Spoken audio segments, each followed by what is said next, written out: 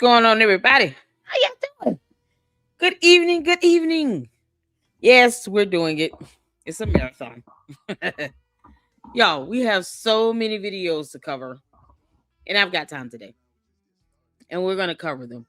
There is a live going on with Paramount Tactical where he's talking with I think the ex-spouse of this Mitch Snow, whom I still want a DNA test on. And y'all, this is something else. So we have a lot to cover in this little mini marathon we're going to do. First things first, thank you all so much for tuning in. Make sure you guys hit that like button on your way in. And make sure you are subscribed to the Lady Luck Club. I appreciate all of you guys, especially the members, the supporters, the mods. I have the best mods on YouTube. Thank you all so much for all the support. And I appreciate all of you guys for helping us to meet our goals. For the 30,000 supporters, we are pushing towards 50 now. We are pushing towards 50,000 supporters, and I would like to help meet that goal by March 31st, which is my birthday. So that's my one thing that I just at this point just want to see the channel grow and this great content, be spread out to the masses, because sometimes people just need to see the truth. It comes down to that. If we can sit out here and push out fluff, it's time for, the finding of fact and law and evidence and documentation to reign supreme once again. And so that's what we're here to do. I did try to find the name change, the petition court documents on this Mitchell Snow. I haven't been able to find anything. I did come across, I think, 4 cases on trellis law, and they're all dealing with some sort of a protection order, which is crazy. So I am trying to still find, like I said, I will do my due diligence to go and find the actual petition for a name change. That's if he had a name change. We got to realize where we're getting information from. And we're getting this stuff from Candace, who's a pathological liar.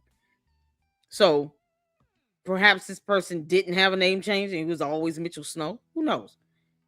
Personally, I believe the fool that she had on her show is someone else entirely. Not that Mitchell Snow is not a real person.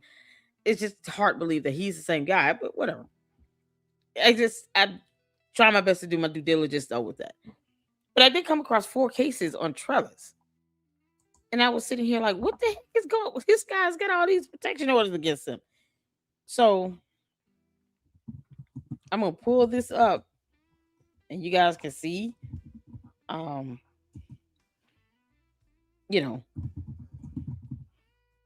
what I'm seeing on trellis law. In the meantime, make sure you guys are hitting that like button as you come in. And we are going to check out Paramount, actually 2 of his videos. One he's literally live streaming for right now, and the other was the one he did, I think, on yesterday. So he debunked this guy, just in an epic fashion. He got his DD-214, something that people can get. I mean, it's insane. And so he showed that information. And I'm like, what? If you have a name change from a court, you got an order granting you the petition to change your name. That's even more reason as to why it would not make sense.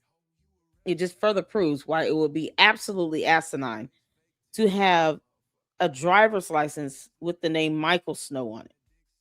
Because now you have an order from the court granting you the opportunity to change your name legally.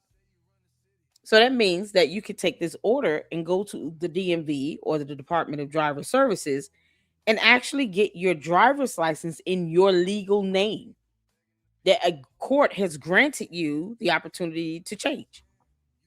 So why in the world would the driver's license still reflect Michael Snow and not Mitchell Snow?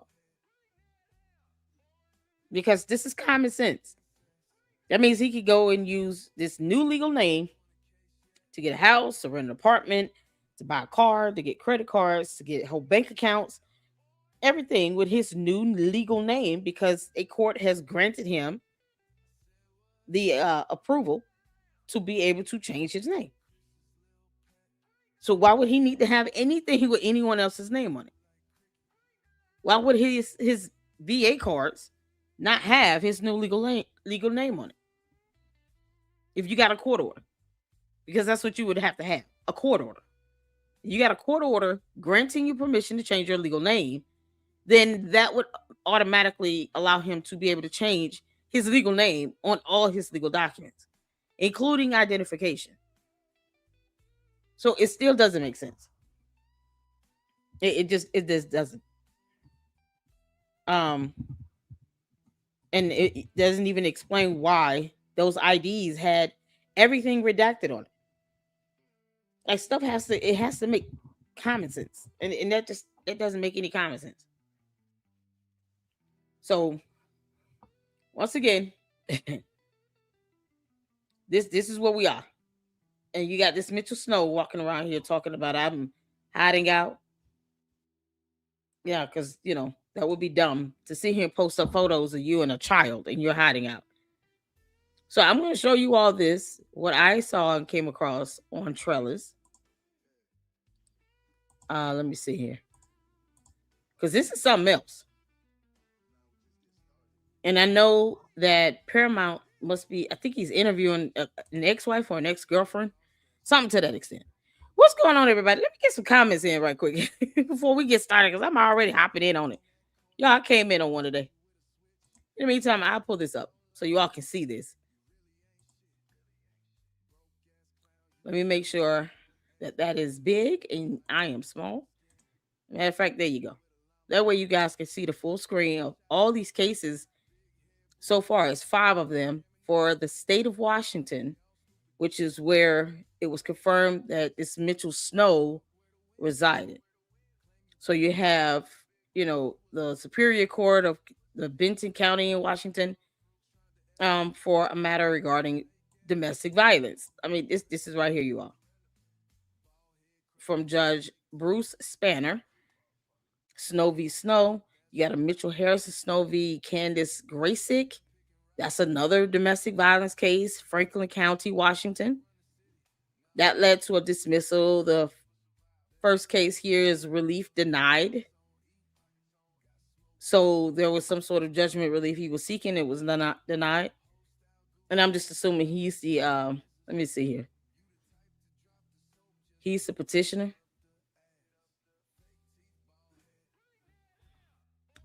Hold on, let me see. Here are the parties here. All right, the petitioner is Lene Snow, and he was the respondent, and there was some relief that was denied. Yeah, this going back to 2017. Order for protection renewal reissued. Y'all see that here. I mean, he's just had protection orders granted against him. This is so crazy. This guy, Candace had this clown on her show. And she didn't just do a Google search to see if he had any cases out here. Like, that's so reckless. It's so reckless. Domestic violence. He's got like 5 cases where they are primarily domestic violence. You can't make this up. So here's this Mitchell Harrison Snow versus Candace Graysick. We're going to check out each one. I just want you all to see all of these being domestic violence family, domestic violence family, domestic violence. All 5 are domestic violence cases. It makes no, this starts from 2013. You got a 2023 in here from May, a June 2023, May 2023 again. This is a 2016 at the top. This is insane. This is insane. Oh my God. How y'all doing? I appreciate you all for tuning in. What's going on, Blanco? Every time Candace says she's talking about the little voices in her head. Did y'all see the thumbnail? Candace, you clown. You and your legion. You can't make this up. You have no idea what personality you're dealing with day by day. Yeah, because Candace, your husband, Boys Club said himself, he has no idea what personality he's gonna get. And he feels like he's married to multiple women. It's a weird thing to say, but whatever. Whatever floats your boat. This is what we are. So one of Candace's personalities failed to read. One of them failed to read because you can't make this stuff up. It's madness. Candace, this guy's got 5 cases. Well, they all resulted in some form of a protection order. Domestic violence. It's so crazy. What's going on, no reply? How you doing, honey? Mama's looking for those the petition order itself. As you can see, these are the cases I've come across so far. But I have been looking for any petition for a name change. And I would assume it would either be in the Superior Court of like Benton or Franklin County here in Washington. Maybe Benton County, because there are more of these than Franklin. So I'm gonna look at the specific courthouses after the live to see if I can find anything directly with these 2 courthouses. So it would be the Superior Court, either of Benton County in the state of Washington or Franklin County. Because the Superior Court or the District Court would be the proper venue that would, process those types of petitions for a name change. It's insane. It's so crazy. Hey, Wyoming gal, how you doing? Shout out to my mods. Thank you all so much for tuning in. Make sure you guys hit the like button. And I appreciate all of you all for just hanging out with me. We're having a marathon today. We're doing it. The name change happened when he got married to his current wife. He took his wife's last name. So Harrison is his surname. So he didn't do a petition for a name change separately. He just took on her last name. Is that what I'm understanding? So was he ever Harry Myers? Because I don't think he was. Because he would have to have an actual name change to change his first name, like to change his first and last names that are completely different. Otherwise, we should expect to see Harry Myers Snow, right? I'm going to still try to find something because this is insane. So he got his wife's last name. Okay, I'm very proud of myself. I knew from research he took his wife's last name, Snow. Okay, cool. That's awesome. I just feel like getting that type of validation. No reply. I live in the Pacific Northwest. His license does say Mitch. His military stuff says Harry. So what did so Candace just lied when she typed that dumb document, which is not even a real police report. What Candace typed up that was not a real police report. She's typed it up in a Word document and put Michael. That's a hell of a damn typo, Candace. You clown. You can't make this up. How did she botch that bad? From Mitchell to Michael. Because reasons. You can't make this up. It says on the thing that now if the police report itself says Michael as well, then that's a problem. And then he's sitting here talking about, all you got to do is give them a driver's license and proof of insurance. God knows what. I'm assuming car. And then the reason why you're there.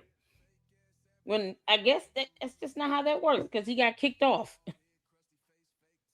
When you get kicked off a base, the last thing I want to do is take advice from somebody about how to get on a military base when they got kicked off that military base. I can't trust anything you're talking about. Candace redacted those IDs on her own. Yeah, and did a horrible job because she just used paint. Candace. Oh, girl. Next time, just put little black pieces of tape over the card or something. What you did was you used this edit, like a paint thing, and you realized if someone could, they could just reverse that. Because she's not smart enough to know how to redact. There's a certain feature you can use to redact where it will actually redact it properly in Adobe. But because she did these images, She just edited it and it's like she just painted over it. Yeah, you can have that removed. Candace, it's because I have a lot more integrity. That's why I don't post up the full cards without the redactions. It's the only reason why. You can't make this stuff up. Oh, Candace. You're an idiot. You can't make this up. Oh, dear Lord. Candace created this whole Mitchell Snow thing to place Erica Kirk at Fort Huachuca. This is the whole purpose of the story, is nothing else. Exactly. Brian Harple and Erica. And now she's blaming Erica. Oh, if you all are believing her alibi, if you all have seen her Twitter post, that's what's happening here. Candace, you're a coward. All you had to do was go face her in Phoenix 2 weeks ago. You could have had a face-to-face one-on-one on national television. That way, everything you wanted to ask her and say to her, you could have said it to her damn face. And then we wouldn't be sitting here seeing you do this in slow motion. Because who saw this coming? I did. Did any of you see this coming where she was going to inevitably blame Erica Kirk? Put a 1 in the chat if you saw that coming. Because I saw it coming. I was just like, I don't know why she's taking the time with it.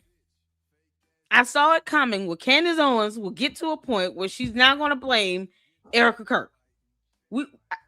If you were paying attention for 5 minutes, hopefully you saw that coming. Put a 1 in the chat if you saw that coming. Put a 2 in the chat if you was like, nah, that went over my head. 3 in the chat if you like, Lady Luck, why you asked me this stupid ass question? We saw this stuff coming. We saw it coming.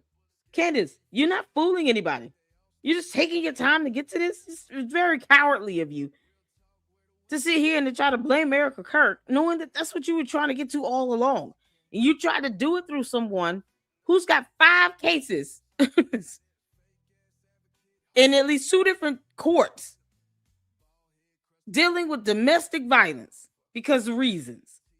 This was your credible source. This had to be the most lame attempt to try to get someone to say something you want to say on your own. She could have just said this by herself. She didn't need this clown. All she did was bring in someone else to complicate all of this, to muddy the waters, to be distracting, just so she could say something she always wanted to say. She always wanted to blame Erica Kirk. But, I'm not going to... Erica Kirk has not lied about anything. So why would I... She never said where she was on that day, other than her saying she was at the hospital with her mother, which could be verified with her being on camera at the hospital with her mother. The day Charlie Kirk was shot, Erica Kirk was accompanying her mother for a doctor's appointment because her mother has an ailment. Erica Kirk and her mother would have been captured on the camera going into the hospital, walking in the halls of the hospital, getting on elevators. There are cameras throughout the hospital. If for nothing else, Candace could just get the external camera footage of her walking through the main doors of that hospital with her mother. Probably even in the parking deck. So there's nowhere they can go in that hospital and not be captured on a camera. Once again, video evidence rules supreme. And Candace doesn't even bother to start with that. And yet she's talking about, an alibi. Erica Kirk doesn't need an alibi. It's simply get video footage of her being at the hospital with her mother. The end. Whether she wants to believe it or not is irrelevant, because Candace doesn't believe anything that doesn't fit her dumb moot point. She's not proving a damn thing. She's just blowing hot air. Candace, who pulled the trigger on the gun? Because what's stopping us from assuming that Mitchell Snow did it? I'm just saying. We can all go there. We can all sit here and say someone with a rich history of domestic violence, having protection orders granted against him left and right. Yeah, it's mighty funny how he lives in the state of Washington, but somehow went to this military base and then flew to Utah. That's what he said on her show. Why the hell would he need to go to the state of Utah again? You know, he didn't recognize anybody but Charlie Kirk from TPUSA. Why would he need to go to Utah again? Candace, why would Mitchell Snow say that he flew to Utah? He lives in Washington. I'm confused. He's out here getting all kinds of protection orders granted against him. You can't make this stuff up. An ex-wife and an ex-girlfriend. Ooh, child. Oh, he's interviewing the son. Yeah, we're gonna check that out. Yeah, we're gonna get to that. Because I was gonna. Yeah, it's 5 cases, lawyer. What's going on, lawyer? I'm sorry, I didn't get a chance to say hello. Candace is his ex. Candace is his ex-wife. Snow v. Snow is him and his current wife. Wow, so he's getting divorced from the current wife. Good grief. Let's see the Snow v. Snow. No, let me go back. That's a 2016 case. Hold on, let's go down to. Oh yeah, it's the more recent cases are with Candace Graysick. You said that's his ex-wife? Candace Graysick lives in Oregon and works for a nonprofit. She's not too far. Okay. Candace is the ex-wife. Snow v. Snow and him is his current wife. So here's the thing. He's got, y'all see this here? He's got this case from June 19, 2013 with Snow v. Snow. And then this from June 28, 2016 with Snow v. Snow. And then there's this Mitchell Harrison Snow, Candace Graysick from 2023. And then an Aaron Michelle Massey. Who is that his son? Aaron Michelle Macy? Who is this? This is from June 2023.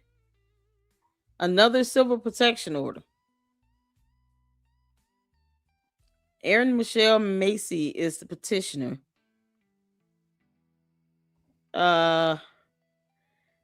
CPO order for protection was done on August 10th of 2023. Yes, the order for protection from civil harassment. So who's the Aaron? Who's the Aaron kid? Hey, Satiric, how you doing? Hey everyone, I'm back. Good to see you. Shout out to my moms. Thank you so much for tuning in. She doesn't know, but she knows, you know? Too funny.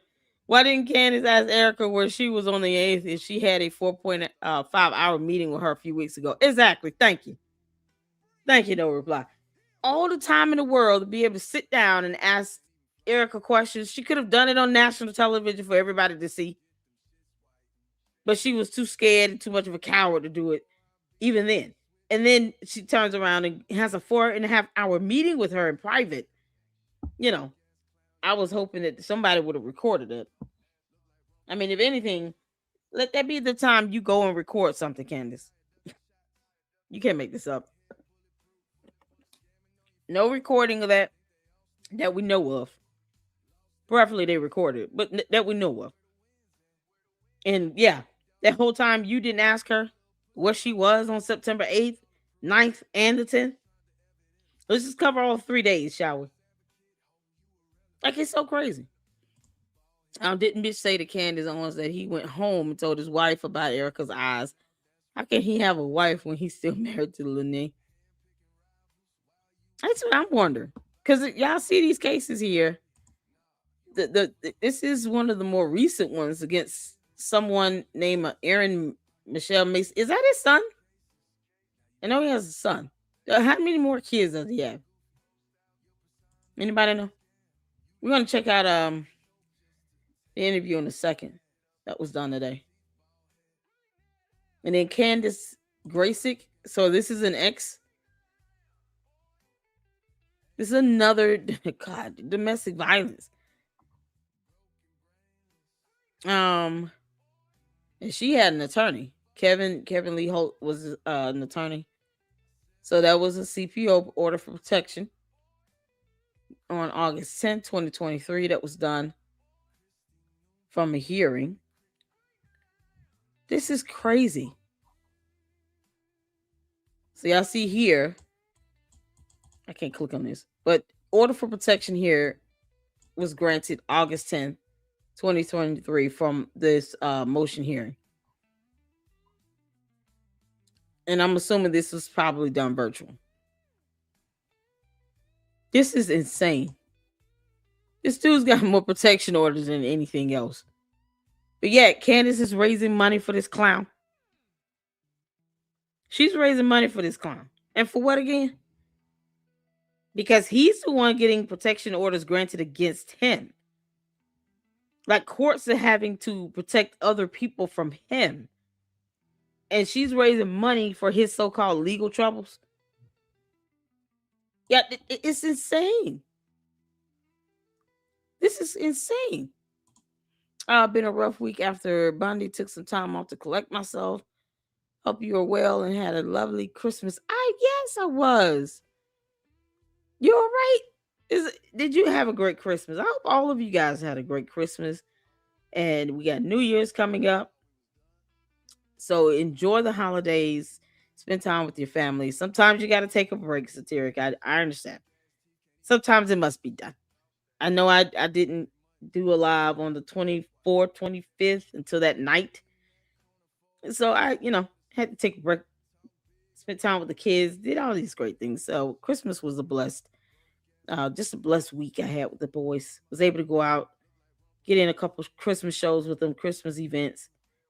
We had a good time. Kids enjoyed it. It's so good to see you guys. Let's see here. Can you say lawsuits incoming on Cantifa? Exactly. I think he had 2 kids from his first wife, Linda. He married Linda in 90 and divorced her in 94. Yeah, I wish I could see all the cases with him. Let me see if I just put his name up here. If I do Mitchell Snow, will it give me more?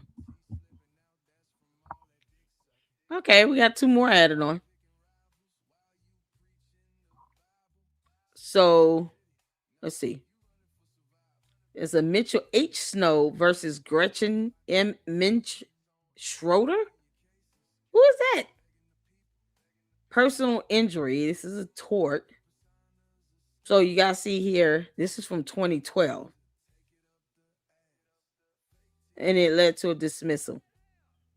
So Mitch H. Snow versus Gretchen M. Minch Schroeder. And then you have a Gretchen Marie Minch. Why would Harry Lawrence Myers? Oh,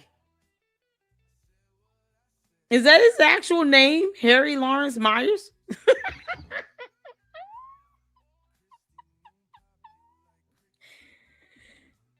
Oh man, how is he in hiding again?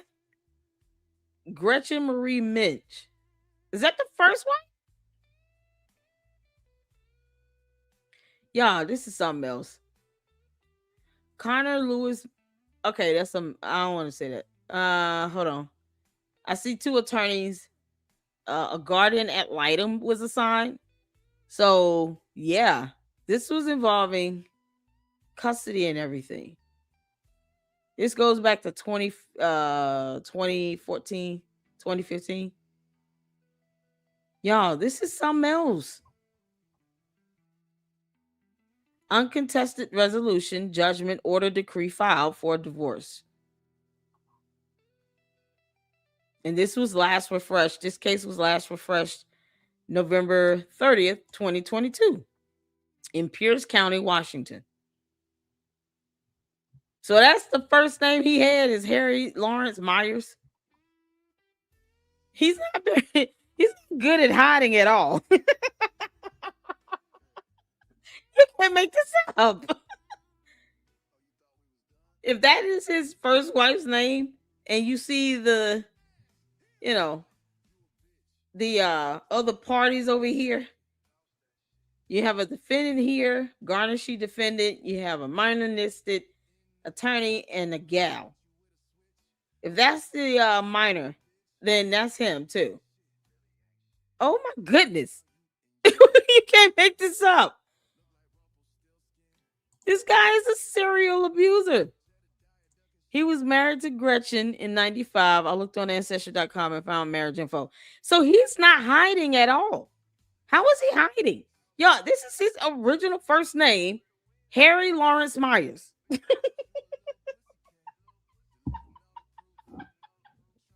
the hell is that hiding? This is the thing.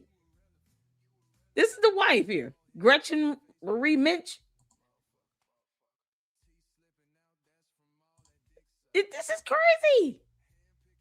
So that's his full first name before he changed it to what we all know now to be Mitchell Harrison Snow. What's the point of even changing it if we can find you?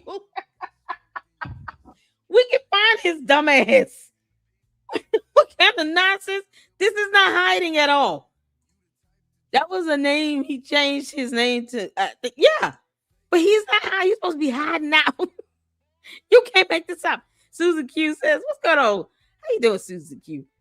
He doesn't pay child support. All the gifts and go money should go to his kids. Exactly. Yo, the stuff that he's putting his kids through, especially the son, putting up photos of the son, trying to weaponize the kid to get, sympathy and all of that. Man, that's just horrible. It's horrible. And I know this is this is public information, but I'm trying my best not to say the kid's name out loud like that, just because he's a kid. But if this is the same child's name here, then how is he hiding? We see his first full name. We see his name. He changed his name to. It's so dumb. I don't think he changed his name because of anything dealing with the military. Seems like he changed his name to escape all these damn protection orders and to hide from child support. Because, if he's not trying to pay it, that would make sense. No, he's trying to hide from child support. Y'all, you can't make this stuff up. So his name is Harry Lawrence Myers. And then he changed it to Mitchell Harrison. And then when he got married, he took on the wife's last name, Snow. And here we are. Now, this is madness. And yet, he changed his name, was still posting up photos of himself and his son, who has this name. Here you go. Where the last name matches the name he changed his name from. They have the same last name of Myers. Well, the son has the same last name. But you changed your name from that. So why would you publish anything dealing with your child that would connect you to your previous name? Like, this is so ridiculous. That's how idiotic this fool is. I'm not going to change my name and still go out and do podcasts. I'm not going to post up photos of my children. It's just a lot of things I wouldn't damn do. This is insane. And this is the thing. Candace, you failed to vet simple tips coming in your tip line, which is why we're going to keep torturing your ass with it.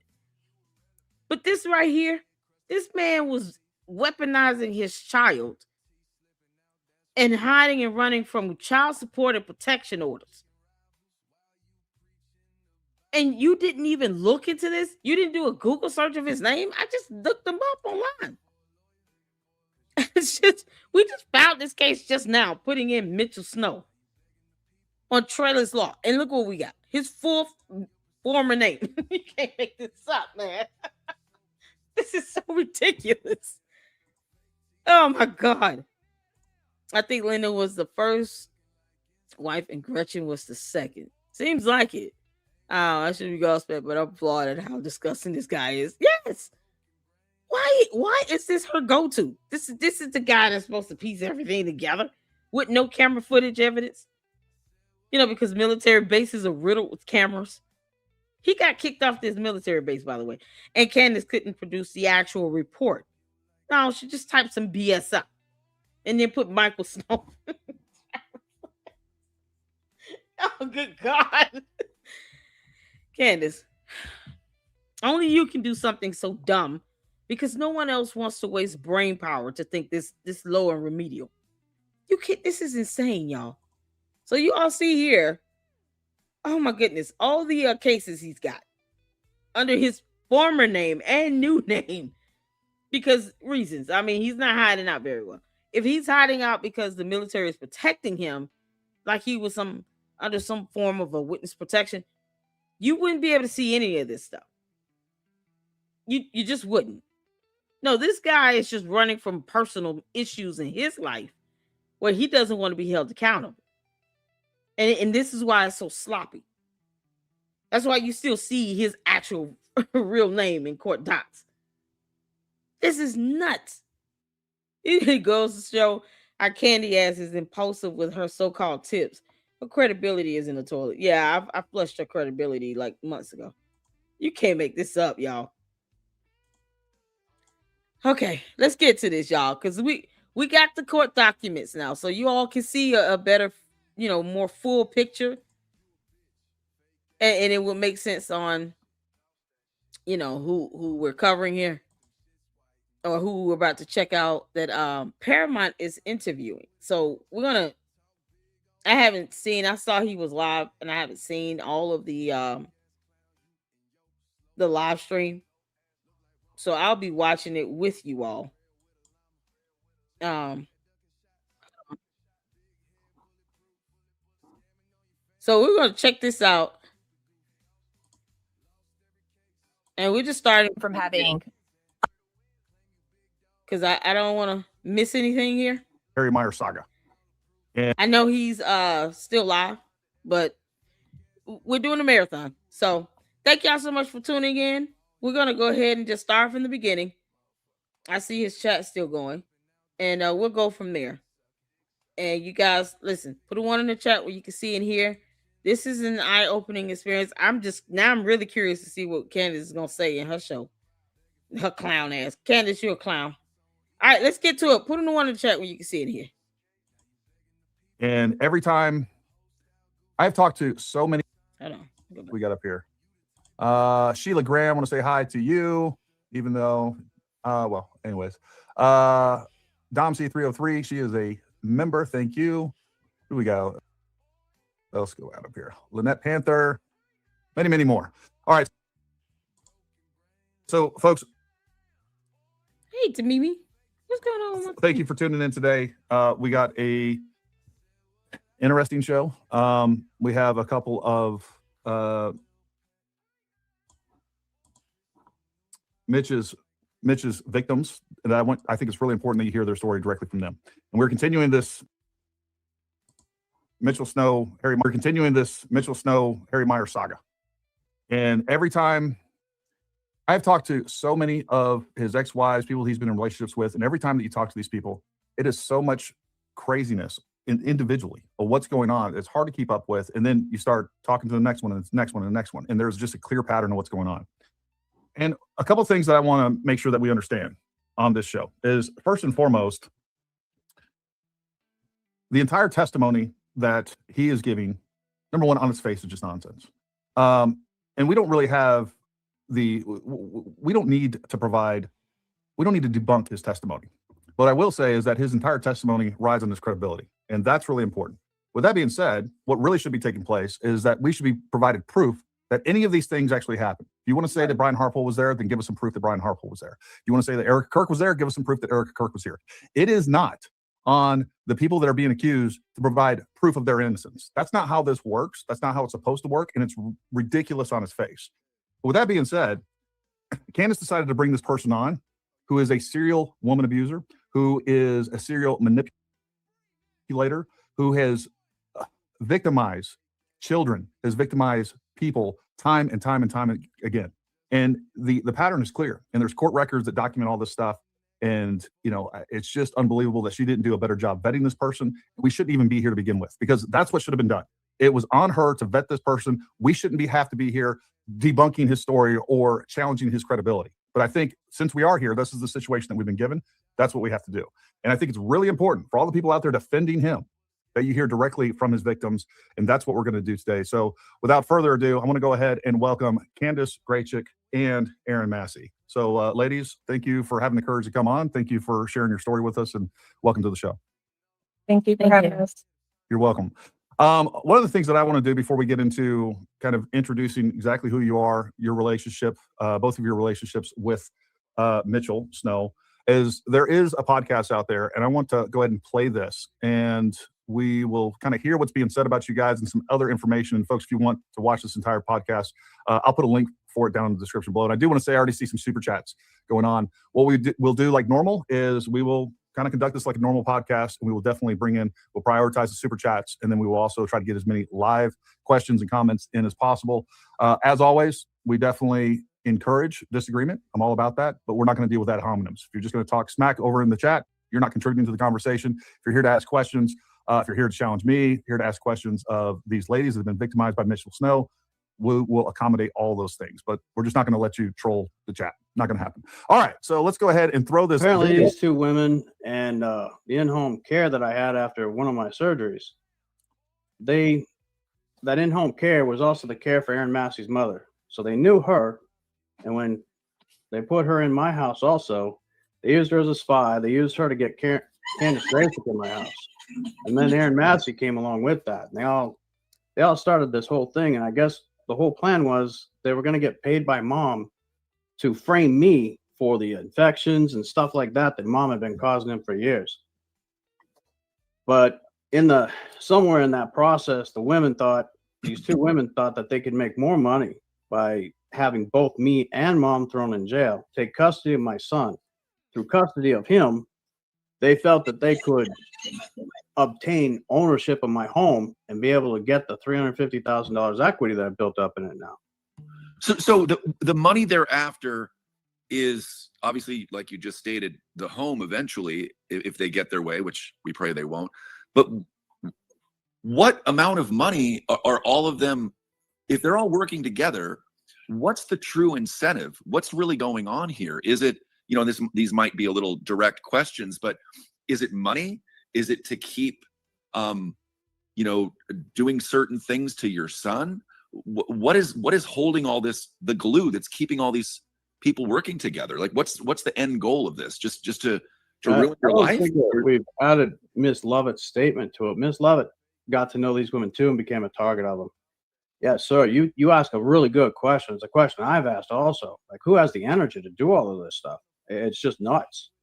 But these two women they're grifters. They've done it to countless men before me. They've done it to multiple men after me. We've got court records. This is what they do. They get men thrown in jail. And then their grift is, once they got them thrown in jail like they did with me, on the very day that my bail hearing raised my bail, that they knew I was innocent, it's really strange. You have the prosecutor with the Deputy Murillo involved, sending Murillo to pull guard for these two women to break and enter into my home, to plant evidence on my computer and ransack my belongings, and tear up any records that I have. And they photographed themselves doing it. And they provided it to the court. It's bizarre. So they basically, what they do is they get men thrown in jail on false charges. And while they're in jail, they break into the guy's house and steal everything he has. Jesus. Yep. And then they get protective orders and run off, which the stipulations of those orders that they get, they know just what to say, so that if you try to investigate them or go after them or have them served, you're actually in violation of the protective order. So basically, it's like a perfect crime. But it also takes the networking of the judge. So everyone must be in on the take, apparently, in order for this to keep, for this to work. Would you say? Well, yeah, and that's where it becomes really obvious in these hearings. That's why we have so many transcripts, because the evidence don't add up. They're pursuing all these charges against me that they have no evidence for. They're coming after, even today, they're still trying to pursue or make some case that I'm an international assassin, a spy, a gun runner. They're calling in the ATF, the FBI, the NSA, the Department of Homeland Security, trying to make all these reports and then referring to their own reports to try and substantiate their own allegations.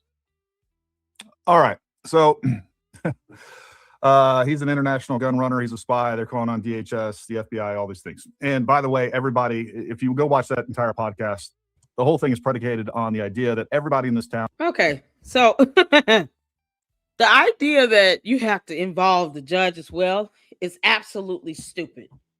That judge is not going to risk their job, their credibility, or anything over some child support. It's not going to happen.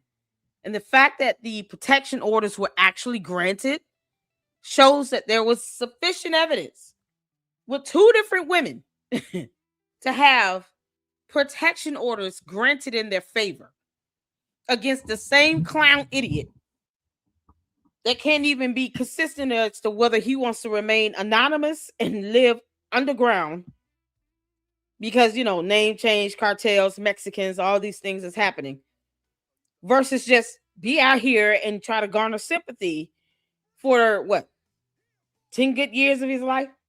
He's been at this since 2012, 2013. He's paying the price of his actions.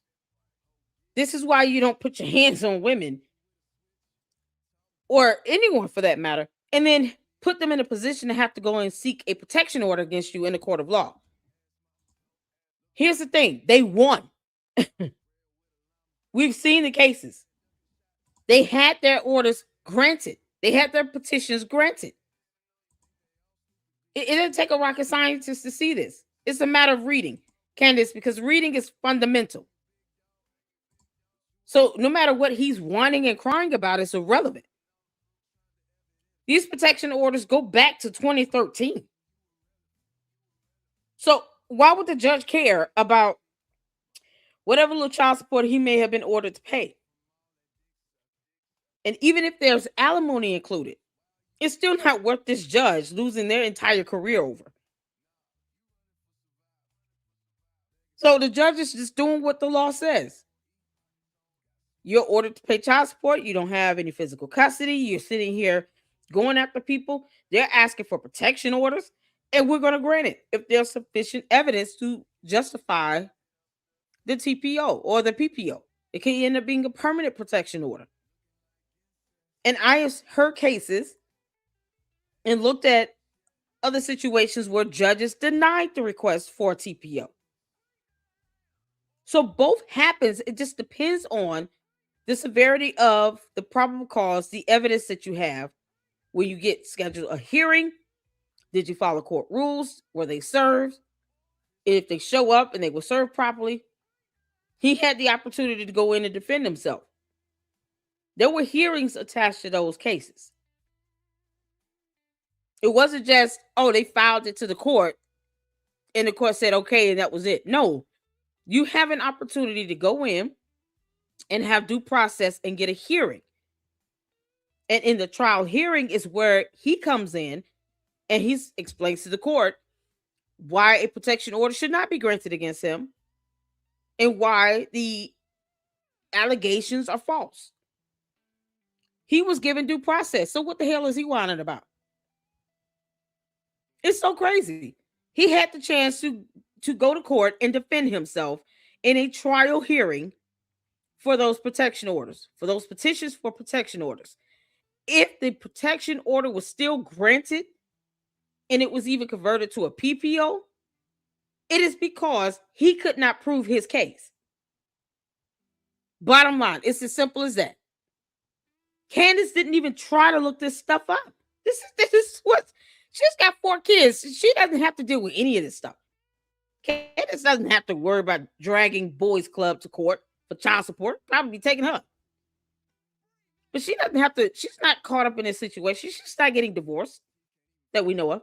She's not sitting here being dragged to court, having to drag somebody to court to get child support out of them or to request for protection orders. She would never, ever be able to empathize with any of this that's going on right now. Never. This is absolute madness. For whatever reason, they had a chance to go to court. Period.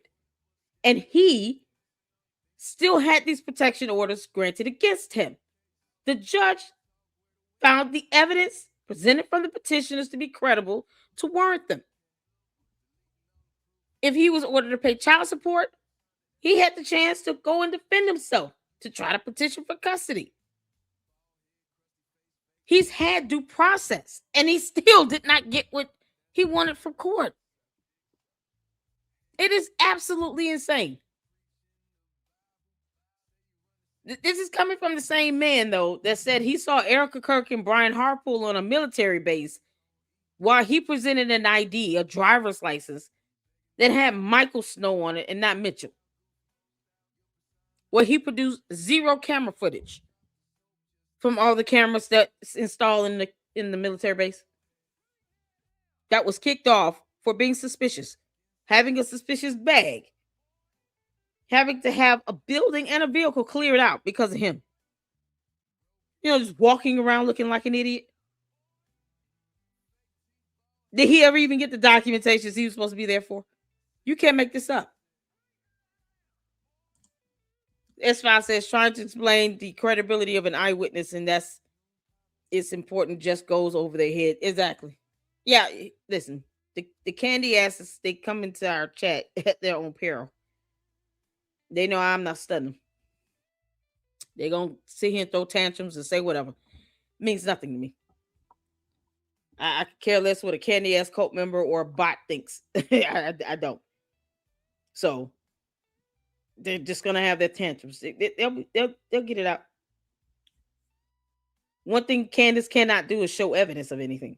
She can't even produce a police report from the military station on base. It's just so insane.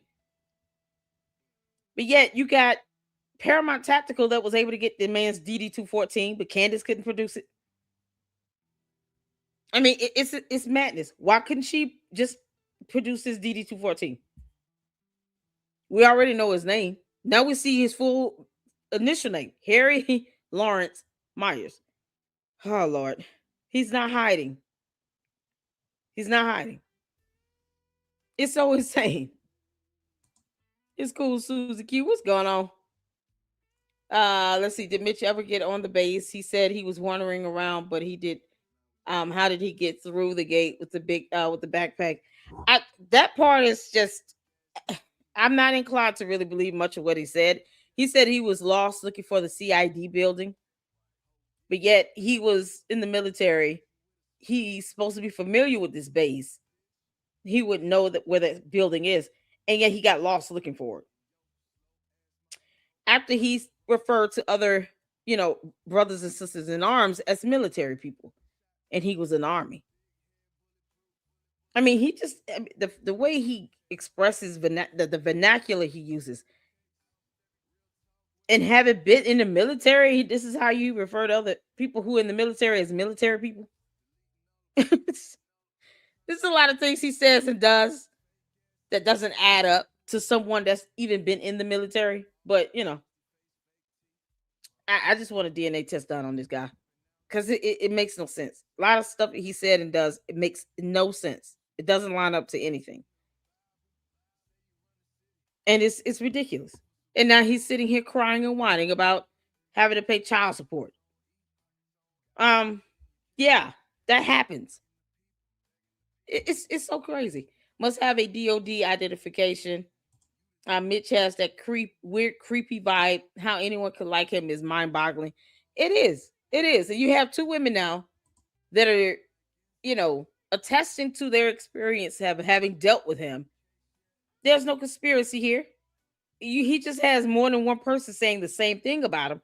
Everybody can't be lying. While his one incredible ass just it's lying like hell. He's the one that lacks credibility, but somehow everybody's expected to believe him. No, we don't owe him that. He saw somebody on base. Why didn't he take a photo? Why didn't he record? Why didn't he get the video camera footage? The police came out. That's body camera footage. Why we don't have that? Going back to September 8th, 9th, probably would be able to still get that footage if the police were wearing body cameras. Why didn't Candace do a foyer to get the police body camera footage? These are things that make no sense to me. Body camera footage, military base surveillance camera footage. I mean, cameras everywhere. If regular police from the county came in and collected his ass, that's body camera footage and police dash cam footage. Substantial concrete evidence. It's just out the window when it comes to Candace. None at all. Insane. Let's get back to it. Town is on the take from Lene and other people, and she's paying all these judges and all these other things. And then, by the way, she's paying 2 professional grifters that wait until, you know, he gets thrown in jail, and then they break into his home. Now, Candace, let's go ahead and bring you in on this. He said he basically doesn't know who you guys are, that you're just paid grifters, you made some allegations, and then you broke into his home. So fill the audience in on your relationship with Mitch at the time that he's saying that you broke into his home and stole all his stuff and then ran off, I guess. So Mitch and I lived together for 18 months. It was our home. Okay. I had a domestic violence protection order issued. And because of that, I was able to go and collect my personal belongings that were in that property. I had. He failed to leave that kind of important, you know, he failed to mention that kind of important detail. That seems odd to me. Well, absolutely. You know, and we were, you know, engaged for about 6 months. He proposed to me on my birthday, Veterans Day. You know, and you'll see in the court records and the text messages that he even tried to manipulate me after I had left the relationship with a larger rank because he got another credit card. He's full of crap. He's a manipulative, coercive liar. He's been abusing women for a long time. But for me specifically, he gave me a TBI. You know, I have in text messages him admitting to punching me in the face the night he gave me a TBI. Okay. And December 4th of 22.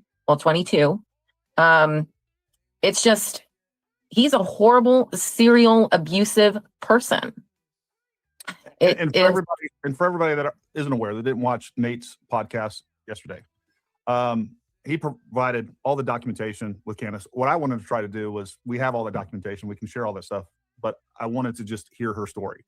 The documentation is there, text messages, court cases, and currently right now he is on a domestic violence charge with you and a protection order against you and Aaron, which we will get to in just a few minutes. But he admitted to in text messages with you that he punched you in the face. You said, "Hey, you punched me in the face."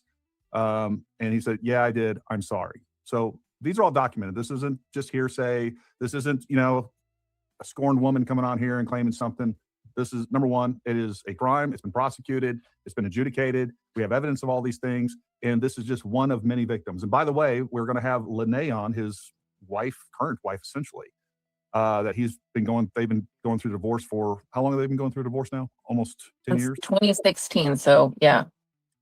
She's going to come on, going to talk about the abuses and the allegations from him, by the way, against her and vice versa. But we will have her on Tuesday at 8 p.m. Eastern time. But go ahead and continue, Candace. Sure.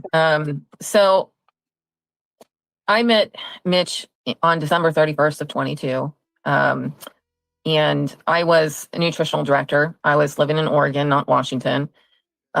He had spun the story of his ex-wife was abusing their son, that his son was dealing with an eating disorder, that it was all her fault, that, you know, he was a victim of abusive women. And he really played into that with me. You know, I had worked for a school district at that time, and you know, hearing that the child's being abused, he sent me videos of the child. You know, he was just a really sweet kid. It's hard to understand that whole situation, and it's you know, a form of manipulation. But my heart went out to the kid and to him in that situation at that point in time. And then we got into the relationship rather quickly, moved in very quickly. Relocated, got a new job, and then he needed a car, and he needed a new transmission, and he needed certain bills paid for, and then he needed me to pay for his lawyer to take his ex-wife to court. He needed me and my reputation to fight his battles because he couldn't do it himself. And, you know, I didn't feel comfortable doing it. You know, it wasn't my place. You know, he was still married to Lene. It's, you know, and the constant threat, if you don't do it, well, then get out of my house. I need to find another woman that was going to do this for me. Well, that's not the right thing to do. You know? Who that sound like? Umar, you Oompa Loompa, come to the front of the room. That sounds like a Umar to me. You got this grown ass man expecting this woman to sit here who he was not even able to legally marry, because she just said he's been trying to get a divorce since 2016 from Lene Snow. And he proposed to her in 2022. Why the hell is it taking so long to get divorced again? He would not be able to marry anybody. Hey, Francisca, how you doing, honey? Shout out to you. This sounds just like Umar Johnson. He would not be able to marry this woman if he's still legally married to Lene Snow. It's funny how in both scenarios you have a woman named Lene involved. You got a Lene Stacks with Umar, and you have a Lene Snow with Mitchell Snow. But he would not have been able to marry this young lady here. And he wanted her to pay his attorney's fees, pay for his vehicle, pay for parts and repairs to a vehicle. Let's speak to the attorney's fees by itself. You're talking about what, $300 to $400 an hour for a basic minimal family law attorney. And there's a child involved, at least one. So that would make the actual divorce that much more difficult if they're going to sit here and go back and forth over custody matters. It's madness. And you want someone else to pay your attorney's fees? Hell no. Hell no. But watch how much money he raises from Candace, dumbass, and it still does not pay his attorney's fees with that, or child support or alimony or anything else. You think he's concerned about his kid? He didn't even talk about his son when that fool was on her show. Child didn't even barely come up. But he's too busy sitting here talking about he saw Erica Kirk and Brian Harple at a military base. But no evidence to actually prove that they were there with him. None. Not even a ping from her cell phone or Brian Harper's cell phone. Nothing. Or some sort of representative who was in Washington, D.C. at the same time. Somehow is mysteriously on this military base. No evidence, no video footage at all to prove any of that crap. But this same clown, this fool, wanted a grown woman to pay his attorney's fees to take his ex-wife to court, future ex-wife, because he's still married legally, to try to get a divorce after 6 years of this case sitting in a court of law. It's disgusting. He's not even being a real man and stepping up to his own responsibilities. And people are sitting here saying, oh, well, you know, he's hiding out. He's just that. No, he's a deadbeat. He's an idiot who landed on the show of another moron, lied about seeing people on military bases, didn't say anything about his kid. We should completely be honest. He should not be weaponizing anything going on with this child. He definitely should not be lying about this child being abused. That child grows up and resents his ass and doesn't want to have anything to do with him. Then what? Now you've risked having your own relationship with your kids because you're out here trying to get sympathy points, expecting other women to pay your damn bills and to take care of you. You can't make this up. He's no different than an Umar Johnson, the Oompa Loompa. I mean, if the guy says anything about opening up a school, he'll be just like, they'll be twins. You can't make this up. This is disgusting. Oh my good Lord. We are interested in the unemployment rate. Oh, okay. Well, thanks for the update. I didn't see anything like that. Sorry. Stolen valor is against the law in Arizona. Yes, it is. But and funny thing is, he went to the state of Utah, didn't he? I could have sworn I heard him say on Candace's show that he took a flight to Utah. It's like, why the hell are you going there? I'm gonna have to go back to it because I think he said that. Y'all know I'm good with being able to pick out. There's stuff like that just kind of lingers because it stands out to me as a red flag. Like, this guy lives in the state of Washington. Why is he flying to Utah in general? What the hell is in Utah for him? So I do believe he said that. I'm gonna have to go back to that episode and snip it. It's so crazy. Mitch has been on at least 3 podcasts selling stories, all lies. Now he is Candace's start witness. And the Candy asks, can't even see how this is a problem. Of course not. You know, they're in an alternate reality where Scooby-Doo is a unicorn. And Barney the dinosaur is their grandmother. Like, you can't make this up. I expect them to stay in La La Land. That's where they are. This grown man wanted this woman to pay his attorney's fees. I would be so insulted. Do you know how costly attorney's fees can be? That's more than a mortgage or rent payment. Yeah, it's more to buy a car, depending on how long these attorney's fees have been racking up. The audacity. And all of this because he didn't want to pay child support. No, and Child. I was constantly living in fear from this man that liked to drink a lot, break in through the door while I was sleeping at night, either sexually assault me and beat me and laugh about it, or the night of the TBI, I had locked myself away. I had put an armoire in front of our master door, okay? He went and found tools to break the door open, laughing on the other side, telling me 44 different ways he was going to kill me, bury my body in the desert where no one could find it, and who was going to help him do it. And then he broke the door down, started strangling me, hitting me in the face, picked me up, and slammed the back of my head into the ground. You gotta be kidding me. I don't know how long. Girl, ooh, child.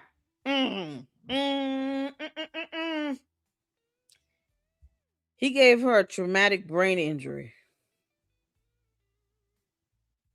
You can't make this stuff up. And the cowardice in him. Just like you, Candace, you're a coward. You brought another cowardly fool on your show with zero credibility. You didn't vet a damn thing. You didn't even make sure that the name was reflected accurately on a driver's license to match Mitchell Snow. And this piece of punk ass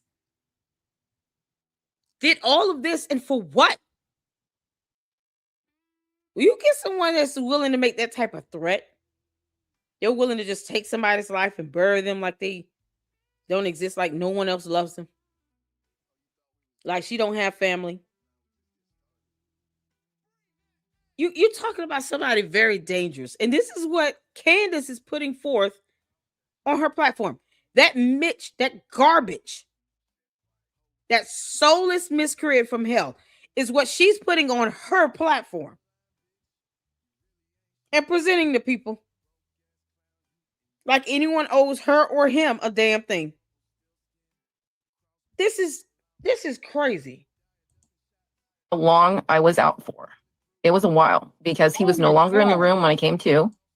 I started looking for my phone, and then I ended up passing out later on that night. You know, this is just the type of person you're dealing with. Is he won't stop. He won't leave you alone once he's had you.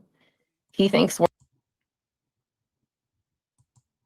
all out to get him or some type of conspiracy theory.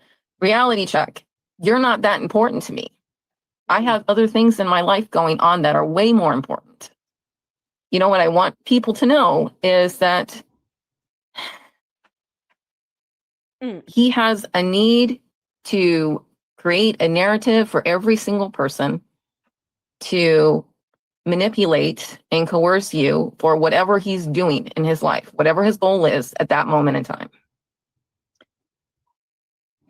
You know, he's a con artist. Yeah. You know? Well, let's talk about that a little bit. So during this entire relationship, was he working? Like, where was the source of income coming from? He was not working. I was working. I was working at Hanford. I did contract management.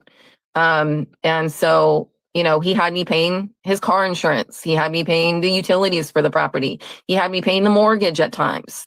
Wow. And taking him out to restaurants, paying for the vehicles. I paid for everything. I paid for the attorneys. I just, it's financially draining and exhausting. So you're going to work every day, and Right. what does he do? He doesn't do anything. At the time he had he goes on shows and grifts. And so far, he's raised how much over there on that Gibson Go thing? What's the amount on that? Can anyone give me a number? Updated number, please. I closed out that box. What's the updated number? Because so far, Candace, you've helped this asshole raise over $145,000 so far, or $144,000. $144,000. She's trying to get him to $250,000. And she's helped him raise that amount of money. Not that she's giving him any money, though, but helped him raise this money. 140-ish. You can't make this up.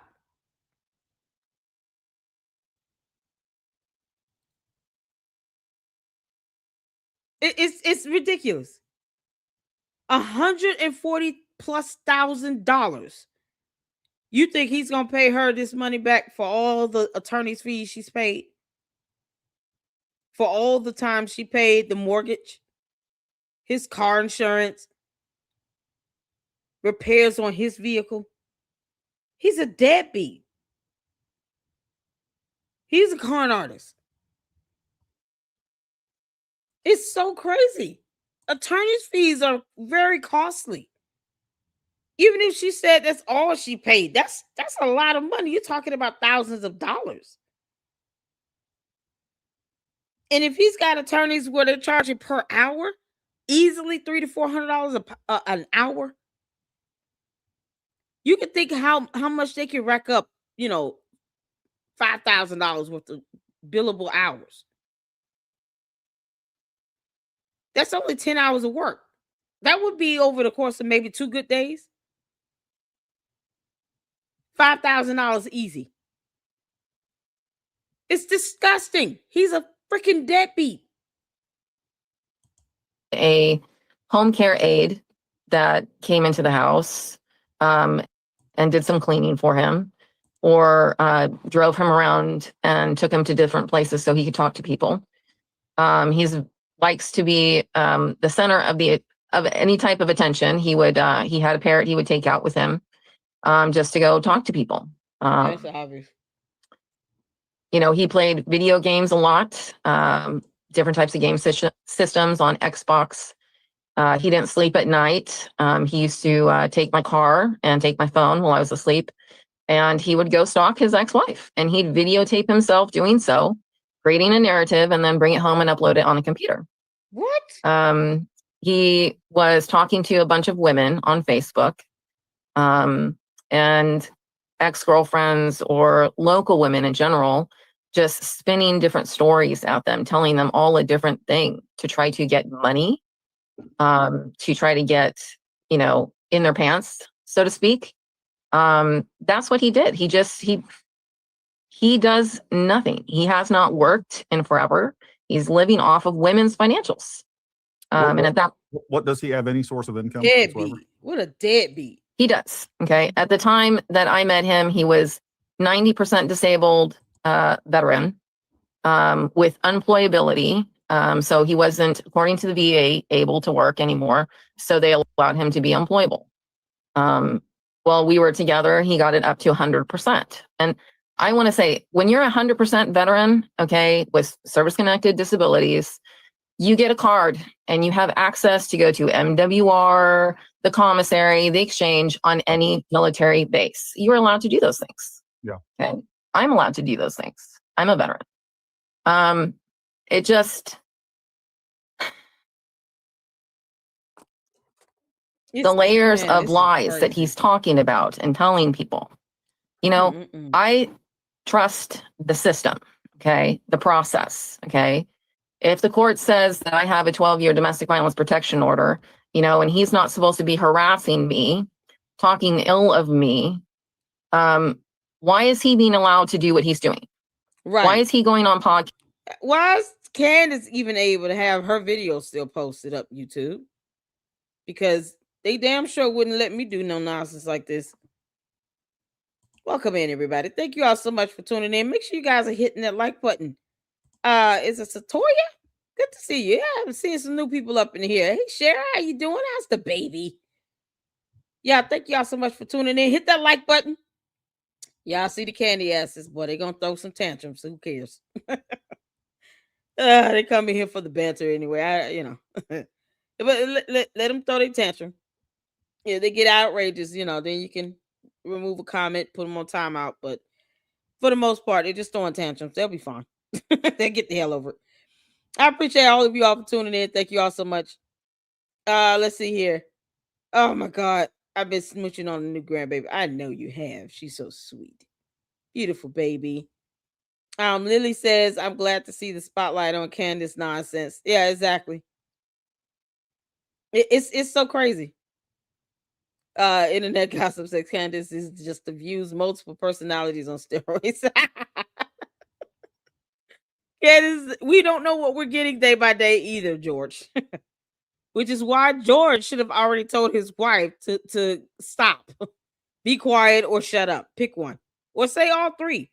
George, why don't you ask her to make you a sandwich? That'll occupy her time for a while, and make it like a complicated sandwich. Something where she would have to like put some effort into it, because this is out of control. She's got a deadbeat coming on her show who beats women and have protection orders granted against them. Because think about this. All the stuff she's saying are injuries and stuff incurred. She can go to a hospital and get medical records. The difference is she doesn't owe the candy ass cult members and the bots the privilege of seeing her medical records. But I can imagine this stuff was shown to the judge in court. At least photos of these injuries. This is where we are. Where the candy ass cult members and the bots will believe any and everything Candace says. Even if she says, hey, y'all, hell just froze over today. Did y'all know that? And then they'll be all over Twitter X. Yes, Candace said hell froze over today. Because that's their Lord and Savior. We're not here to convince them. Let them think whatever they want to think. If they want to believe that hell has frozen over because Candace Owens said so, I'm not here to convince them of that. Too much energy on that. They're not worth that. What we're going to do is still put out the truth. And for those who do want to know what the truth is, I leave it up to you all to take what you want out of it. But I pulled up the Trellis Law website where all these court cases where she's talking about, where she's one of the petitioners in it, and was granted a protection order for domestic violence. So no one owes them evidence on any of this. When Candace refuses to show us evidence of someone being on a military base that would have been recorded on a damn camera. Simple things she could post up as evidence she doesn't do.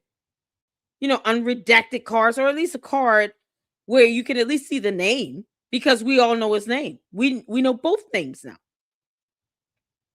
So we should not see a redacted card without seeing at the very least the name field, because we all know the name. It's not a secret. His names are all over court documents. It's not a secret. Harry Lawrence Myers, Mitchell Harrison Snow. His name is not a secret. So why is that redacted on these ID cards? Simple things like that are common sense to the average person. Of course, they will never be able to explain that. It's crazy. Candace got to be, listen, Candace getting a lot out of this. It's the ultimate grift. It's her content. Her being able to keep up this nonsense and this buffoonery is bringing her millions of views. And then when we debunk it, she responds back. This is what she likes, the back and forth banter.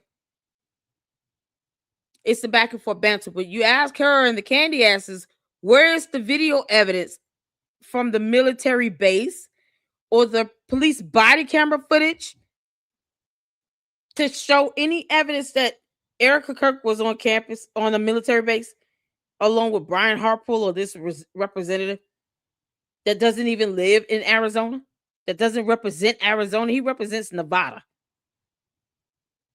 Where's the video footage to prove that? Because they would have been captured on a camera somewhere on that military base. They can't competently produce that evidence, simple evidence. They lack the competency to do that. That's why I'm not studying anything they say. Because the Candace cult members are cult members. You know, they're just gonna believe whatever their cult leader tells. They won't challenge her or anything. It's so crazy. I'm behind. Do you see your grandbabies? Be respectful to the host and in the chat, please, people. Thank you, Francisca. My moms will not be asking cult members and bots to be respectful again. So you have the authority to remove them and time them out. Because just as much as they think they can understand First Amendment free speech, we also have the right to not read their BS. Yeah, we're not forced to read that garbage. So if you got to boot them, boot them. So this is the one warning shot. There you go. Thank you so much, friend. Want everybody to be able to converse up in here. You got to be able to even render the concept of an IQ test. When Candace Owens herself said she doesn't know the difference between the letter N and the number 9. That lets me know that she does not read well. She doesn't read well. She's not an investigator. She's an impersonator. And that's a felony. So if you're confirming that, then don't get upset when she gets investigated for impersonating an investigator. She's not licensed or certified to do any of that. And she doesn't even research well and look up definitions of terms. And it's funny because I'm not even playing a Candace video. Because, you know, bots don't compute what video is being played here. Because it still renders out these dumb questions like, are you even watching your shows? And we'll be reacting to a show and a dumb bot will ask that dumb question. Bot's not even computing what we're watching. Yes, and I'm going to continue to debunk her because I can do that. That's how I rock it here. Can't make this up. All right, let's get back to it, y'all. Hear more about this deadbeat Mitchell Snow. Podcasts. That they're Why defending. is he reaching out to reporters? Why is he slandering me? And why is he getting away with it? Exactly. Why are people supporting him? Candace Is it because they don't know? Is it because they don't do the research? It's easy to look up and, you know, Google his current name, Mitchell Harrison Snow, and know that he's harming women. He laughs about it. He likes to do it.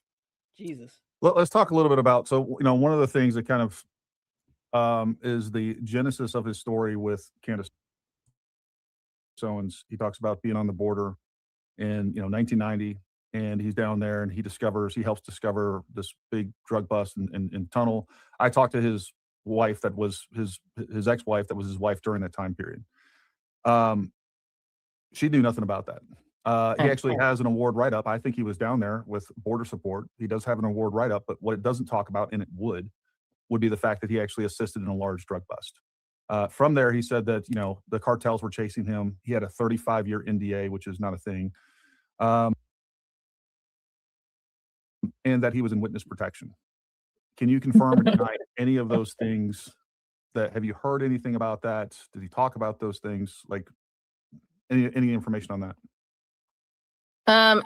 You know, he has never talked about that stuff to me when we were in that relationship. Gotcha. I don't remember hearing any NDA. It was just complaints about his ex-wife, Lene, and the fact that he was still going through the divorce. There was no talk about an NDA, which is, you know, not logical when you're sitting there on podcasts, when you're out in the public, when you're talking to senators and congressmen, trying to manipulate them to do what you want them to do, or judges. He is the one that asked me for money so that he could go drive around in the middle of the night and get biker gangs to kill a Superior Court judge, Shay Brown, myself once I left, and Aaron Massey. He is the one that did that. He was waiting for my compensation from the VA as a chunk of change to do that. Now, both after talking to Lene, talking to you, talking to other ex-wives, he seemed to be extremely consumed with, number one, getting custody of his child, but also kind of destroying Lene. Talk a little bit about some of the things that he would do with that. So I want to mention the fact that I don't want to gloss over what she just said here. Asked me for money so that he could go drive around in the middle of the night and get biker gangs to kill a Superior Court judge, Shay Brown. Wait, what? Did y'all hear that? He tried to get a Superior Court judge murdered. You can't make this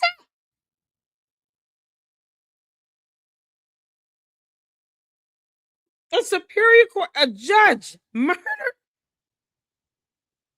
Why is his ass not in jail?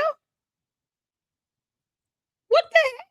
Myself once I left, and Aaron Massey. He is the one that did that. He was waiting for my compensation from the VA as a chunk of change to do that. To put out a hit on her, a judge, and another person? You can't make the audacity. He wanted her to pay for her own murder. And a hit out on a judge. The F is going on. Congressmen trying to manipulate them to do what you want them to do, or judges. He is the one that asked me for money so that he could go drive around in the middle of the night and get biker gangs to kill a Superior Court judge, Shay Brown, myself once I left, and Aaron Massey. He is the one that did that. Yeah, Aaron Massey, her, and the judge. And use her money to facilitate her own hit. A judge, you can't make this up. What is going on? This got to be in prison. Oh my God. This guy, Mr. What's going on, Mr. B? How you doing, honey? This guy has no warrants. Anyone do a background check on Mitch and all known aliases? Oh, we found the court case with his previous name, Mitchell Lawrence Myers. Yeah, another domestic violence case. Right on Trellis Law in the beginning. So just rewind to the beginning. You'll see that information. We pulled up originally 5 cases. And then when I put in Mitchell Snow, it pulled up 2 additional cases, one of which actually showed first, middle, last name of his original name. He didn't change his name because he's trying to hide out from the military. No, he changed it because of all these protection orders and because he's a con artist and because he's trying to run from child support. I don't know how he think changing his name is going to do anything, but it's not, because people know how he looks. Because he's not hiding out. This is insane. Oh my God. Oh yeah. We pulled up some cases of that court cases. This is madness. Candace doesn't care to check her sources. She just runs with each froster. She's a con artist herself. Candace, you're a con artist, girl. Birds of a feather flock to damn together. Candace and this dude are con artists.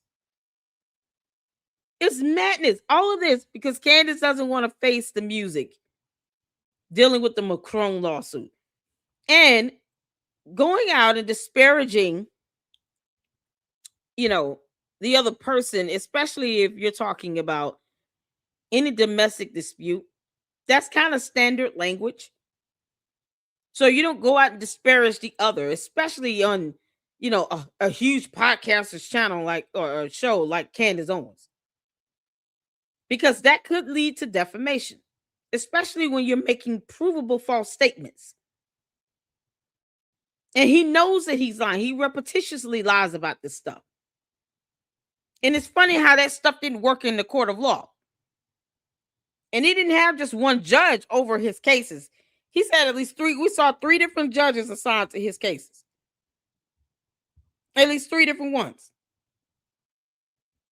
So this judge he's trying to go after is not the only judge he's had preside over a case.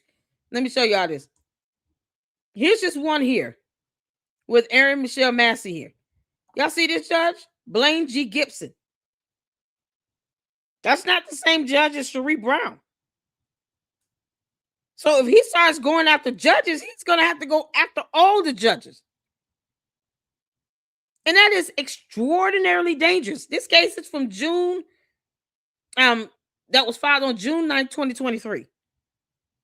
Not even the same judge. So what he's going to do? Get mad every time a judge rules against him? The hell is wrong with him? He's a demon. This dude is a demon spawn. You're not going to be able to go after every single judge that issues a ruling against you. Attempted murder is illegal, and it's just evil and heinous. Evil and heinous. What a coward he is. All for what? All for what? He's not stopping a damn thing in the court of law. Nothing. Madness.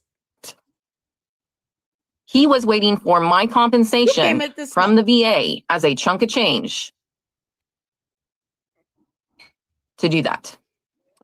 Now, both after talking to Lene, talking to you, talking to boy, this is crazy. Other ex-wives, he seemed to be extremely consumed with, number one, getting custody of his child, but also kind of destroying Lene. Talk a little bit about some of the things that he would do with that. So I want to mention the fact that in that podcast with Kat Espinoza, he brought up the whole mortgage situation on his house. Okay. Mm-hmm. He tried to manipulate a woman working for a mortgage company and get into a personal relationship with her in order for her to give him the title to that house while going through the divorce with Lene. This man wants money. He wants property. He wants the child so that he can get child support so that he doesn't have to keep paying her child support. Okay. Right. He just wants money and control. Now he's in the house. Goodness, the house is marital property. So Lene owned the house before she ever even met or married Mitch. That was her home after grad school. Yeah, she purchased the home in Pasco. During their marriage, he wanted a second property.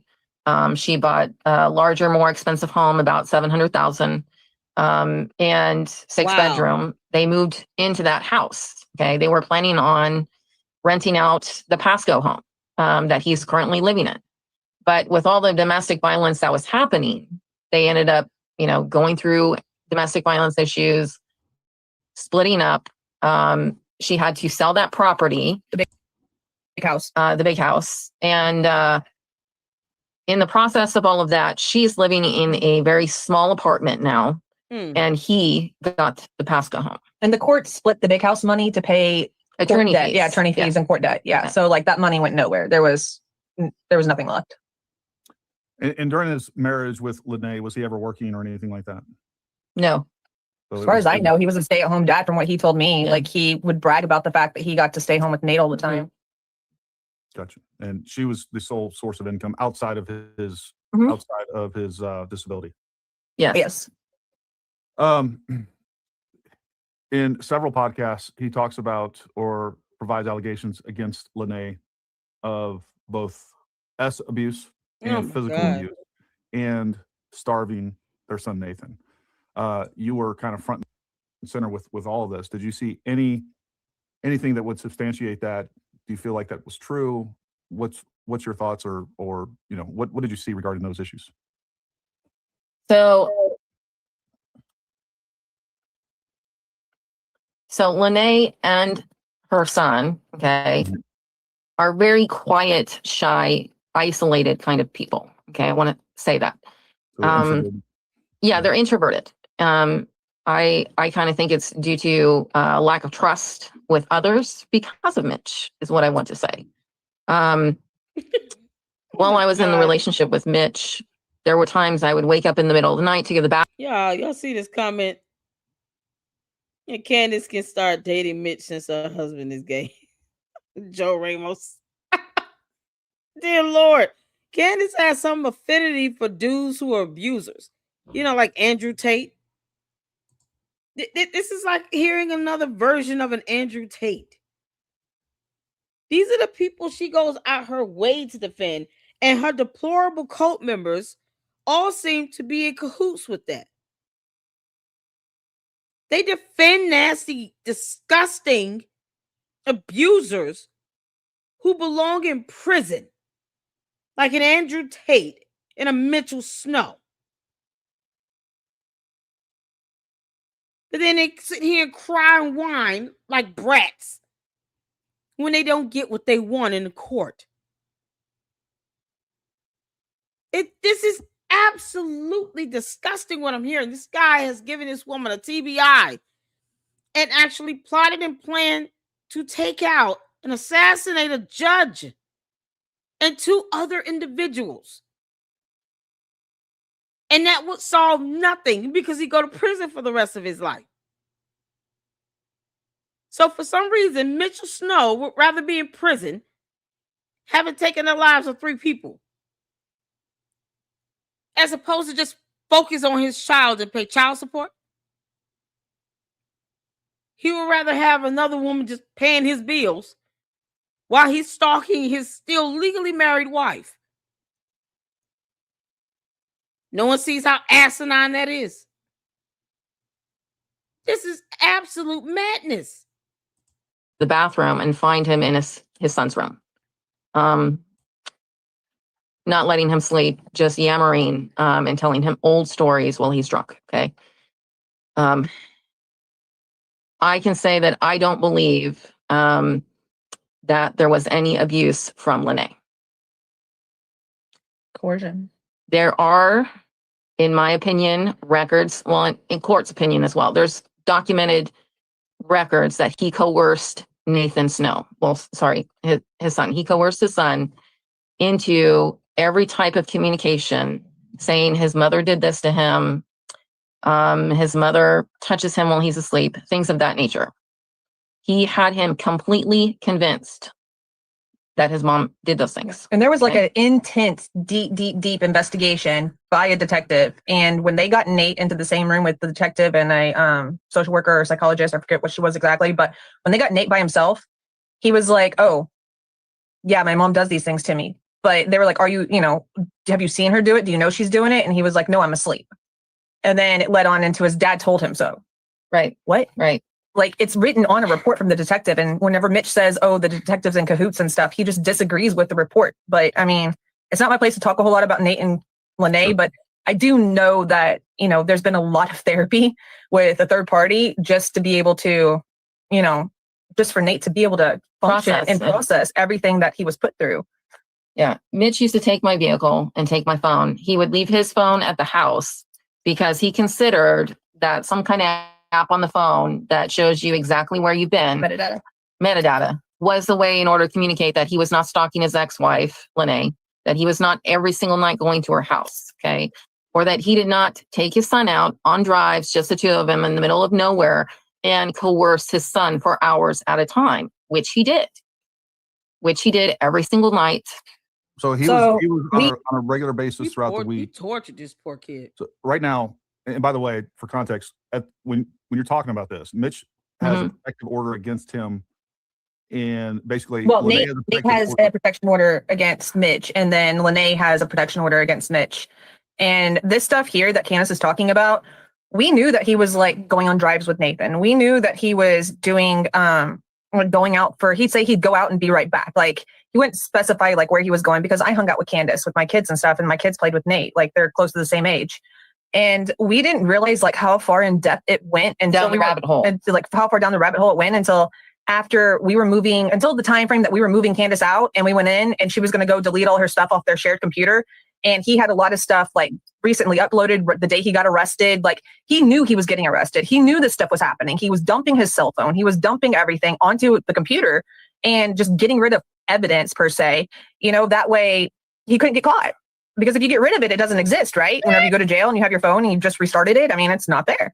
Yeah, So no, that's when we found out all this was going. So like while she was there, she wasn't recorded himself yeah. doing and saying what he said to his son and his son's reaction. So he was So if he taking could- on, he so- was going on these drives. He's recording him coercing his son Mhm. Wow. on his phone. secretly. And okay. And we found But out about when we were going through the computer. So we were just like, screw this. We called Pasco, and Pasco PD did say it was a shared family computer, and Candace had every right to it as Mitch did. And since her Hanford stuff was on it, whatever. So she was like, well, I still need a computer for work. So that's the computer she ended up taking whenever she was moving out of the house. So it's like, she didn't. And he secretly recorded himself coercing the child. This child is going to resent him so much. He tortured this kid. You want to talk about a psychological, manipulation here? Candace, you moron. This is what this is. This man out coercing his son to say and do certain things so that the son would be able to still be subjected to all of this abuse if he would ever have custody of the son. This is evil at its finest. It's evil. You can't make this up. It's so evil. Candace, if you don't see anything wrong with this, you're a soulless miscreant from hell, girl. You're a demon. You cannot think that it's okay for this grown-ass man to sit here and manipulate, psychologically manipulate, and coerce this child to say and think things that aren't happening just so he can have power, control, and custody and avoid child support at the expense of this child's mental state. You're taking away his childhood. You're robbing him of any good memories he could have with you. Can you imagine how exhausting that could have been to this child mentally and emotionally? Go out with your dad on drives where he's doing nothing but trying to force you to believe in some alternate reality where all of these things are happening to you from your own mother, the woman that gave birth to this baby. And for what? So he can avoid child support. It's disgusting. Candace is a dumb demon. It's just worse to the worst. She didn't steal anything. Poor kids. She doesn't didn't care. say, She lived like, there. Like she lived yeah, there. she lived there. Like it was Great shared family. family. Oh my God. Like he's spending hundreds of thousands of dollars, or not hundreds of thousands, let's be real. Like tens of thousands of dollars, in the time frame that she's with him, of her money on just bogus nonsense. Like, I mean, the Jeep he's driving around, it was bought in her name. The loan has her name attached to it. Like he has credit cards with her name attached to it. Like he has debt that he created with her name attached to it that she spent the past like 2.5 years paying off, and he still has half the stuff. I mean, she didn't even take everything she owned. And he's the one claiming that you're a professional grifter, that he doesn't even know who you are. You just get him thrown in jail and then come break into the house and take the stuff. Yeah.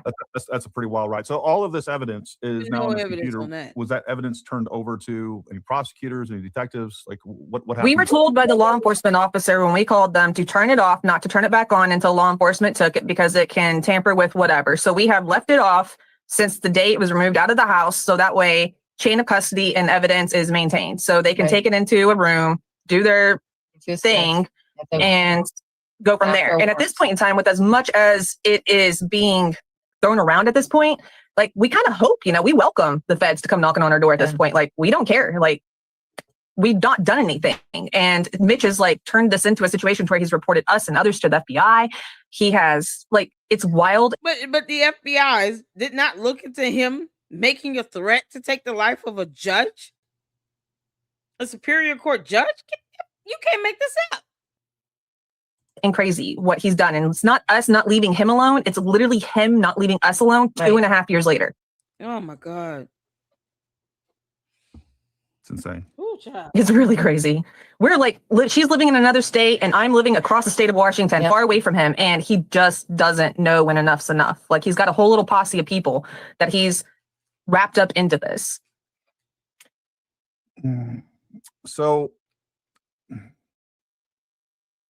And now the dumbest coat. let's kind of switch gears just a little bit, Aaron. Let's talk about how you fit into all this and why you have a protective order against him as well, because you both currently still have protective orders.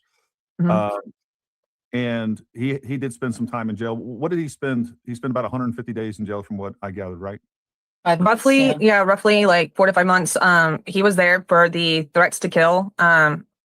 Later was dismissed based on the fact that, we never had any in writing. We never said we did, but it ended up being a situation to where we were able to regurgitate essentially like what he was doing and saying. And because there wasn't physical evidence of any of it, and they didn't want the hard drive and they didn't want the computer to like prove everything else that was going on and, all the stuff they would need, they were pretty much like, well, we're going to dismiss the case itself, but if he does anything in the future, this can still come back, is how they explained it. So I don't know if it's like with prejudice, without prejudice, how it works out like that, but basically that's what it was. So how I fit into it is Mitch and I met pre-COVID. We were friends. He was big in the veteran community. He was like buddy with like political figures in Benton County area and Franklin County area, whether it be sheriffs or, representatives for local areas or senators or congressmen. Like, it didn't matter. He was like, he had a way with people. He has a way of getting people to believe his BS. That is where our friendship started. Our friendship was a little bit on and off. I never wanted to date him. He was getting like too cozy at times, and I kind of just like pushed it off a little bit, separated us, friends wise, and then would let him come back in life type thing as needed and kind of go from there. We did, like, our kids are close to the same age. So like Nate and Mason did play together. They didn't play together a lot, but they were friends. They knew each other and they did play video games, Roblox, things like that. And Mitch was the type of person that he just had a way with people. So 2023, the beginning, which was the absolute downfall of our friendship, the beginning of it, he had me serve his wife, Lene, court documents that he filed. I mean, like, it was like a stack, like a plethora of documents. So I went to her house. I served her as a process server. I wrote up the declaration, took the photos as evidence, timestamped that I was there. And I actually got a hold of her to arrange the service. She just didn't answer the door at first because she thought it was Mitch trying to break in, because apparently he's done that a lot.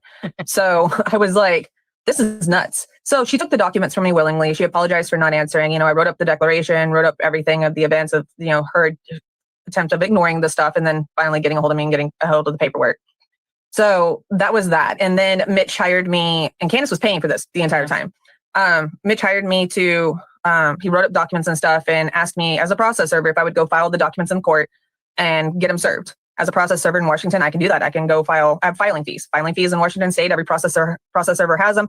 We don't represent people. We don't write up the documents for you. Like, if you jack it up and the clerk gives it back, we will charge you the fee, bring it back to you and be like, the notes are on there from the clerk, and then move on from there. And we will go that route. So we, the dog barks at everybody. So we were in a situation to where that was happening. So Mitch had called the courts and told them that I was representing them and that I was the one that was doing the things that were, like writing up the documents and all this stuff. That's not true at all. Like, I did not ever put my words on any of his paperwork. Like, nothing, my thoughts and opinions were not written on his paperwork at all. It was always his own words, his own stuff. And him and Candace, like, whatever documents and stuff they filed is what they filed. I went off on Mitch whenever I came out of the court, because while I was in court, my mentor's wife was actually in there with me. I did get chewed out by a judge. He came out and said his clerks told him that I was Mitch's attorney. And that's not anything I ever said. So after that encounter, and he told me to take the paperwork back, the judge said, take the paperwork back to Mitch and tell him to bring it in and do this. So I left. I immediately started texting Mitch, which is where those text messages that I sent you came from, and his responses back. And he was like, oh, I just told him that you were filing and you were assisting. And I was like, dude, it makes it sound like I'm your attorney. Like, I'm not legally representing you. Like, that's real jail time. Like, that's something stupid. So I was like, you cannot do this to a person. So he and I went back and forth. I ended the friendship. And at that moment, I believe it was the next day, took the giant stack of paperwork that he had me file back to his home. I put a rock on it. Him and Candace had a home security system. So there is a whole video of me taking that documentation, dropping it off on his house. And him. You would think he would look this stuff up before he has someone file court documents on his behalf. When you're a pro se litigant, it is your sole responsibility to file whatever documents, exhibits, motions, pleadings to the court yourself. You cannot have someone just do it for you unless you are disabled and they are there with you to aid in that, and they have to sign something stating that they did this on your behalf because of your disabilities. There has to be something on file with the court even for that, because otherwise the court is going to assume that you're their actual attorney. And when something is dismissed and you're able to refile the matter, it is dismissed without prejudice. Dismissed with prejudice, you cannot refile the same matter to the court. So it was dismissed without prejudice, and if anything would have happened, they could go back. But that goes to show the judge will chew you out if you step out of line, especially if you're violating court orders or you're violating court rules or the law itself. Why couldn't he just take his ass up there to do this, to file those court documents? I don't understand. Y'all, this is so crazy. So oh my God, let's get some comments in. Yeah, the Candace watch parties are good. Jay Witt does them every time. LLC does them every couple of days. Usually we do 2 episodes back to back. Absolutely. Yeah, because if I can't get them in every day, I'll do at least 2 at a time and knock them out till we're all caught up. But yeah, plus my show is a lot later than my brother Jay Witt podcast. But like, yeah, we do it because I'm here to debunk her.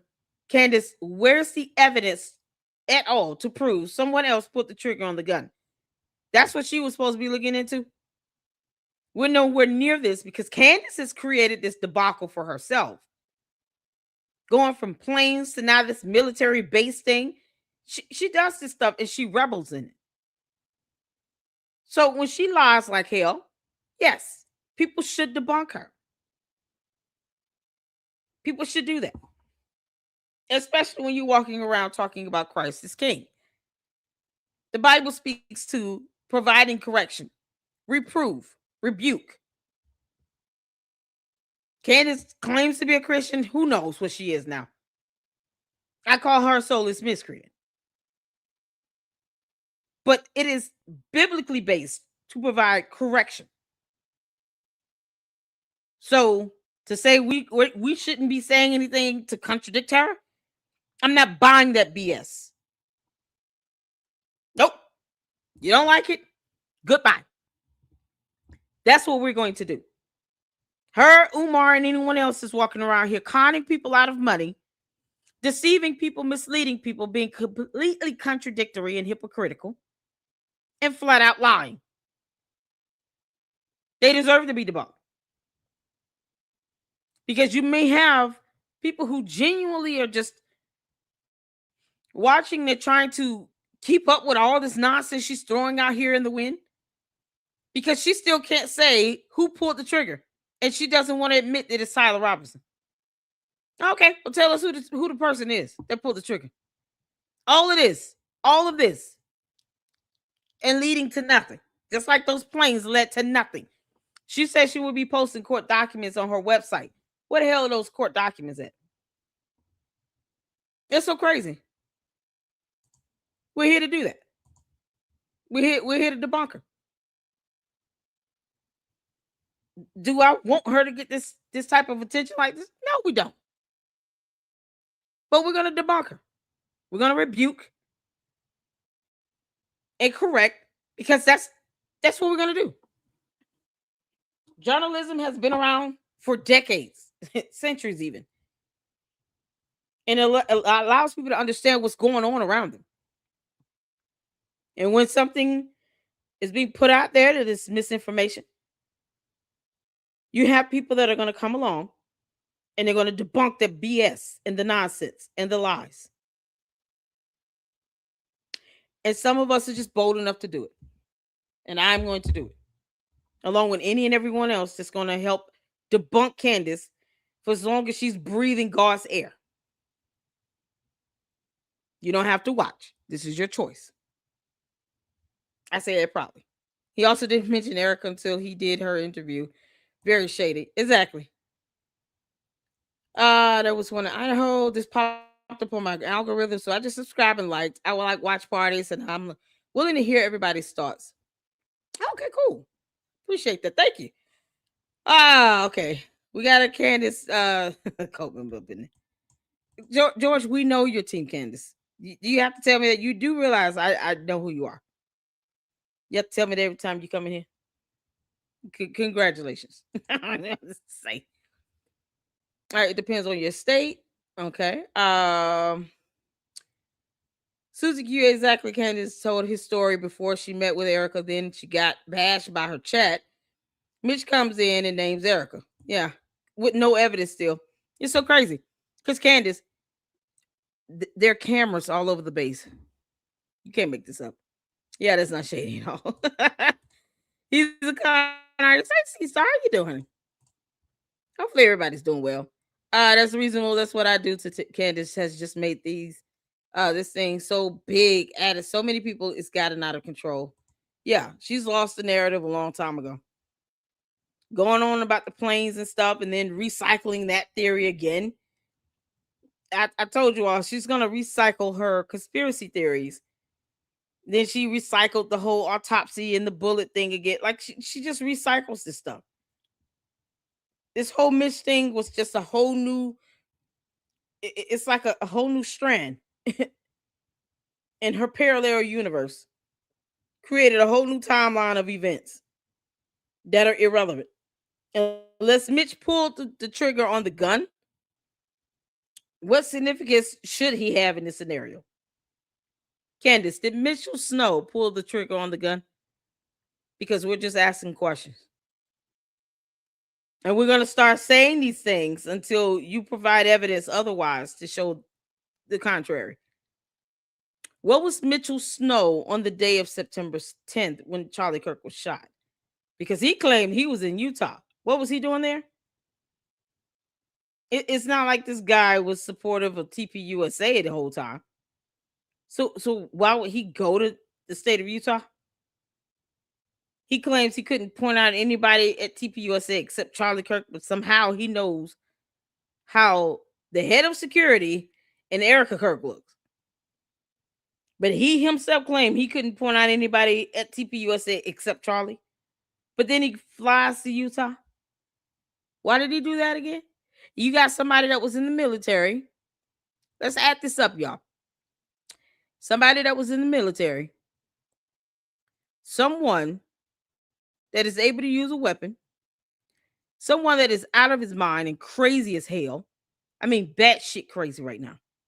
And I'm being honest, you're going to have to forgive the profanity a little bit. Because he weaponized his son and he tortured his son mentally and emotionally and psychologically. And that poor child did not deserve that. So excuse the profanity because I'm earthed by the idea that this man drove around for hours with his son in the car, forcing him to repeat and believe things about his own mother that weren't even true. Not even caring about the effects that this would have on the child. So Mitchell Snow, who falsely claimed with no evidence that he saw someone on a base, 2 people, 3 people on a base, along with other military people, as he put it. And then he flies his happy ass to the state of Utah. Why? Why would he do that? And he's got protection orders issued against him. Going through a divorce, has made threats to take the lives of 3 people, one of which is a Superior Court judge. Candace, you don't think we are going to ask if Mitchell Snow pulled the trigger on the gun? Because he just came out of nowhere, remember? You don't think we're going to ask that now? Now you have a plausible person that could fit this profile. Whether he was able to run up and down a building or not, let's say he was positioned somewhere else. He has training abilities with weapons, so he claimed. He served in the military. He seems to be so willing to go along with a lie, it makes no sense. For years, he's got protection orders, domestic violence charges filed against him. He's been dragged to court. He's getting more divorces, have claims about, putting his hands on women. And then he goes to the state of Utah. And for what?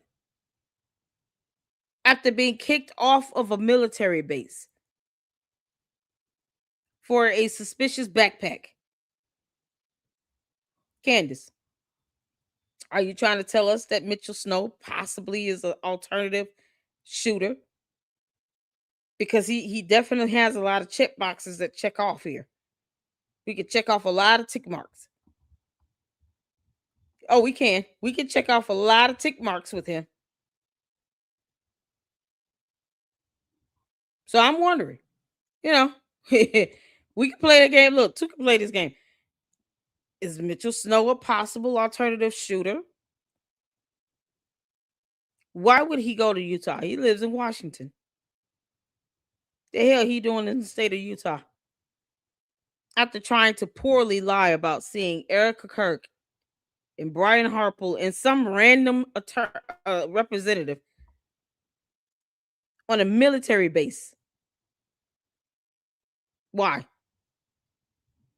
Yeah, we can play this game too, Candace. We can all go there. And forget that he was captured on camera trying to get on a military base and got kicked off. He got removed from the military base for being suspicious, walking around, can't find a so-called building, and claims he just accidentally walked into some high-profile meeting. Because reasons. Candace, we could do this as well. Let's all do this. So maybe, perhaps, I theorize Mitch Snow fits a profile that could make him a possible second shooter. Or have him involved in some plot and scheme to take out Charlie Kirk. Candace Owens just so happened to, of all people on earth, have this fool on her show.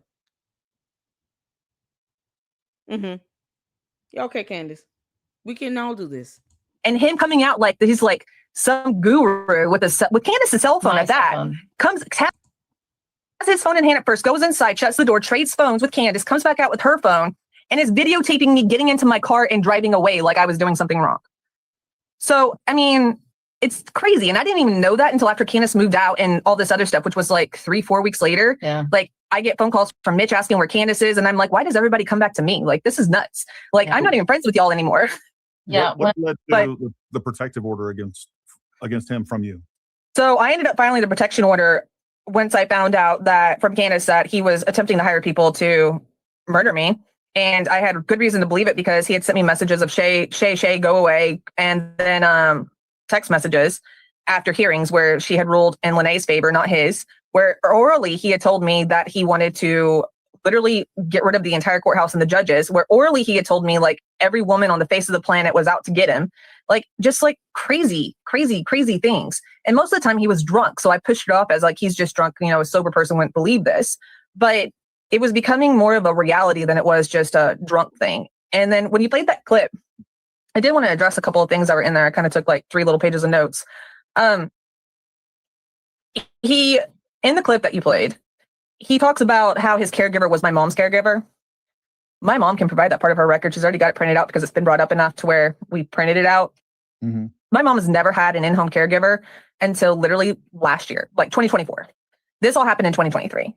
So 2024 is my mom's first caregiver ever in the history of ever. And she came in and did some stuff, and it was nobody that was associated with Mitch Snow at all. Sure. So we never had a home caregiver in our house. And Mitch's caregiver is somebody that, well, he went through 3 or 4 of them. And so in the time frame I knew him, he had like 3 or 4 caregivers because they would all quit because of his drinking and them cleaning up messes and like all kinds of stuff. Because I walked in and had to help a couple of times, like to have his caregivers clean up after him. And then Candace, like she said, she was a director for like in a school district in Oregon for several years. And I lived here. Candace and I never knew each other. There was no like passing. Candace lived like 6 hours from here. Like, I have better things to do with my life. Mitch introduced us like 6 months into their relationship. And I was actually at a Republican party meeting here in Benton County whenever that happened.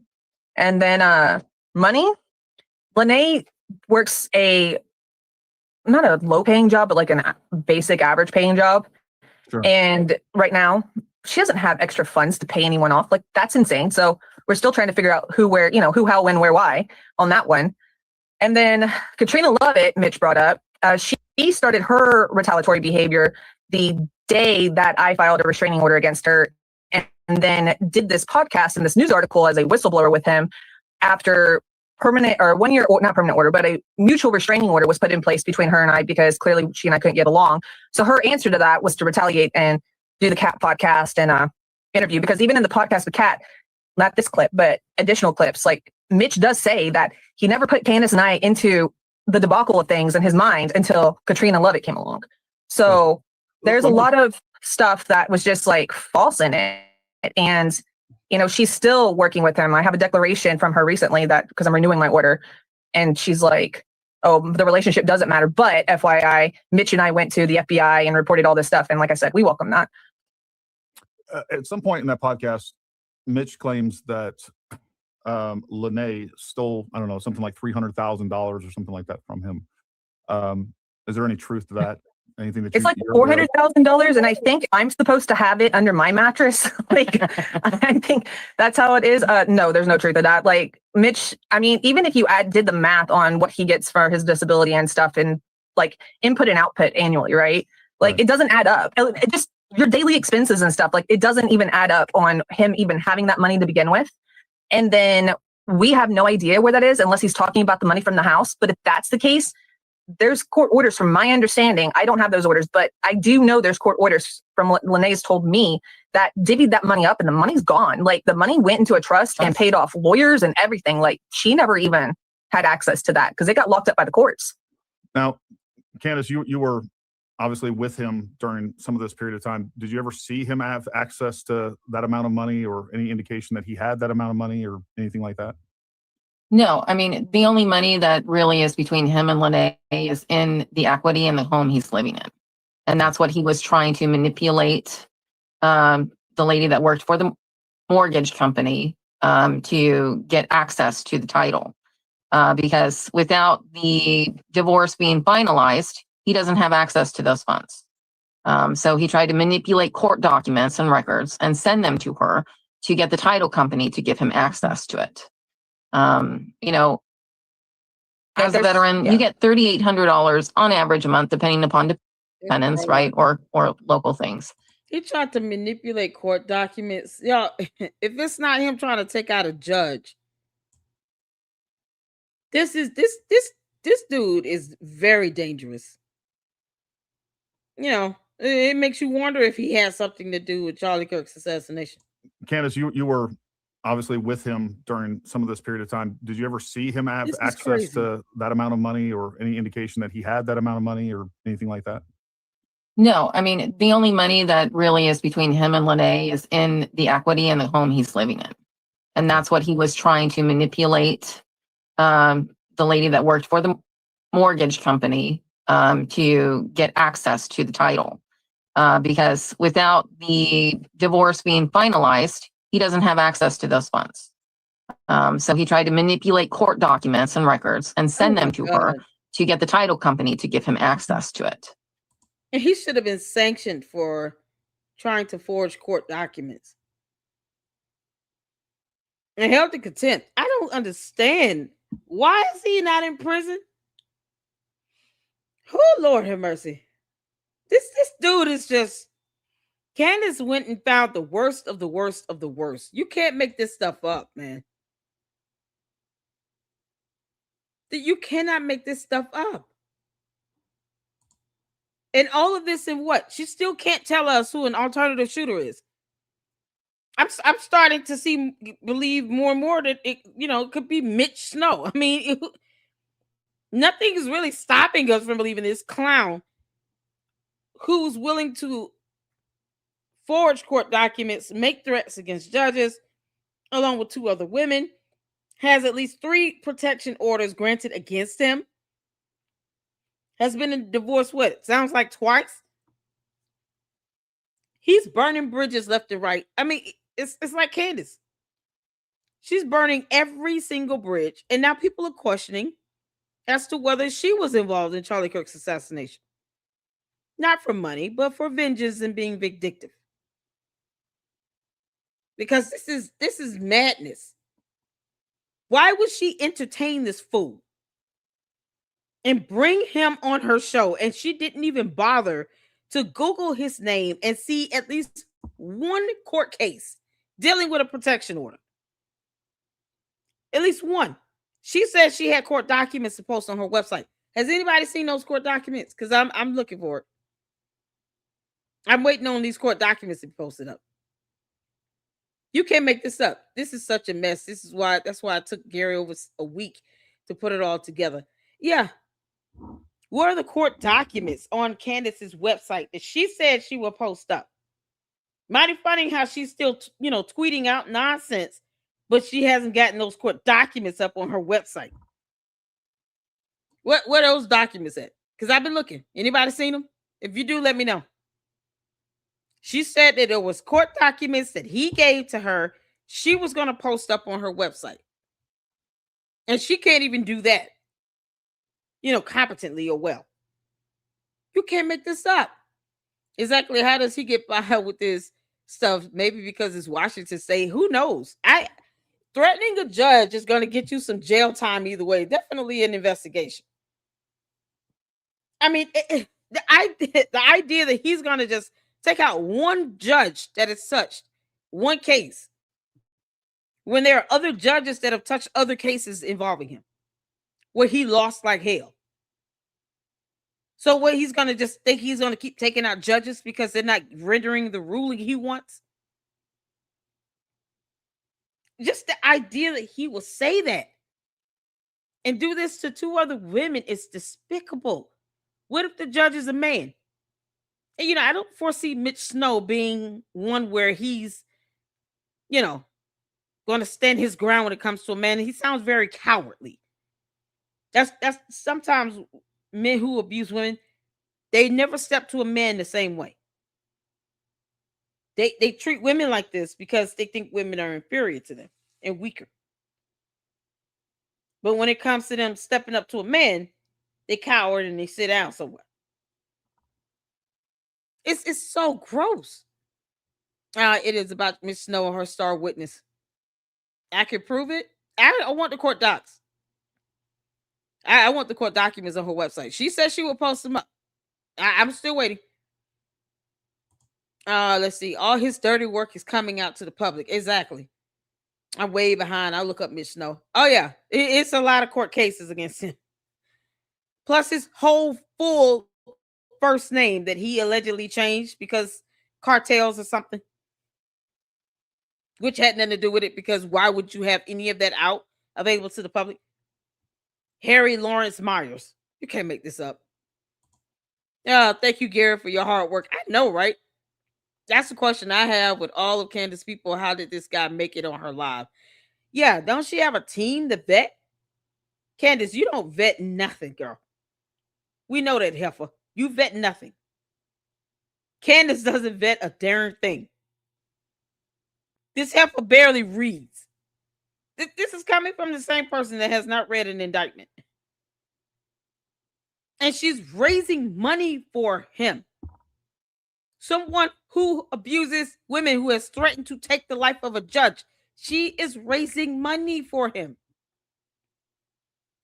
That psychologically manipulated his own child. Raised money for him. Still raising it. Insane. She's still collecting money for this scammer. Yes. You're being delivered courier via Egyptian plane number 5.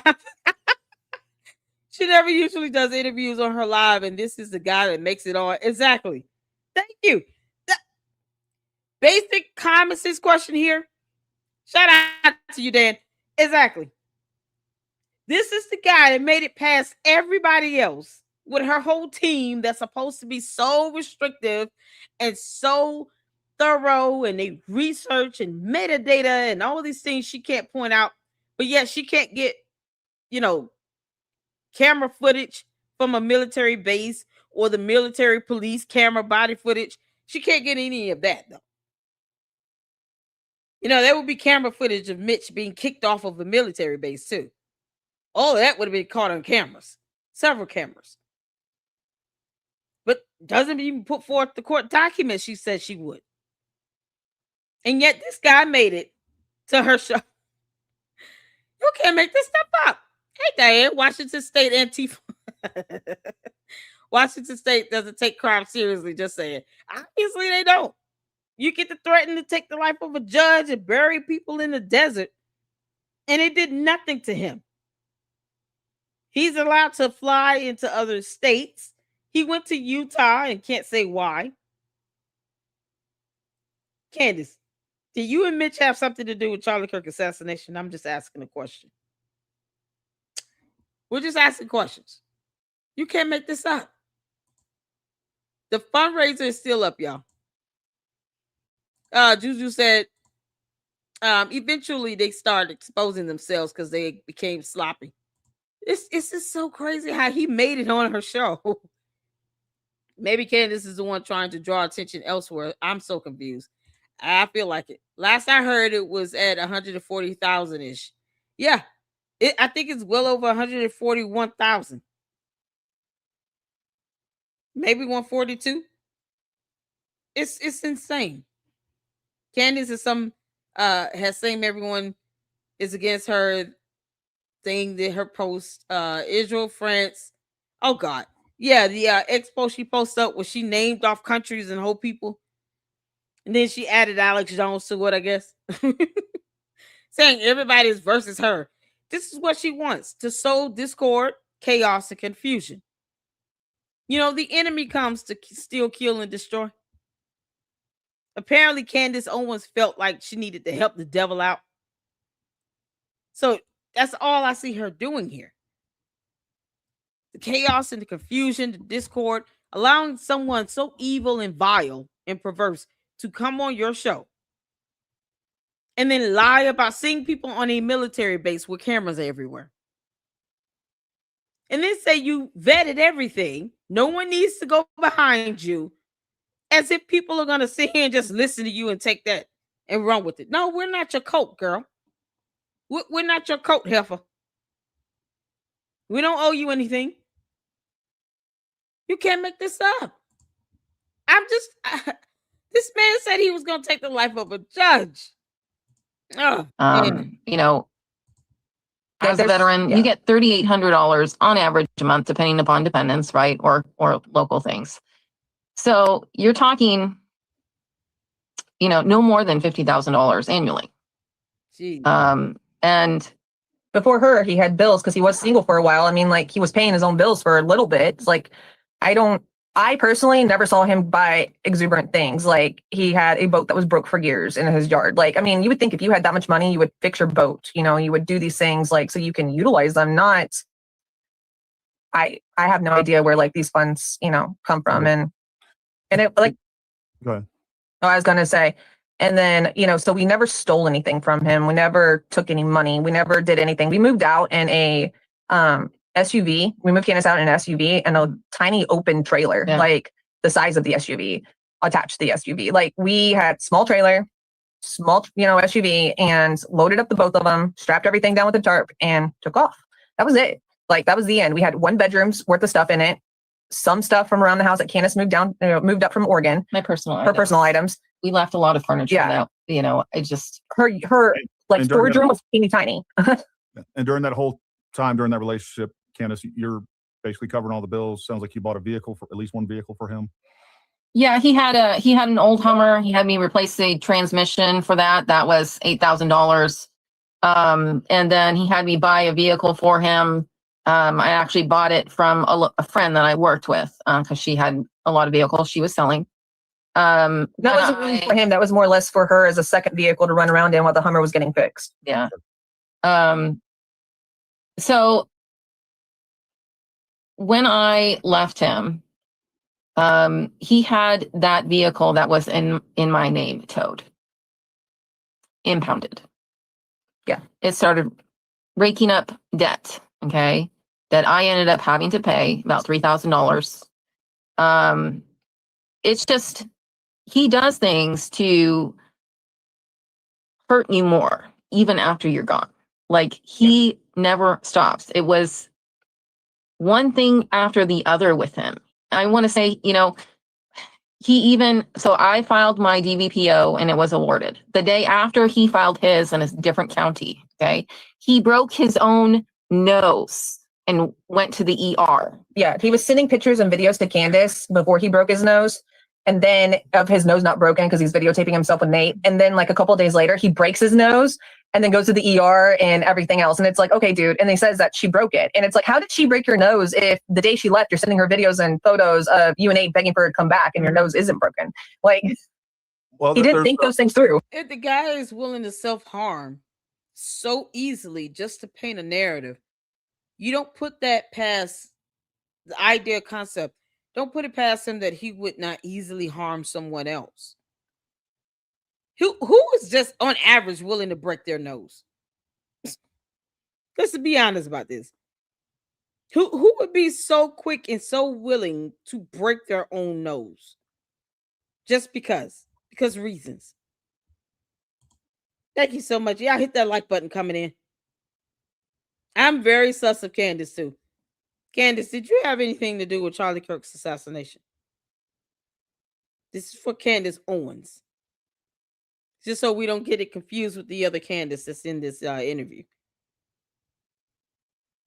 Because you can't make this stuff up. This man is willing to self-harm and self-mutilate. Breaking your own nose, that's going to leave some residuals behind, scar tissue, create a deviated septum. He probably snores. Who knows? And somehow we're not supposed to believe him when he says that he's wanting to take out a judge or two innocent women because reasons. This is absolutely disturbing. The man is willing to break his own nose to lie about someone injuring him like a coward. Not that he's accusing a man of knocking his ass out. No, he wants to lie and say a woman did it. But never mind the TBI he calls her. Never mind his physical abuse and the fact that they have to have protection orders granted against him. But he's willing to break his own nose just to try to get even with a female hitting him, being able to break his nose. Not that I got into a bar fight, we were drunk, guy knocked me out, things happen. He can't even go with something more logical. This is absolutely ridiculous. What the heck?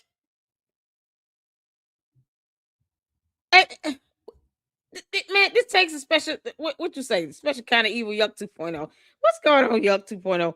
This is a special kind of evil here. This guy is mentally insane. He should be in a mental asylum, just a psych ward. He should be admitted against his own will. He's willing to take out judges, to take out two other women because he's mad at them. And then he's willing to self-harm and mutilate, to break his own nose, just so he can say this female punched me in the nose and broke my nose. What do you mean? How tall is this guy? How much he weighs again? Of all the narratives, you want to sit here and look like the biggest punk on earth just to lie and say a woman broke your nose and not some dude in a bar? Something that would be a lot more plausible. You can't make this stuff up. What a coward he is. He's a coward. Oh my God. There's a story that he tells on that podcast where he says that Lene lures him into the house. She already had the garage set up as a prison. It's basically like a scene out of Misery, sounds like. And it uses a hammer to break his thumbs, to break his feet, to bash him over the head, locks him in there. She conveniently left the hammer inside the garage, I guess, so he could break himself out. Do you mind, like, how, she basically. I know there's a police report somewhere in existence because I've read it, and he essentially was assaulting her, chasing her. He got mad at her, used a hammer on her car, something to that effect. She had a Mustang, a nice one. And he used the hammer on the car in the police report. Then he got into his vehicle and drove away. She did lock herself inside the house. I do know that's a thing because that's what she tells the police. She's called 911 too. The cops went and got him down the road because he didn't even stay at the house. He drove down the road, and his hands weren't broken in the report. Nothing was wrong with him in the report, from my understanding. And he started telling this crazy story then. But there's in regards to that. He also alleges that she ripped his arm out of socket. Do you mind if I ask it? If you want to give me a general of how big is Lene? He's small. She's 5 foot. She's 5'2". She's 5'2" and maybe 80 pounds, 90 pounds. She's not a big woman. Yeah, she's not a big girl. Yeah, She's not like a black belt in jiu-jitsu or anything like that you're aware of. No. All right. Yeah. Hold on. Hey, if you can pause for 1 second. Yeah, no problem. Hold on 1 second. My audio is cutting out right now. I'm sorry. Say that one more time for me. Folks, and by the way, we do have Mitch's son. He's waiting down below patiently. We'll get him up there. God. I don't know. You brought in the son? Oh, wow. Thank you all so much for tuning in. I need to do a quick refresh. I don't know. Maybe it's everybody's audio is skipping when I try to come over to StreamYard to see you all's comments. Let me do a refresh right quick. Hang tight.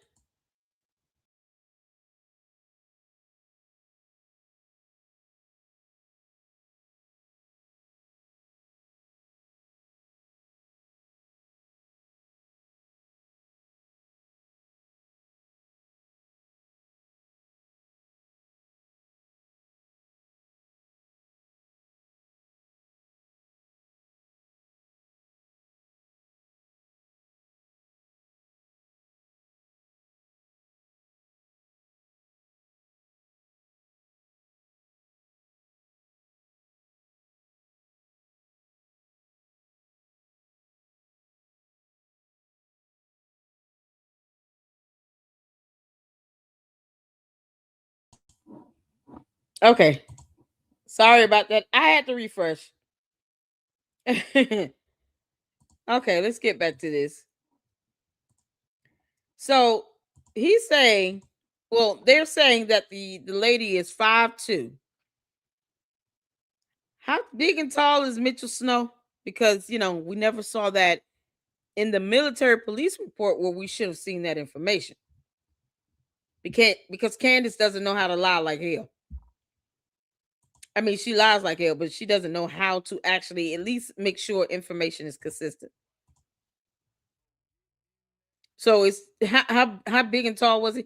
The military police report should have had his height, weight, hair color, eye color, other, noticeable traits or factors, body marks on him. I pulled up the actual military police report based on the U.S. Army regulations. And it has those fields where you fill out all of the basic information about the offender. So when they kicked Mitch's ass off that military base, information such as his height, his weight, hair color, eye color, if he has any tattoos or visible marks or scars or anything like that, that can be seen with the naked eye, of course. All of that should have been notated on the police report, just like any other police report. You give a description of the offender. And the fact that he didn't go to jail after the ruckus he caused on a military base is concerning even the more. Because I'm like, why didn't he go to jail? How much does he weigh? Does anybody know? Somebody said he's 5'8". How much does he weigh? Because he's sitting here talking about somebody that's 5'2", broke his nose in a punch. Not a grown man, you know, because he got drunk at a bar or something. Something that just would be a lot more plausible. No, this grown-ass man wants to decry a woman broke his nose. Like he can really go tit for tat with the so-called abuse stuff. And has no evidence to prove it. How did he break his own nose? I'm curious to know how he did that. Why would he want to inflict that pain on himself? This man craves pain and misery and suffering. He's like 100 pounds overweight. How much does he weigh? He enjoys people being in pain and misery and suffering and torturing his kid. Psychologically, mentally, emotionally manipulating his son. To try to lie on his mother to say that, oh, he's you know, she's abusing him. She's starving him. She's doing all these things with no evidence. When the kid had to go around and say, this is what he was doing. You can't make this stuff up. He is 250 pounds roughly for 5'8". Hey, Catherine. Yeah, man, that's a big guy. So she could say she hit him. But then again, well, even if she did, let's think about this. Let's say he's 5'8" and he's a solid 200. We saw how you know big he looked in Candace show. So how do you allow someone 5'2", maybe 100 good pounds, to swing and actually break your nose? You're 5'8" and you're 200, and he's solid. I want to know what type of pressure and force did he have to exert upon himself to break his own nose? Because you're talking about DNA being able to, like skin to skin contact like that. She gonna leave some DNA behind. So there's no way you can say someone broke my nose and punched me, and you don't have what looks like any evidence on you to prove someone else made contact with you, physical contact with you. And what would be her reasoning again, aside from you kicking in her door? Like if you break into her house, yeah, she should have the ability and the right to defend her home. You know, because we believe in the right to defend and bear arms. I guess depending on the situation now. Is that how it's going with the candy ass cult members? He breaks into her house, she wouldn't have the right to defend herself, but he could just randomly break his nose and claim that she did it. And that should be sufficient with no evidence. You can't make this stuff up. If he's 250 pounds and he's 5'8", good grief. Yeah, you can't make this up. See from Liar where Jim Carrey beats himself up in the bathroom. Exactly. Jim Carrey is like, what, 6'1"? He's probably a solid 175, 180. And his, like, in that movie. He might be heavier, lighter now. Who knows? He's pretty tall, pretty big. And look what he had to do to break his nose and beat himself up for a movie. Not that it literally happened, but it's just the energy it would take to really have to do that. This guy broke his nose. And for what? To be able to say my ex-wife did this. Of all things. This grown man can cry about his wife, 5'2", 100 pounds, breaking his nose. What a coward. That's some cowardly nonsense. This is ridiculous. I think Mitch is 5'10", close to 200 pounds. Oh my God. Oh my God. It's called DNA evidence. You make skin to skin contact, you're gonna have some remnants. Either they're gonna have some skin cells under your fingernails, something's gonna happen. You split somebody's nose and you break skin and then they're bleeding and all that stuff, their blood gonna be on you. Something's gonna happen. You'll leave some DNA behind somewhere. Because that's how that works. Because science. You can't make this up. Oh, child. But he wants to be able to lie and say, oh, she broke my nose. So he broke his own nose. He broke his own nose just so he could say a woman 5'2", 100 pounds that he could easily take out broke his nose somehow in a punch. Ugh. As if she want to be around him. You would think he would record all of that. You would think he would just have his camera showing every time he goes around her. He would be recording. He should be at a point because, he claims to be scared of these women where he does not go around them. And if he has to go anywhere near someone that even knows these women, because he's got protection orders now, he should always be recording. He should be wearing a body camera himself. But this is what he's willing to go through to sit here and to give this appearance. Somebody's doing something to him. It's absolutely ridiculous. He shouldn't even be within her vicinity to even try to make that accusation. Why isn't he recording everything that goes on around him if he claims to be scared of these women? Because cowards, no, what a clown he is. It looks like we have it froze on Candace and Aaron's feed. I don't know what's going on with that. No, I want to get to Paramount Tactical memberships. Thank you for becoming a member, folks. By the way, the pushback all started here. Thank you for the bravery and the hard work. As Christians, we stand up for the truth and others against those who abuse and subvert. Praying for you ladies. All right, let's bring them back on stage here. Can you guys hear me? So the cartel. Sorry, I had like 3 calls in a row. I can. Can you hear me? Yeah, I was like 3 calls in a row. I got to answer this real fast. Fair enough. Nope. Brittany Crosby, thank you for becoming a member, folks. Like, share, subscribe, all those things. If you would like to become a member, you want to support the channel, the link is down in the description below. We appreciate the support for that. Nice shirt, Gary. Ladies, apologies for y'all having to speak out publicly about this. I admire y'all's courage. And somebody leaving some DNA behind. I almost missed this one. Gifted 10 Paramount Tactical memberships. Thank you, Domsey. We appreciate that. Nice. Gary is a true seeker because he's an honorable man. FYI, the trolls and bots. Yeah, I'm not worried about them at all. We're gonna get those. It is what it is. It just means we're over the target, folks. We're just over the target. That's what's going on here. Look, again, the importance of this and why this is so relevant is because of the fact that the only thing that we have is testimony from Mr. Harry Myers, Mitchell Snow.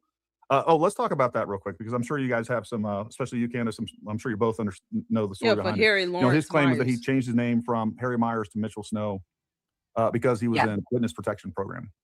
As I understand it, he changed his name to Mitchell Snow in 2010 when he married Lene Snow. Can you give us any background information on that?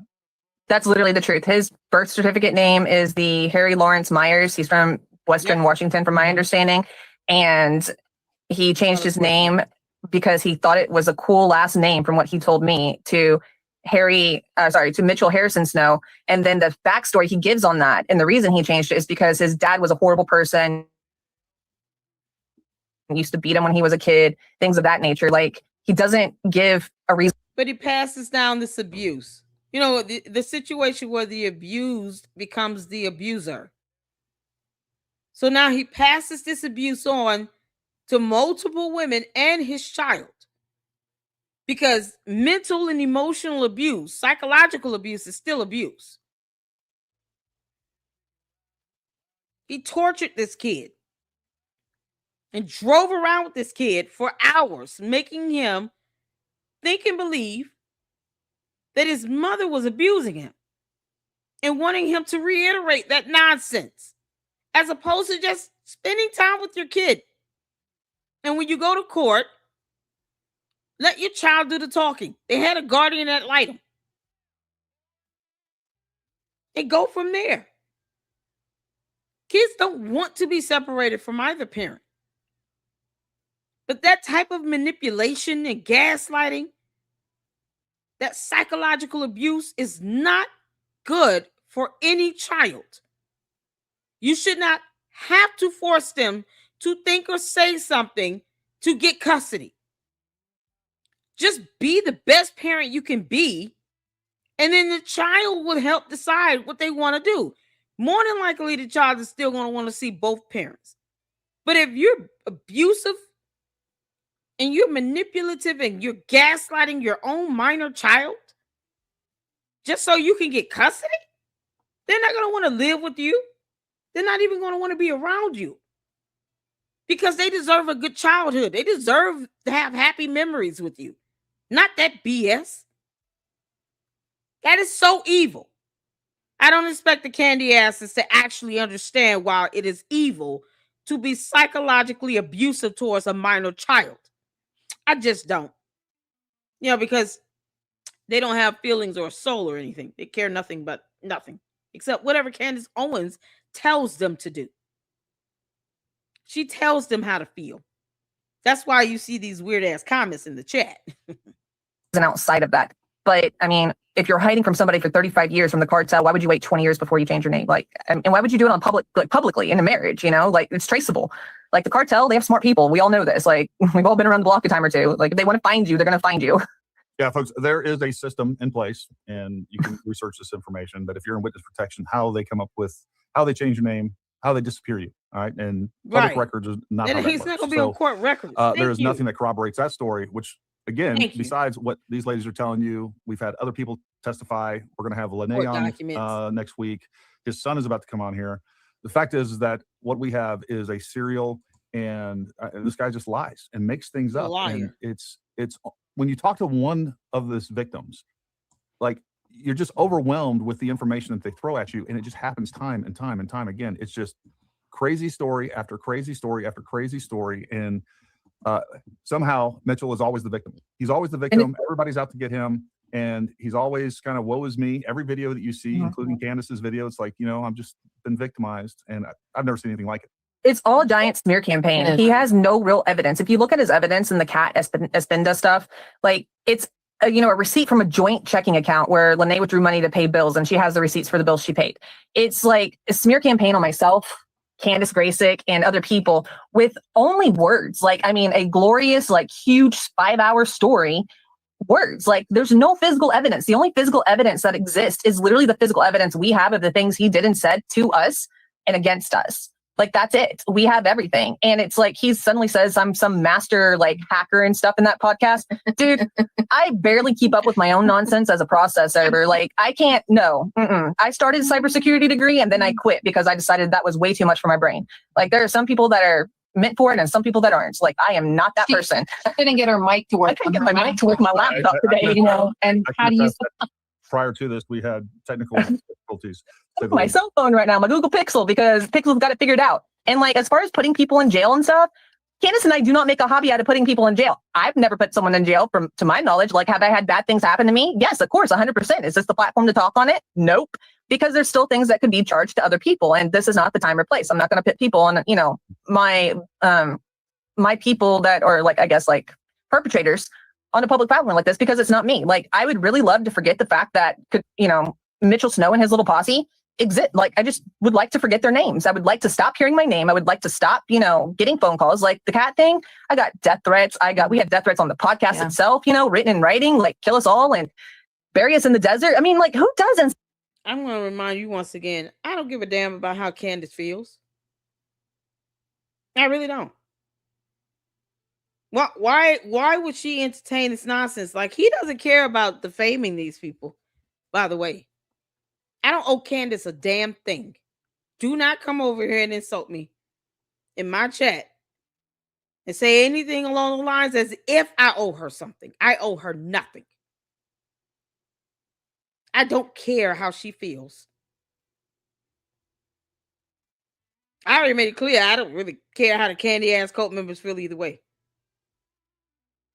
That's why I let you all vent it out in the chat. But don't expect the rest of us to fall for her BS because you're falling for it. That's on you. You don't get to force us to feel and think and take in or come to any conclusions, no more than we're trying to convince you of anything. I'm not here to persuade you to think any differently than the way you're going to think. That's not important to me at all. How you think means nothing to me. I could care less. If people want to believe her, they can. That includes you and anyone else that believes her. We're not here for that. But it doesn't stop me from putting my foot on her neck. If you don't like it, have a good day. But you're not stopping nothing over here either. You don't run this. They keep forgetting that. Funny how they can regulate this platform. No, you don't get to do that. Especially when you're using terms like hate and, anger and all this stuff. Terms that you're not defining. This isn't hate. She's wrong. And she puts this fool on her show. And somehow this still does not tell us who pulled the trigger on the gun. Now I'm asking if he did. Now I'm asking if Candace Owens has something to do with it. And if she was aware. I've never seen anybody go out their way to try to defend themselves on something where people are scared to say the hard part out loud. The deeper this hole gets with Candace Owens, the more and more I start to question whether or not she was involved with Charlie Kirk's assassination. Because who in the hell cares about a Mitchell Snow? We don't care that this person exists. She brought him into the limelight. And since he wants to come into the limelight, then guess what? This is why jealousy and envy doesn't work well. Because when you think you're wishing good upon yourself from someone else's life, you got to take the bad that comes with it. That's one of the things about this whole thing with him coming out is people are going to try to find out who the hell he is, especially when he's making clear allegations with no evidence that he saw someone on a military base, knowing that there are cameras everywhere, and he couldn't even show footage or a photo. And yet, the Candy-ass cult members refuse to grow a spine and ask Candace Owens to post evidence. Evidence, not some clown on her show saying things. Post the evidence. Video footage from the military base of him seeing these people on the base. Start with that. She could have gotten that. People are willing to violate HIPAA privacy laws and send her screenshots of things from hospital records. But she couldn't post the actual military police report. His DD-214, a court document, because he came out, his name is not under seal. It's not he changed his name to keep himself protected from some cartel. No. We just saw court documents with his former name on it. That's public information. That's even more proof. That's not how you go into hiding with the military. Under some witness protection. But because they refuse to look up those simple processes on how that goes and educate themselves on basic information, they want to sit around here and question everybody else on things they can just Google and read. Because here in the Lady Luck Club, reading is fundamental. If I can find a court document, a case with Harry Lawrence Myers in it, that is proof he's not hiding no damn where. And for whatever reason, he changed his name, but it certainly was not under a witness protection. Because the process to that is nowhere near what he's done. But if you're well versed on that, how process works, you would understand why I'm saying that. Those court documents would be under seal. They would not be available for just any person in the public to Google and just see this stuff. That's common sense. Once again, I'm not here to convince the candy-ass cult members of a damn thing. But you won't persuade me or anyone else with a brain that chooses to think for themselves and read information on any of your nonsense either. You see how that works? Two ways on that. He was not under any witness protection. He just changed his damn name for whatever reason. And if we could see court documents with both names on it, he's not in hiding. More of a reason why these cards that Candace posted up should not have been redacted, at least with the name field. I'm not saying to put out his date of birth or anything like that, but why was his name covered up? The cards were fake. It's not hard to see. He didn't want his name to be shown on some ID cards when we can see his name on court documents. Make that make sense? Name on court documents, but not these ID cards she posted. Explain it. It's so crazy.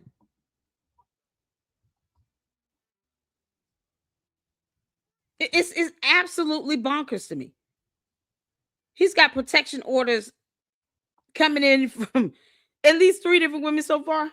And at this rate, I don't know how he's not in jail for threatening to take the life of a judge.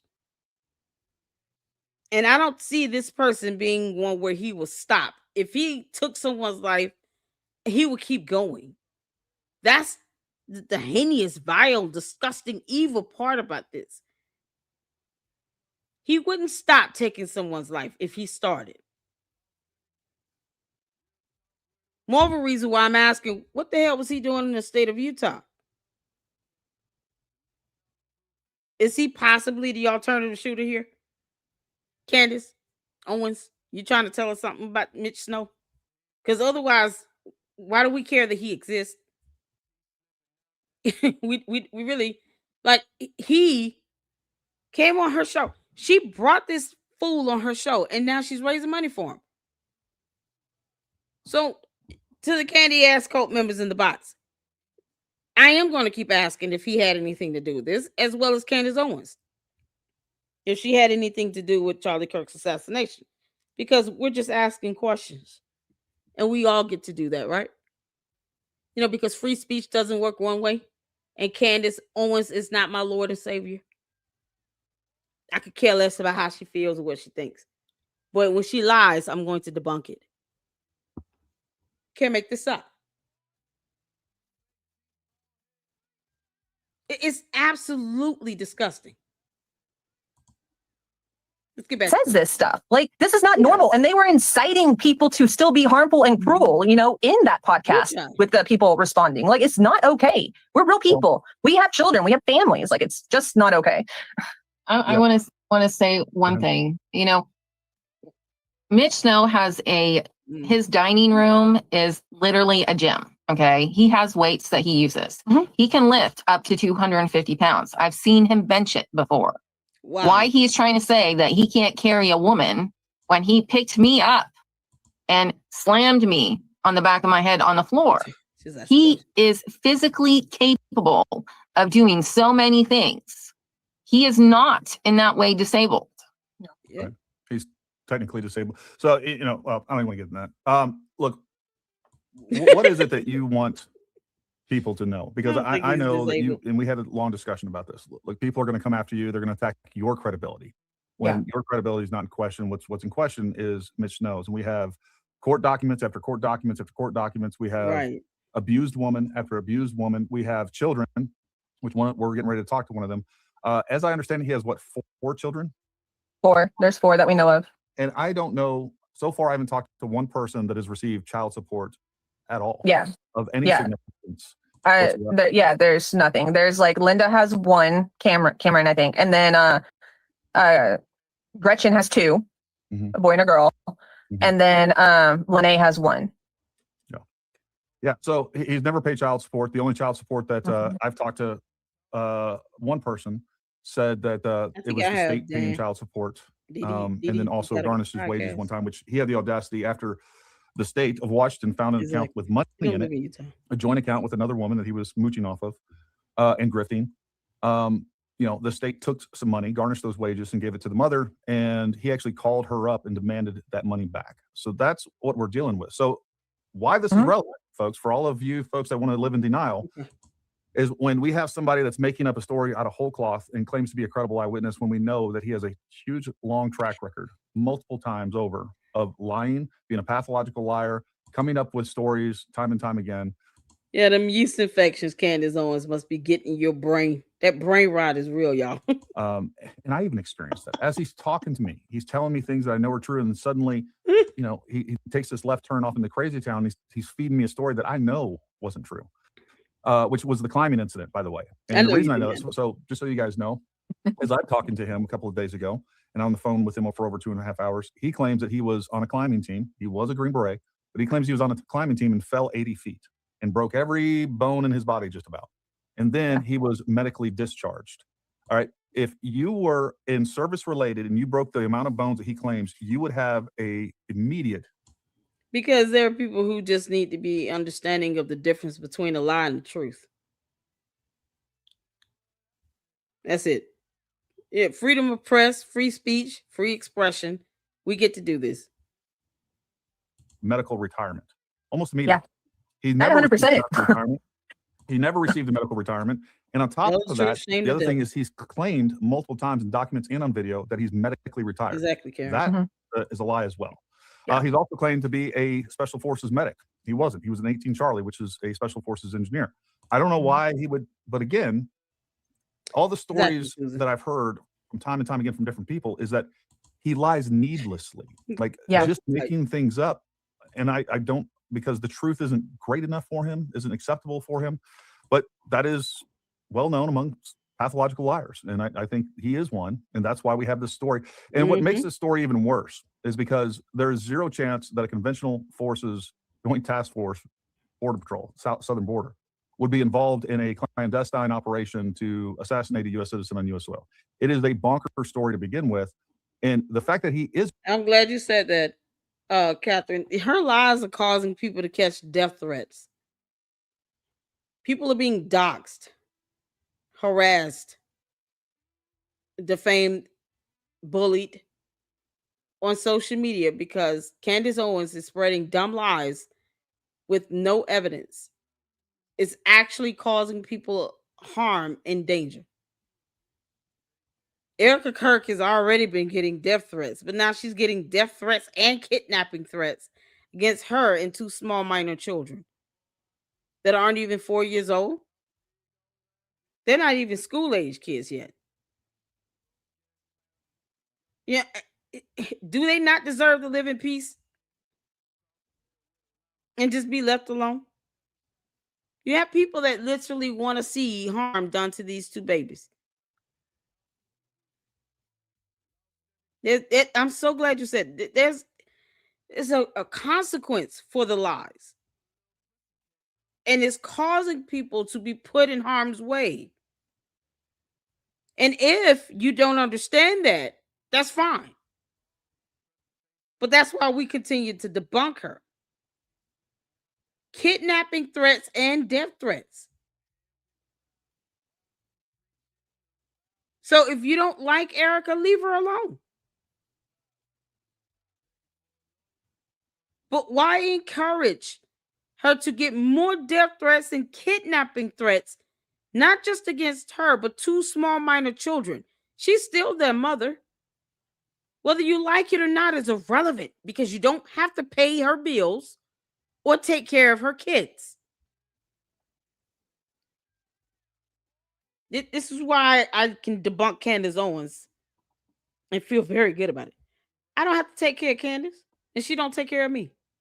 I don't have to raise her children. She doesn't raise mine. That's it. For the sake of truth, we do this. I'm going to keep doing it. And the bots and the candy ass cult members can keep asking. At some point, I still don't care. They can keep asking, but we're going to keep doing it. Because just as much as you guys, the cult members and the bots that want to support her, the bots are just spreading disinformation. It's what they do. But for real human beings that want to support everything that Candace Owens says with no evidence and not even ask her for it and demand it, because why not grow a spine and ask her to post up the surveillance camera footage from the military base? At least be bold enough to push back on this and say, you need to post up some evidence with this so that we can go out and prove your, Lady Luck Club wrong. Hey, whatever. I dared her several times to file an FBI complaint when she was alleging that there was an assassination attempt against her life. Because she wanted to shift this whole narrative about Charlie Kirk's assassination and invoke herself into it to make it seem like now all of this is happening to her with no evidence. She never once posted the FBI text message. She never once filed a formal FBI complaint. Because you will get confirmation of submission at the least if you did it the right way. But because the cult members don't read either, they don't understand how that process works either. That's a Google search. Has she gone through the steps? She would be able to say, you guys, I did a complaint today on the FBI. Here's how it looks. This is what you do. This is the information you put in. Here's how many attachments you can post up with it. And then at the end, it gives you this confirmation of submission. And here it is. I did a screenshot so you all can see this. Not one time did she even go through the actual steps to do that. But yet she claimed that the French were trying to assassinate her. Who does that? Who makes that type of accusation but won't even file a formal FBI complaint? Candace Owens. The simpleton that refuses to read an indictment. Go figure. Yeah, we're going to keep debunking her. She's saying all these things happen and she won't even file a complaint herself. People out to get her, payments being made for her assassination, but she wouldn't get the actual emails of this paper trail. The payments herself, as she claimed, someone called her and said they saw, but they couldn't send print screenshots of that and email it to her. Once again, the cult members don't demand any evidence from her. They just believe what she says. Cult leader says jump. They say, ha, master. And then they do it. She dictates how they all feel. The bots are being bots. Bots are going to come through here and spread disinformation. It's what they do. That's why, that's little stuff, nonsense like that. It is what it is. It's buffoonery. Because that's their goal. They do that on YouTube. The bots are all over there on Twitter X. You got all these commentary accounts coming up on Twitter X, just parroting her narrative, trying to keep her painted in this positive limelight. Candace knows she has bots. That girl is, she's well versed with social media to know that she has bots. Because when she thought everybody was coming after her and attacking her for growing soft, I guess, and not getting more conspiratorial, she called it a bot. She knows she has bots. But when it comes down to all these bots in everybody else's live streams and watching YouTube videos, all of a sudden, they're supporters and they're trying to shut us up. Who is we? Gary, I want you to keep talking so you can keep giving evidence when somebody wants to file a defamation lawsuit against you, Candace. I keep saying that. I don't want her to shut up. Keep talking, Candace. The more you talk, the more I get to debunk, the more evidence you give other petitioners that are thinking about suing you. Don't cry about it when you get hit with a lawsuit. Just take it like a champion, girl. Keep on talking. Chabu. The Green Beret. He knows that's not even a credible story, but yet he gets on Candace Owens' show and tells this ridiculous story. And then he expects us all to believe it. And then instead of us expecting any sort of proof of any of his allegations, of proof of Brian Harpole being there, proof of an actual meeting that's being planned to assassinate Charlie Kirk, or proof of Erica Kirk being there, we're in this upside down world where they expect these people, they throw these accusations at them and then blackmail them into proving their innocence. That's not how this works. It's not. Ladies, I'm going to bring his son on just a moment. And is there anything else? Wow, we're going to talk to the son. You would like to share with the people out there about your experience with Mitch, other things that you want people to know and understand about Mitch as it relates to the story or your story? Hey, Scar. He's evil. and he will stop at nothing. So I expect to have to extend my 12-year restraining order. Like, it really sucks to see that, but here we are 2.5 years into this, and it's just, You know, we don't do blasphemy in my chat. Do not compare Candace Owens, a mere mortal, to Jesus Christ. You see that? You block it. I refuse to allow blasphemy to flow in my chat. We're not even going to insult Jesus Christ, who died on the cross, by even thinking to compare Candace Owens to that. No. he's relentless and without any real evidence. And like, he has these restraining orders and stuff. And even though with He's gonna do Lene, that. like, I'd like to say one thing, you know, he keeps griping about the fact that he's not seeing his kid. A restraining order doesn't define visitation. Visitation is a separate order altogether. And the judge who recently reissued his restraining order between him and his son told him that, like, if you want visitation, you need to file that documentation separately, because there are ground rules for visitation with your child when your child has a restraining order against you.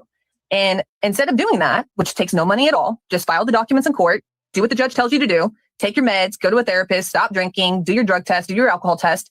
He chooses not to do that stuff. And instead, he chooses to attack all of us. Wait a second. and do. Let me interrupt you. So part of the restraining order requirements is that he's supposed to be taking drug tests and alcohol. No. If he wanted to visitation with his son, the judge told him that he could file for visitation separately, because the restraining order didn't stop him from filing for visitation. Gotcha. It just stopped him from having uncontrolled access to his son. Gotcha. Okay. Yeah, but he could. The judge told him to file for visitation separately, and he just didn't do it. It's been 2.5 years. He didn't do it the first time. He didn't do it the second. Because he doesn't care. You have to file for visitation. That's in family court. That matter is specifically handled in family court. So why didn't he just file the petition for visitation and get parenting time? You can't make this stuff up. So he's not even going out of his way to get parenting time and visitation. Time earlier this year, you know, after the new order was, reinstated, Lene has to go to court every single year to renew the order between her son, and him. And she has to show there's no substantial change. Like, this is not a substantial change on the good for him. Like, he keeps complaining about this stuff, you know, not seeing his kid and not, you know, doing all this stuff, but he does nothing to actually, like, see his kid. He does nothing to make things better. He does nothing to leave me alone, leave Candace alone, leave any of the other victims alone. Like, if he would leave us alone for a good 12, 24 months, he could file for orders to be dropped for a substantial change, you know, in whatever thing, saying like, hey, I'm not bothering people. Hey, I'm not doing this. But he just keeps this never ending cycle going. Like, he doesn't want to leave us alone. He wants the attention. He wants the fraud, the money, you know, and he's being investigated by Pasco Washington for stolen valor, like the wire fraud, or fraudulent, the charitable fraud, like all that stuff with this $140,000 that he's got now. Candace Owens says that money's for him, his son, and his wife. Well, his wife is Lene Snow. His son is Nathan Snow. Like, the 2/3 of that goes to them. There's two things going on with that. Number one, that money needs to go to his victims, for sure. Right. And I think. Wait a minute. So Candace said the money that is being raised is for him and his wife and children? Does she not realize he's still legally married to her? You can't make this up, Candace. You don't know this man's still legally married? This is proof that you don't vet anybody, girl. You don't vet nothing, heifer.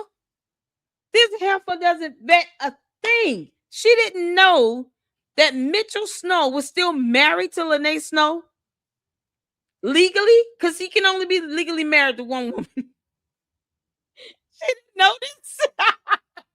So she wants 2/3 of the money to go to his wife and the child, to the son. He's got 4 kids. After the money just go to child support. What the heck is going on? You can't make this up. You know, the right thing for Candace to do would be to match that. And you know, she has drugged because she failed to vet this guy in any real way whatsoever, which would have been easy to do. I mean, I Googled his name one time and it pulled up multiple of these records, of these court records, showing that he has multiple charges for protecting orders, domestic violence. Takes 30 seconds. And she didn't do it. And it's because she wanted this story so bad and she prayed for it. And it was divine intervention that was given to her. It was the first email that she opened up. And now she has this grand conspiracy that the U.S. military was planning the assassination of Charlie Kirk. And strangely, that's not even what's alleged. He walks into a building, he sees Brian Harpole, he sees, you know, some lieutenant colonels, and then the night before he saw Erica Kirk, allegedly. With zero proof of any of this stuff, by the way. But that's enough for her to say, hey, there's no way that anything else could possibly happen other than the U.S. government come out and admit that they're involved in the assassination of Charlie Kirk. That's what she opened up that entire story with, and it's bonkers to me. It's wild. Like, it's insane. And I mean, I watch and listen to Candace Owens, and I was just like baffled whenever I saw Mitch's face there. I was like, oh God, here we go again. Like, what's going to happen this time? You know, because it's a 6-month difference between Candace Finda and then this. And I was expecting the accent and everything to still be there. And then suddenly he's like, GQ cleaned up. And I was like, what happened? I thought he had this permanent brain injury that caused this accent. And now it's just like gone. Like, what? The content stuff. Candace, do you have anything else that you'd like people to know? Well, did y'all notice that he did have an accent in earlier videos, and now, you know, in the one with that fool that was on Candace's show, no accent at all. It just, the way he spoke, his vernacular didn't even make sense. He referred to people on the base as military people, and he's a veteran of the Army. And he refers to other fellow military personnel as military people, not brothers or sisters in arms, none of that. Because I caught that when he first said it, and shout out to one of my moms, Manny, who clarified how they refer to each other in the Army, the nicknames they have for each other. He just said military people. Who talks like that? This man, there's just so much, just so off and so weird. You know, all the women out there, and Well, he lost including his Amy, who accent. he's currently with, you know, I do expect someday for her to come forward. I do think she's being abused right now. Wow. And I'd like to tell all the women, please stay away. You know, Yeah. he's not worth your life. He's not worth it. He's not worth the loss of you. You'll become one of us, and he will never stop. Like, we're going on 3 Wow. years, a few months away from 3 years of this relentless badgering from him. Yeah, hopefully the world can see him for what he is. And then again, I think the real important thing, and what is so courageous about what you guys are doing, coming forward and have to put all this information and relive all this stuff and do it publicly, is hopefully prevent future victims. That's what it's all about. And again, I just want to thank you both for coming on. I know we just scratched the surface just on the phone. We talked about so much more. And you know, again, thank you for your courage. Thank you for coming on. We appreciate you both very much. So Yeah, and if you've got all the evidence, so if people drive you too crazy, you can do a whole episode of just evidence alone and not even call anybody. So feel free to it. well, and you all have They my have number. a If there's anything I nickname can do for for each you, other. you let me know, and we appreciate you guys. Thank you for having us, and thank you for getting the truth on this, because this is the first time in 3 years that anyone's cared. So outside of issuing the orders, you know, but it's, Yeah, well, it matters. There's a lot of people out there that care, and so just know that there's a lot of people supporting you guys. People are going to hate on you. There's no doubt about it. I know They're going to you hate guys on, know but we're still going to try to live our quiet lives. Like, I mean, like you said, you couldn't find me on Facebook. Thanks, Easy. No, I couldn't. So, All right, and then you had the wrong number. So, I mean, it is what it is. Ladies, we appreciate you coming on. Thank you. I want you guys to have a great day. And like I said, if you need anything from me, You too. All right, right. thanks. Talk to you later. All right, later. The sun. All right. Oh man. Let me introduce you guys, or I'm gonna have him introduce himself. I'm not sure if he wants to use his real name. He's been waiting backstage gracefully and patiently. Yeah. So welcome to the show. Let's tell everybody who you are, and Wow. we're gonna go from there. I'm Cameron Dowler. I went by Myers for less than a year of my life when I very first started. My mom is Linda Dowler. She was with Harry for a very short amount of time. And in that very short amount of time, while she was still a medic in the U.S. Army, she left him because he was complete deadbeat. No child support, no real interest in pursuing a real relationship of any kind. Kind of left her out to dry, to the point where he had disciplinary action taken against him through the Army, because they kind of take that seriously. My contact with him has been extremely limited. I could have pursued something, but everything I knew about him from stories, from letters, and Francisca is one of my my mom has a box of letters from him that is just like story after story after story, and it's all fiction. It's not even believable. turn this up. And she'll admit that now. Well, Cameron, you're also a veteran. Tell everybody a little bit about, before we get off into that, tell everybody a little bit about yourself and your military career. And yeah, okay. I was in for a short amount of time, just shy of 6 years, and I've been deployed. I've served with 10th Group, went to Afghanistan, been stationed in Germany, stationed at Fort Carson, Gordon, Benning. And even during that short time, I'm not Special Forces, I'm not Ranger, none of that. I've worked with those guys. I know them well. They would not like him, to say the least. There's something that you learn when working with those guys very quickly, and it's trust your gut intuition. You can know when somebody's like trying to sell you a story, or when they're trying to take advantage of your sympathy. That is Harry Myers to a T. Now, even when you were young, and you know they were recently separated, divorced, and I've talked to your mother, and she's told me some pretty wild stories. And then I also talked to his second wife, Gretchen, who, you know, we were talking a little bit about you. I was like, hey, you know, what do you know about his previous wife and his son? And apparently, to her, he claimed all throughout their relationship that you were not his son. Did he ever pursue any sort of relationship with you? Yes. How did that? He would call. Most of the time, it's through calling or trying to get in touch through a third person. But at that point, like I was already adopted by my father. And how old were you at this point? I was under the age of 3. Gotcha. So I've never looked at Harry or, you know, this like fraudulent, like weird Mitch Snow alias that he's got and said, oh yeah, that's my dad. No, not once. So I don't have any sort of like emotional. Yeah, this is a son. One of his sons. There's like, this guy's a deadbeat. He opens up with this. He just said flat out. I mean, you know, this is something else when your own kids come flat out and just call you a deadbeat within the first 1 minute and 30 seconds of conversation. He's like, I never looked at this guy as my dad. He's like a con artist, Harry Mitch guy. Man, this speaks volumes. For the son to come out and say, yeah, he's a deadbeat. This is crazy. Oh my goodness. This is what Candace should have done before platforming Mitch Snow. Vet him for credibility. Exactly. Did you hear him? He served with the 10th. Is that where Mitch got that from? You know what? I'm so glad you asked this, CC. You guys know I keep saying this fool that was on Candace's show.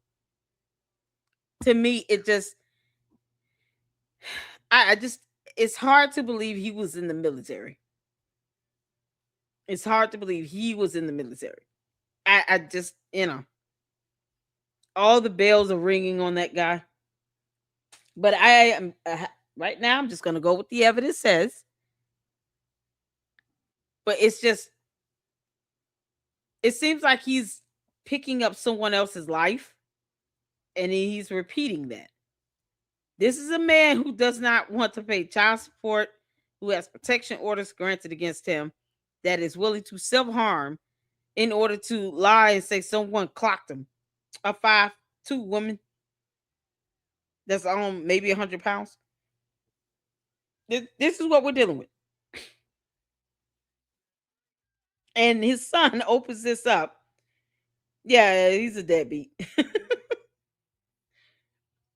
This is crazy.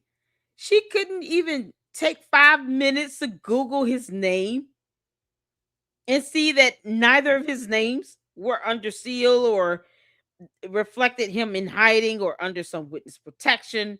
None of that. His entire story is horseshit. And it seems like he's giving someone else's story.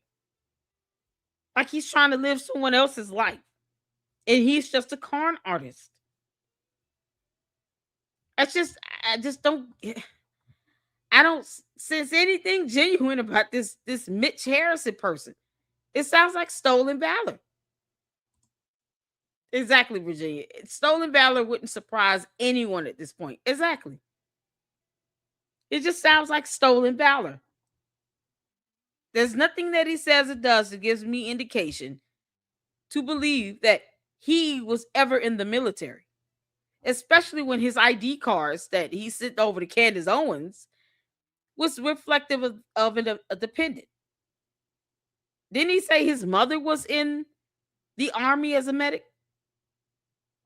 Maybe I missed that part. Let me go back just a tad bit. Because, he came right into this full force. It's so crazy. I'm just happy he got a real dad and was protected from Mitch. Yeah. And that wackadoo she had on her show. Exactly. And the kid seems like a really good guy. She isn't a journalist in any way, shape, or form. Not at all. Not at all. She doesn't even ask questions that need to be asked. And yet, she's still walking around here after saying that she was committing her life and obsessing over the death of Charlie Kirk to finding out who pulled the trigger on the gun, because that's what it comes down to. And we're no closer to that 4 months later than we were on September 11th. Because Candace Owens can't even ask questions to ensure that she's vetting someone on her show. Unless we're to believe that Mitchell Snow pulled the trigger on the gun, what use does he, what is his purpose again? He's absolutely useless to this narrative. About his previous wife and his son, and apparently to her, he claimed all throughout their relationship that you were not his son. Let me go back some. And she'll admit that now. So To use his real name, he's been waiting backstage gracefully and patiently. Yeah, so welcome to the show. Let's tell everybody who you are, and we're gonna go from there. I'm Cameron Dowler. I went by Myers for less than a year of my life when I very first started. My mom is Linda Dowler. She was with Harry for a very short amount of time. Okay, and in that very short amount of time, while she was still a medic in the U.S. Army, she left him because he was... He said while she was still a medic in the U.S. Army. So Mitchell Snow could just be a dependent. Since several of you in the military verified those ID cards to be dependent cards, he could literally have just been a dependent himself. And I'm not saying, because I think he has a DD-214. I'm saying it sounds like stolen valor, where he is claiming to have been someone else, claiming to have been this army, personnel. His mother was in the army as a medic. So why would Mitchell Snow have dependent military ID cards? That's for a dependent. Why would he have that? It's so crazy. It's that as opposed to his own military ID cards as a veteran. Yeah, stuff is not adding up. Deadbeat. No child support, no real interest in pursuing a real relationship of any kind. Kind of left her out to dry, to the point where he had disciplinary action taken against him through the Army, because they kind of take that seriously. My contact with him has been extremely limited. I could have pursued something, but everything I knew about him from stories, from letters, and oh man, my mom has a box of letters from him that is just like story after story after story, and it's all fiction. It's not even believable. And she'll admit that now. Well, Cameron, you're also a veteran. Tell everybody a little bit about, before we get off into that, tell everybody a little bit about yourself and your military career. And yeah. Okay.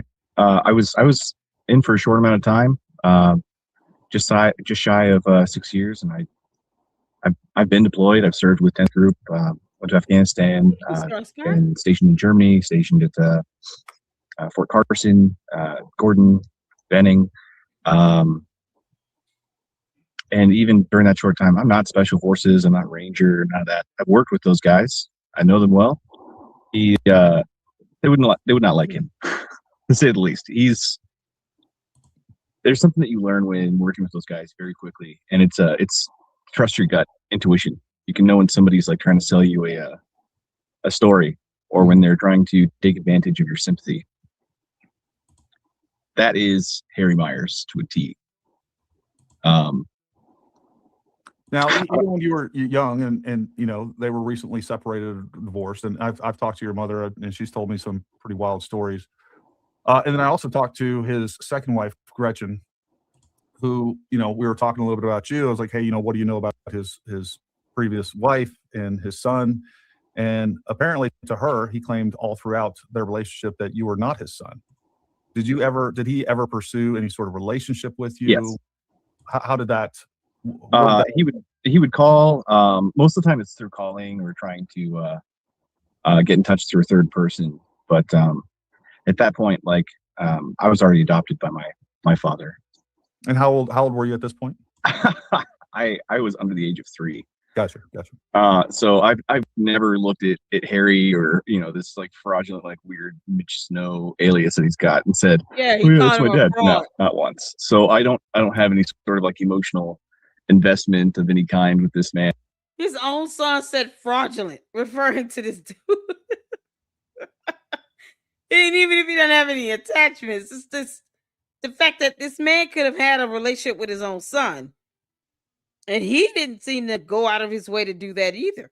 He's got 4 kids that I'm sure has been verified with DNA tests. Because you would have to be you would have to go through a paternity test if you are ordered to pay child support in court. They would do the legitimization process. So part of that includes a DNA test. So at the very least, he's had the opportunity to spend time with his own 4 kids he procreated and made. And yet you have one that doesn't even is calling him fraudulent. Because he is. Mitchell Snow is a fraud. He's a fraud. And he tried to get in touch with me through an ex-wife, my current wife at the time when I was in the service early on. Tried to tell her a bunch of stories about how he's gonna like hook us all up. He was a millionaire and he just had to keep his money hidden, and that he had some places out by the Hood River that we should all move in together when I get out of the service or something like that. I just remember being on the phone while stationed in Germany, just kind of looking at the phone like, no, what? I don't want that. Why is he talking to you? Block him. Get rid of him. Andrew, I'm going to let you believe whatever you want to believe. And perhaps you missed my speech earlier where I said that I'm not here to persuade anybody from what they want to believe. But you will not do that here in the Lady Luck Club and persuading us to believe anything any differently than what we believe. See how that works? I think that's a silly question. Why don't you tell Candace to post up those court documents she said she would post up? Let's start with that. How about the code and the bots? Put some pressure on Candace Owens to actually post up evidence when she says she's going to post it up. We're waiting for those court documents to be posted to her website. When are you going to make that happen? On Facebook. Don't talk to this dude. He's a creep. So when you were younger, before you were adopted, or even maybe afterwards, like, was there ever visitation? Was he ever coming to spend time with you? No. Was he ever doing any of these types of things? I have no memories of him ever being physically in my presence. Gotcha. Wow. 0. I've seen some pictures of him every once in a while. I've heard things from my uncle, my grandma, his own mother, my grandmother, wants absolutely nothing to do with him. If he fell off the earth. He never said it. His dad wasn't there. We all know he got kicked off the military base. The problem is he can't prove that Erica Kirk was there. So you're bringing up a moot point. It's irrelevant. I'm not saying his dad was not there. Said I don't believe his dad having been in the military, but that's not the same thing as saying that the father was not on the military base. He was kicked off of it. I'm still waiting on surveillance camera footage, though, to prove anything. But I never said he wasn't there. I said he has not presented any evidence to prove that Erica Kirk and Brian Harpool were there. Because why would he not just pull out his phone and take a photo? How would he know who these people are when he said in that same interview that he could not recognize anyone at TPUSA except Charlie Kirk. Why aren't the bots scanning her actual videos so they can see what she's saying and what's being said? Especially from that dumbass interview she did. I'm not even going to call it an interview. It was a squabble. So Mitch Snow and Candace Owens had a squabble, like two chicken heads on her show, where she failed to vet this clown. I never said he wasn't there. I said he has not proven she was there. And that's simple. It's called surveillance footage videos. Military police showed up. They're wearing body cameras. They've got dash cams in their vehicles. Why didn't Candace do a FOIA request to get that footage? You know, because if you read a little bit, you'll know that this is simple evidence that you can acquire. That military police report, why didn't she just post that up as opposed to try to type up some nonsense where she called him Michael Snow? You know, because the name doesn't match. And vanished, or It was makes just sense. written out of existence. They're this Should be dumb, happy or for it. how is it going to go? It says a lot when even a mother's love has its limits. Yeah. When somebody is just so willfully untreated and mentally ill that nobody wants to be around them. And it's a pattern. Like, you can see it everywhere you look.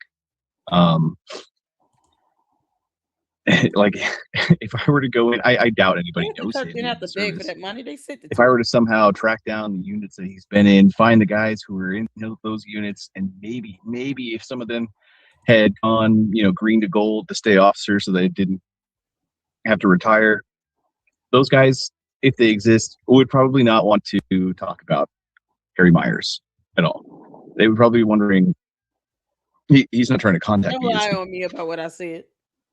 And that was my mom. She was like, I don't know what's going on, but we're getting calls about Harry. And I just remember hearing my mom say it. We were going over for Christmas. And I was like, oh. Yeah, just let him do it. Now, I asked Candace and Aaron about this. Around the time that you were born is when he was claiming that he was on the run from the cartel.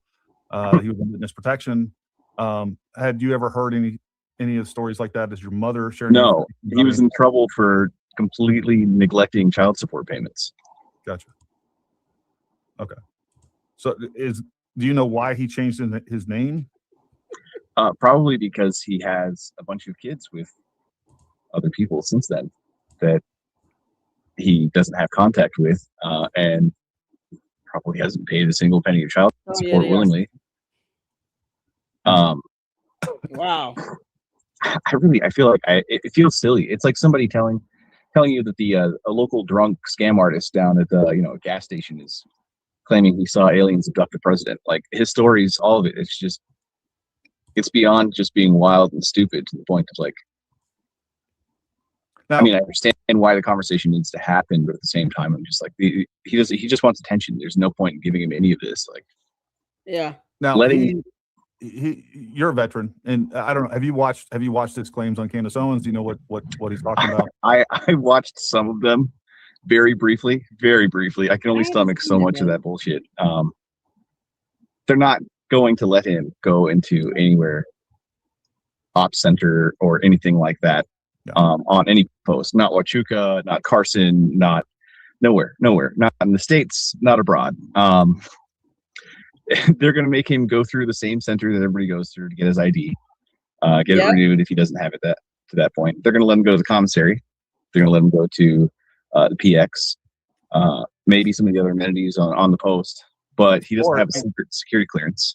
Or if he does walk into the Joint Task Force staff duty, he might end up detained and outside getting the canines called on him as per this report, which, again, I don't even know if this report is real or not. There's so much craziness going on with this report. It's plate number. They called me on September 9th, asking me if I knew anything about a Mitch Snow and telling me that I was listed as his number one emergency contact. And I just remember sitting there for like a minute, like, I don't know Mitch Snow.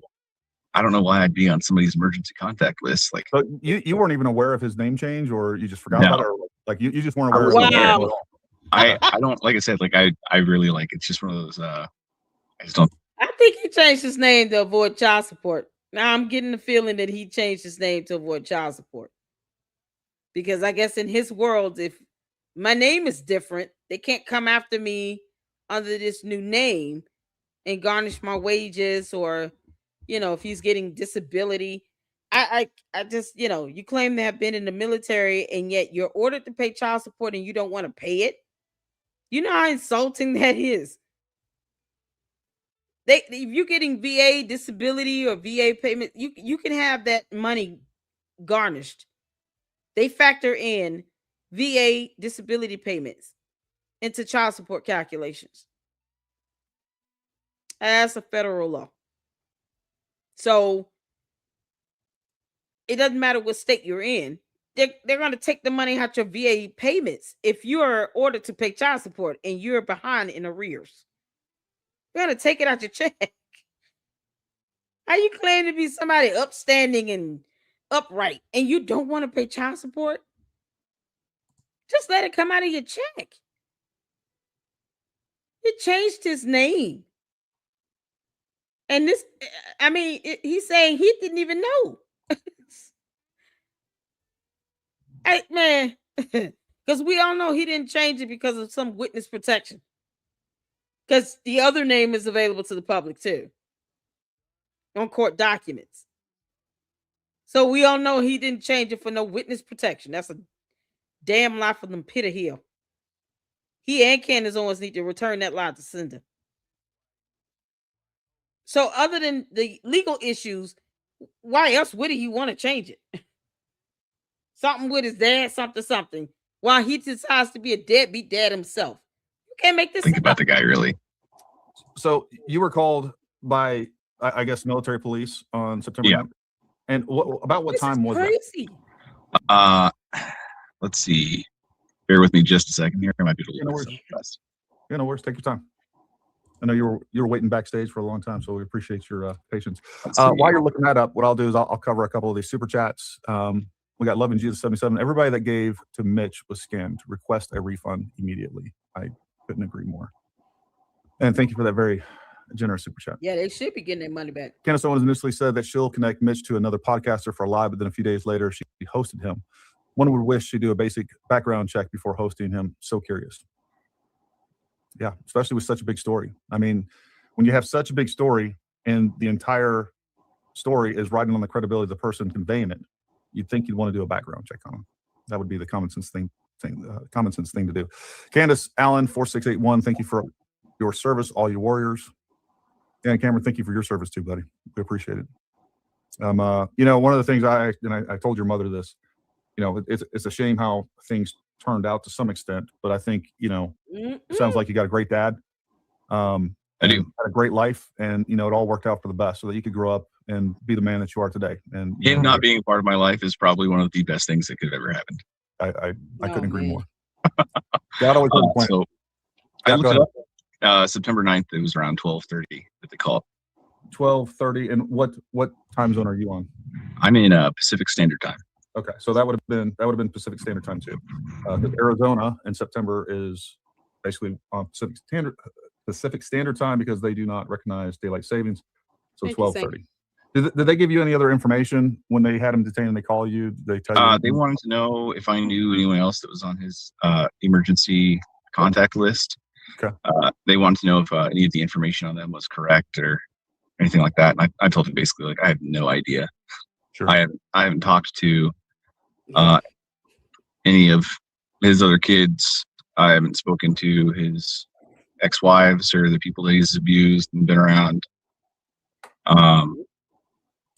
I've been blissfully not having to deal with his issues. I don't know. Is there anything else that you want people to know about him, or I don't know, to not trust him? Don't. It's all stories. His father had some sort of like degenerative mental disorder that was like, part of that was the pathological liar sort of thing. I don't know what he claims his reasons are for stopping talking to his dad. nobody else in my family or that's like connected to him through some sort of familial bond, whether active or not, estranged or not, wants any contact with him. They don't really want to be contacted about him. My grandmother, my uncle, they want absolutely nothing to do with him. They don't want to be poked about it, called, mentioned, brought up in conversation by him or other people. Like, well, I have talked to his 2 other adult children, and they said the exact same thing. They're younger than you, but they said the exact same thing. That's the exact same story that I heard from them. Like, we don't want anything to do with this guy. And, wow. He's a grifter. So you have maintained I a heard relationship that. with the Myers side of the family. Sounds. He's a grifter. You can't make this up. He is a grifter. You know, we can all see that, but it's crazy. And then he goes on another grifter's podcast. Candace, did you have something to do with Charlie Kirk's assassination? Like with your grandmother, with your uncle, but not your father. Correct. Your They don't biological want father. anything to do with him. And has your grandmother given any reason as to why, or your uncle? She says he always wants money. He's always being manipulative. He's always stories, taking advantage of people's sympathies. That he's violent. He's not trustworthy. She wants absolutely nothing to do with him. Every time he's brought up in conversation, she will very adamantly state that she does not want to talk about it. Wow. Does not want to ruin the conversation by talking about him. Wants nothing to do with him. I talked to my uncle very briefly after that phone call for the first time in years, or really ever as an adult. And it wasn't even really about Harry. I just wanted to make sure that my grandma was all right, and if anything happened to her, that we would still stay in contact. He comes up as an afterthought. Gotcha. And I mean, he lives in another world. He's got his little kooky drama that he lives in, and it's not mentally healthy.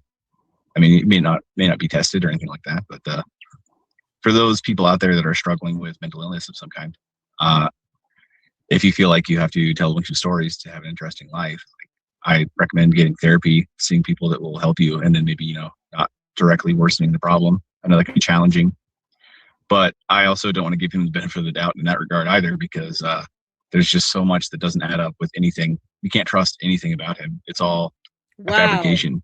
For what purpose? I don't know. Attention, but grifting. Listen, he's got a Go Save Me here.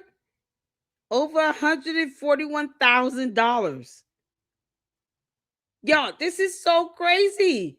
He's saying flat out 3 of the 4 children that he's reached out to, one of which is right here, do not want anything to do with the guy.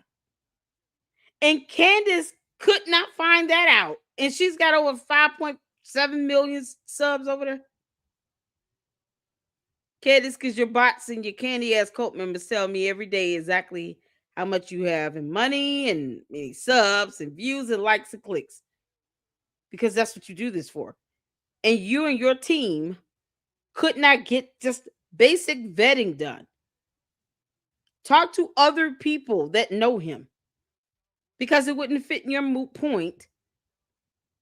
And look what happens when this dude is being debunked by his own kids. He said, don't trust anything about him. You can't make this up. This is priceless. I mean, you'll know someone by the fruits of their work, their labor, who they are, what they do, not by what they say. If we were going by what he says, then he would have a very large network of other veterans, friends, and family that would probably willingly be around him, because it takes a certain caliber of man and just person in general to be able to accomplish some of these claims that he says he's done, and there's none of it.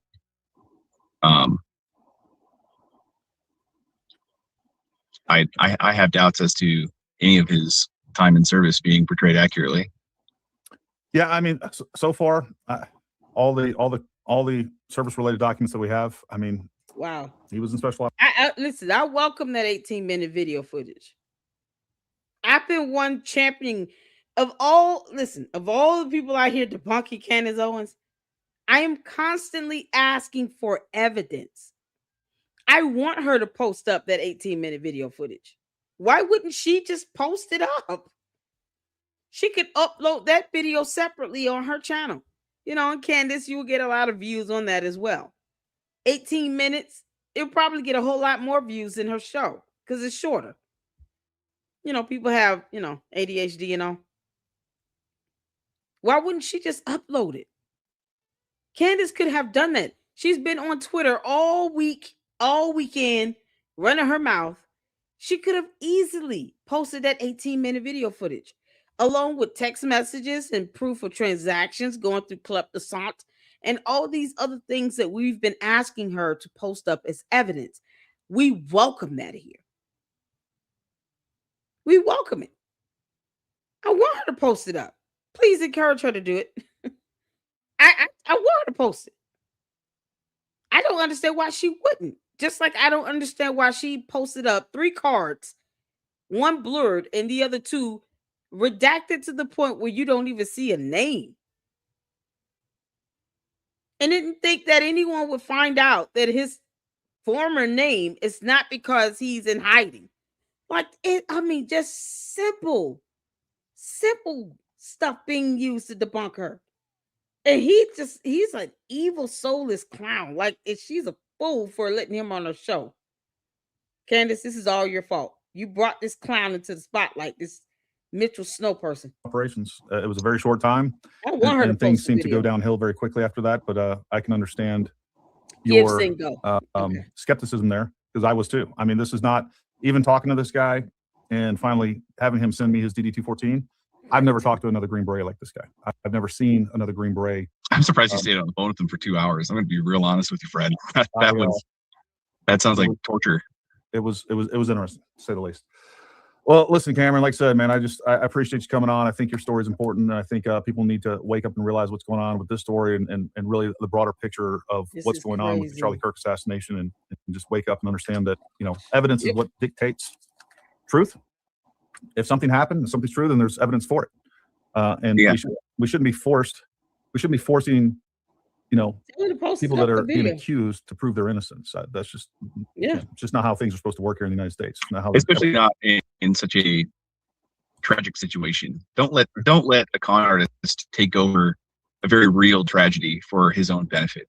Yeah, there are real victims out there. His own victims, as well as Charlie Kirk and his family. They don't need any of this. Not at all. Not from Candace. Not from him. Especially not from him. Don't let him take this as his own thing where he's victimized once more. He's not a victim. Exactly. He's just a con artist. Oh. Well, I couldn't sum it up any better than that. Is there anything else you want people to know? He's not a victim. He's just a con artist. Let me tell you something. I believe this kid all day over Mitchell Snow. It's the same guy that said he had a lawsuit going against the government. Mitchell Snow. He had a lawsuit going against the government. The only thing I could find with Mitchell Snow on it as a petitioner and against any government agency was the Department of the Interior. Where are the other court documents Candace Owens said she would post up on her website? See, here's the thing. When you post up evidence, it's because the evidence proves and supports your allegations to be true. That's how that works. Her saying there's an 18-minute video showing God knows what would be evidence to support what allegation. I welcome her to that. I challenged her to do it. I said, I dare you to post the court documents up. She said she would post up some court documents. Where are they? Because this is the court document here. This is a court document. Here you go, 2023-1196.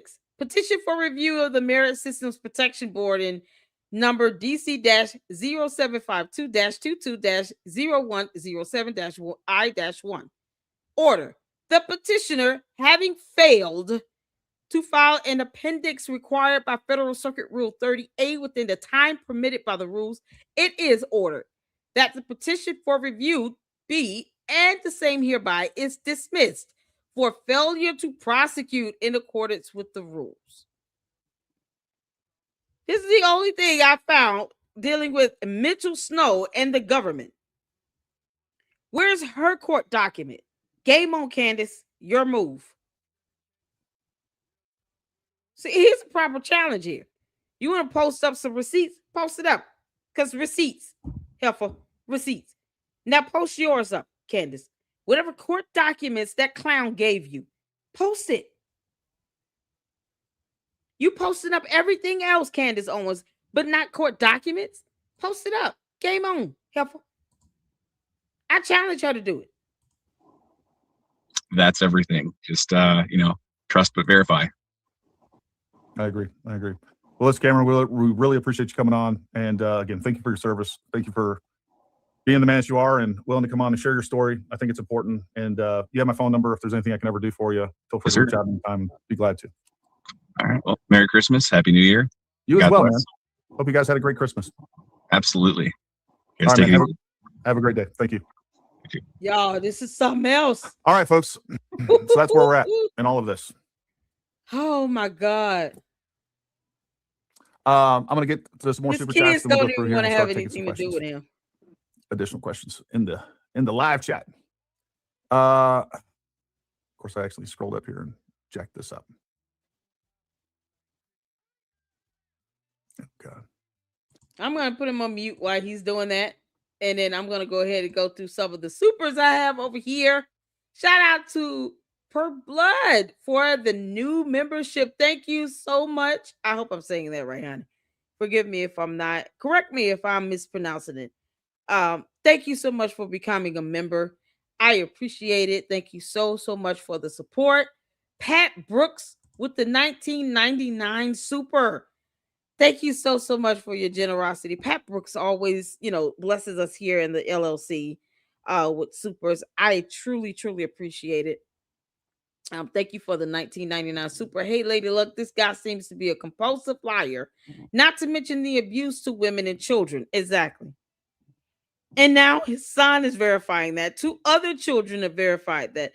To which it's nothing for them to just get in front of a camera and say, Mitchell Snow, Harry Myers, whatever he's calling himself week by week is a liar. He's a liar. Like, this is insane. Absolute liar. And court documents debunking him. What lawsuit does he have against the government again? Because the one we just saw, the only one that comes up, was dismissed due to failure to prosecute. And that's in the federal circuit. You can't make this up. Shout out to Scar for the $4.99 super. Thank you so much for your generosity. Stolen Valor agreed. Thank you, Miss Lady Luck. I'm glad I found your channel. Thank you for the support. And I'm glad you found us here in the LLC as well. Man, y'all. Oh, good Lord. He did a heck of a job. There's no denying this. He did a heck of a job. This is absolutely amazing. Absolutely amazing. So, it just sounds like his story is so broken up and he's not really producing a whole lot of evidence. I haven't seen the DD-214. Paramount Tactical does have his DD-214 for Mitchell Snow. Well, Harry Myers, I guess. Whatever his name was in the military. But see, here's the thing: when you change your names and all the identities, you got up these documents that are blurred and redacted that won't even show a name. It lacks consistency. All of his evidence, his documentation should be consistent and continuous, meaning why would you redact the names on your ID cards for the military? Why would you do that? But not post up a DD-214? And whether he was in the military or not, moot point. Because what the hell does he have to do with Charlie Kirk's assassination? Unless he was involved in it and he pulled the trigger. Because we have the right to make that assumption, given all the factors here. We can ask that question. Is Mitchell Snow involved in Charlie Kirk's assassination, along with Candace Owens? Of all people on earth, Why have this clown on your show?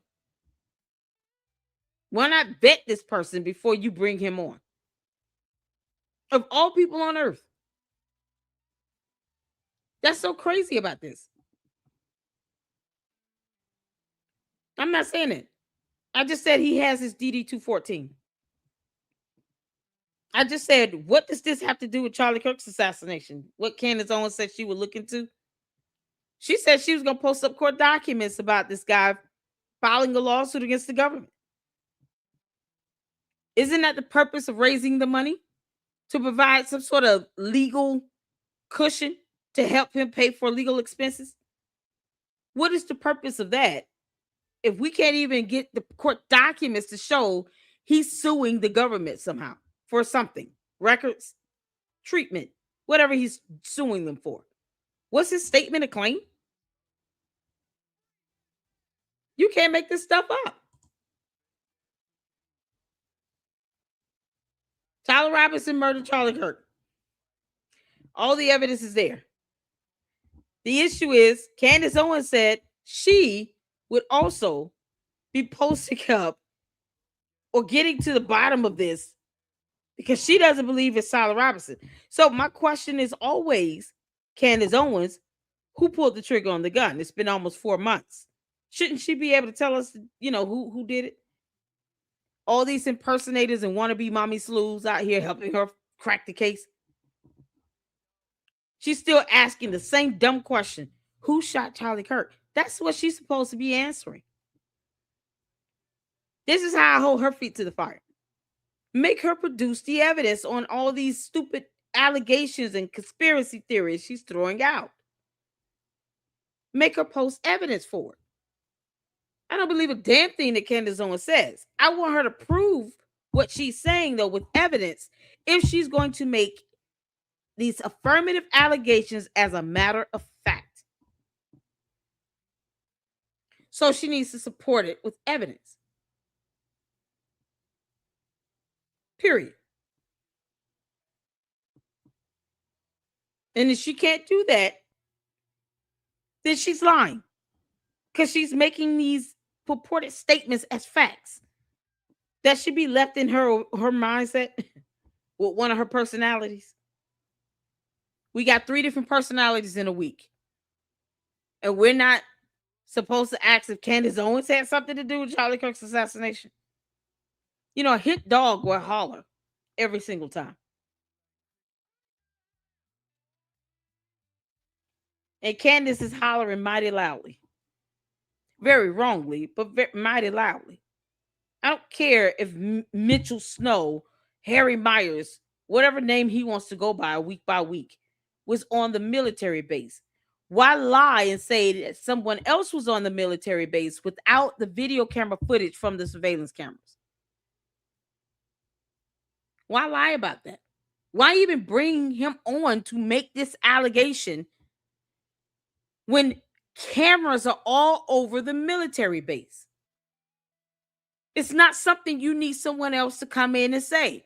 Just post up the actual military surveillance camera footage and be done with it. Get the body camera footage from the police and be done with it. He's coming on her show saying some nonsense about, why not just ask, did you pull out your phone and take a picture? Did you record this? Because, he got a selfie, right?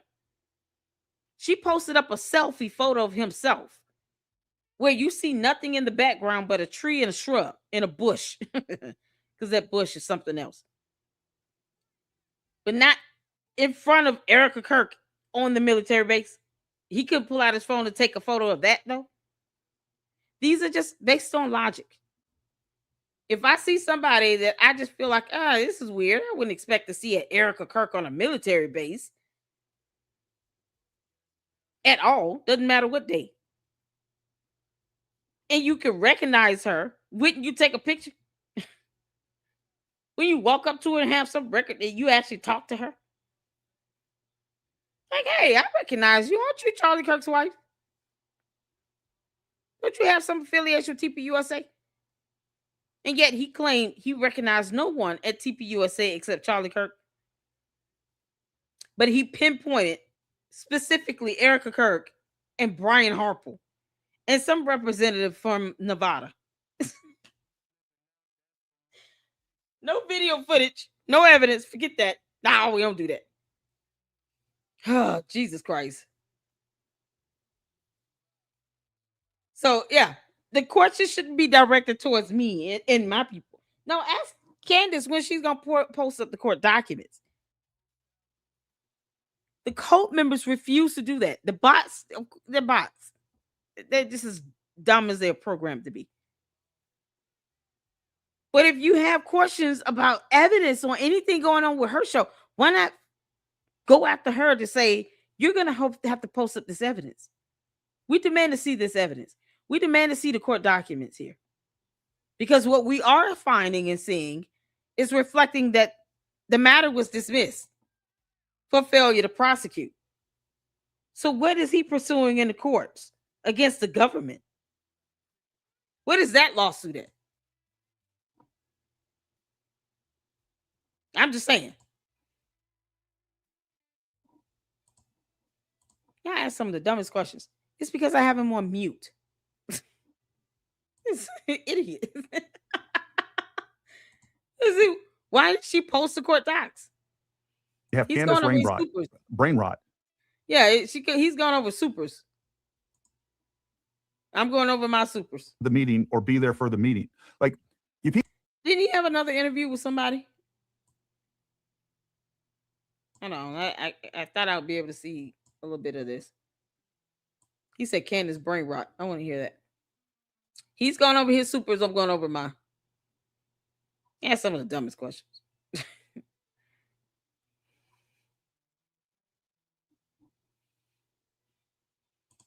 All right, you saying you have questions that aren't biased and unemotional. You saying what if she's proven right? What if she has evidence to prove her right? Your questions still lean towards her being right. Why don't you ask her? Here's the thing. Why don't you ask Candace Owens on Twitter X or on her YouTube videos to post up the court documents she said she will post up? Because that way you don't have to worry about either side saying anything. She can just post up documentation and then you can read it for yourself and then take from that what you want. Why not do that? That's easier to me.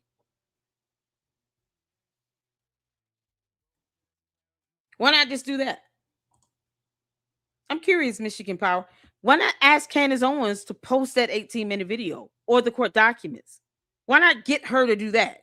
If you're gonna hound it in with her posting this stuff up. Get her to post up that FBI text message as well. She said she had.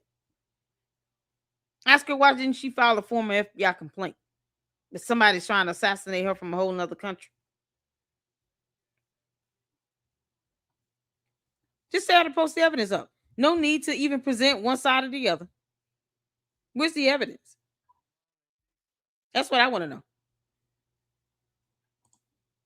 I didn't ask if she was. Tell her to do it because we don't see it. Tell her to do it. Y'all can demand more of her. If you're going to go over there and support her, you're a subscriber, you're going to be a member and all these things. Listen, this is what we demand here. At least give us evidence. If you say you're going to post up court documents, post it. She said she was going to do this last week, but she's been all over Twitter X. Why make excuses for her? You know, you're supposed to be unemotional and undetached and neutral. So why make excuses for her? Just tell her to do it. If she's got time to post up a response or post on Twitter X, why can't she get one of her so-called, team members, her staff, her team, to post up the court documents? It can just be a link to a PDF file. It's going on a website. Upload the 18-minute video. I don't care about what if. Just tell her to do it. Just tell her to do it. Period. Just say do it.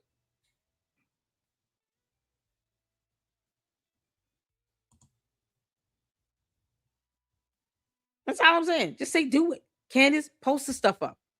That's all we want. Candace text the fans.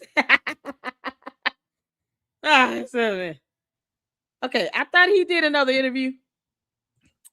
Insane. And that's the thing too. Let's Is pull like I something up. literally have Was that a it?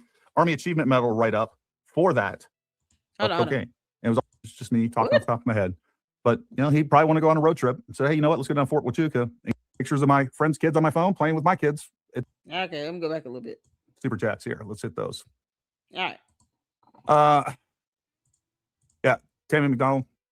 We love you, Chill. Tammy. I see you always here. I always see you on X.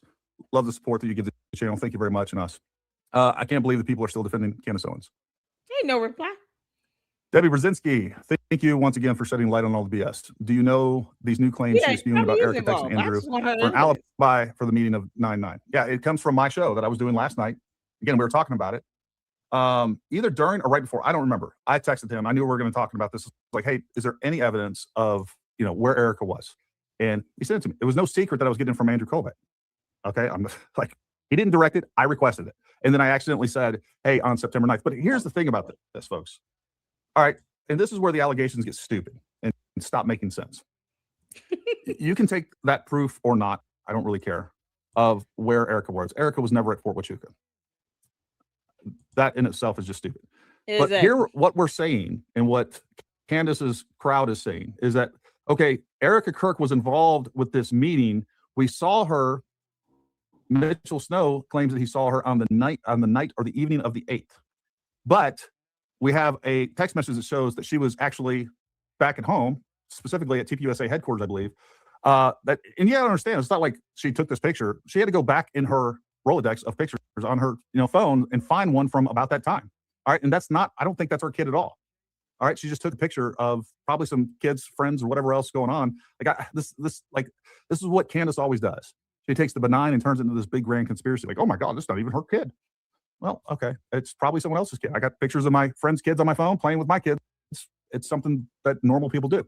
So again, I asked Andrew this.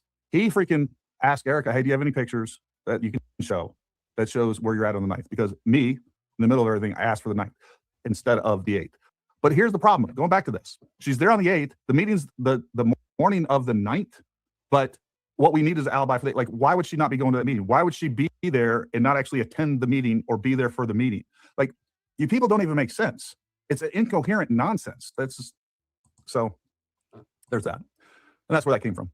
Candace O should ditch George and marry Mitch. It's a much better match. Oh, Lord. Yeah. She could be his sugar mama. Okay. He likes sugar mamas. That's very clear. Yep. It's bad when your mom wants nothing to do with you. I agree. Thanks, Cameron, for speaking out, and thank you for your service. It's brave of you. You're probably putting the target on your back with this stuff. All these people are, and you guys can already see it in the chat. And right now, I'm just on the super chats. But when you hear all these people that are Candace Owens sycophants, and they're part of a cult, that are victim blaming, that are calling these people out, like, oh, this has nothing to do with it. It has everything to do with it, except for when you don't have a brain. When you have Candace brain rot, and you can't think, and you don't understand that, hey, his testimony is based on his credibility. All right, we got no evidence. All we have is credibility. And this is like the least credible person on the face of the planet. Probably one of the least credible people ever. That's what we're dealing with. Yeah. That's a good question. No reply. Cameron oozes true patriot. As a veteran, it's disturbing to see Mitch, a vet, behave in this way. What a disgrace. Thank a veteran today and shake their hand if you can. Happy New Year. Scouts out. Happy New Year to you, buddy.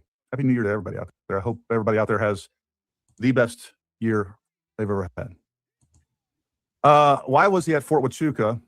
Doesn't he live in Washington? Long trip. I know I drive for a living, a little close to the border if the cartel is after you. We've never gotten that. He claims that he went down there to get military records.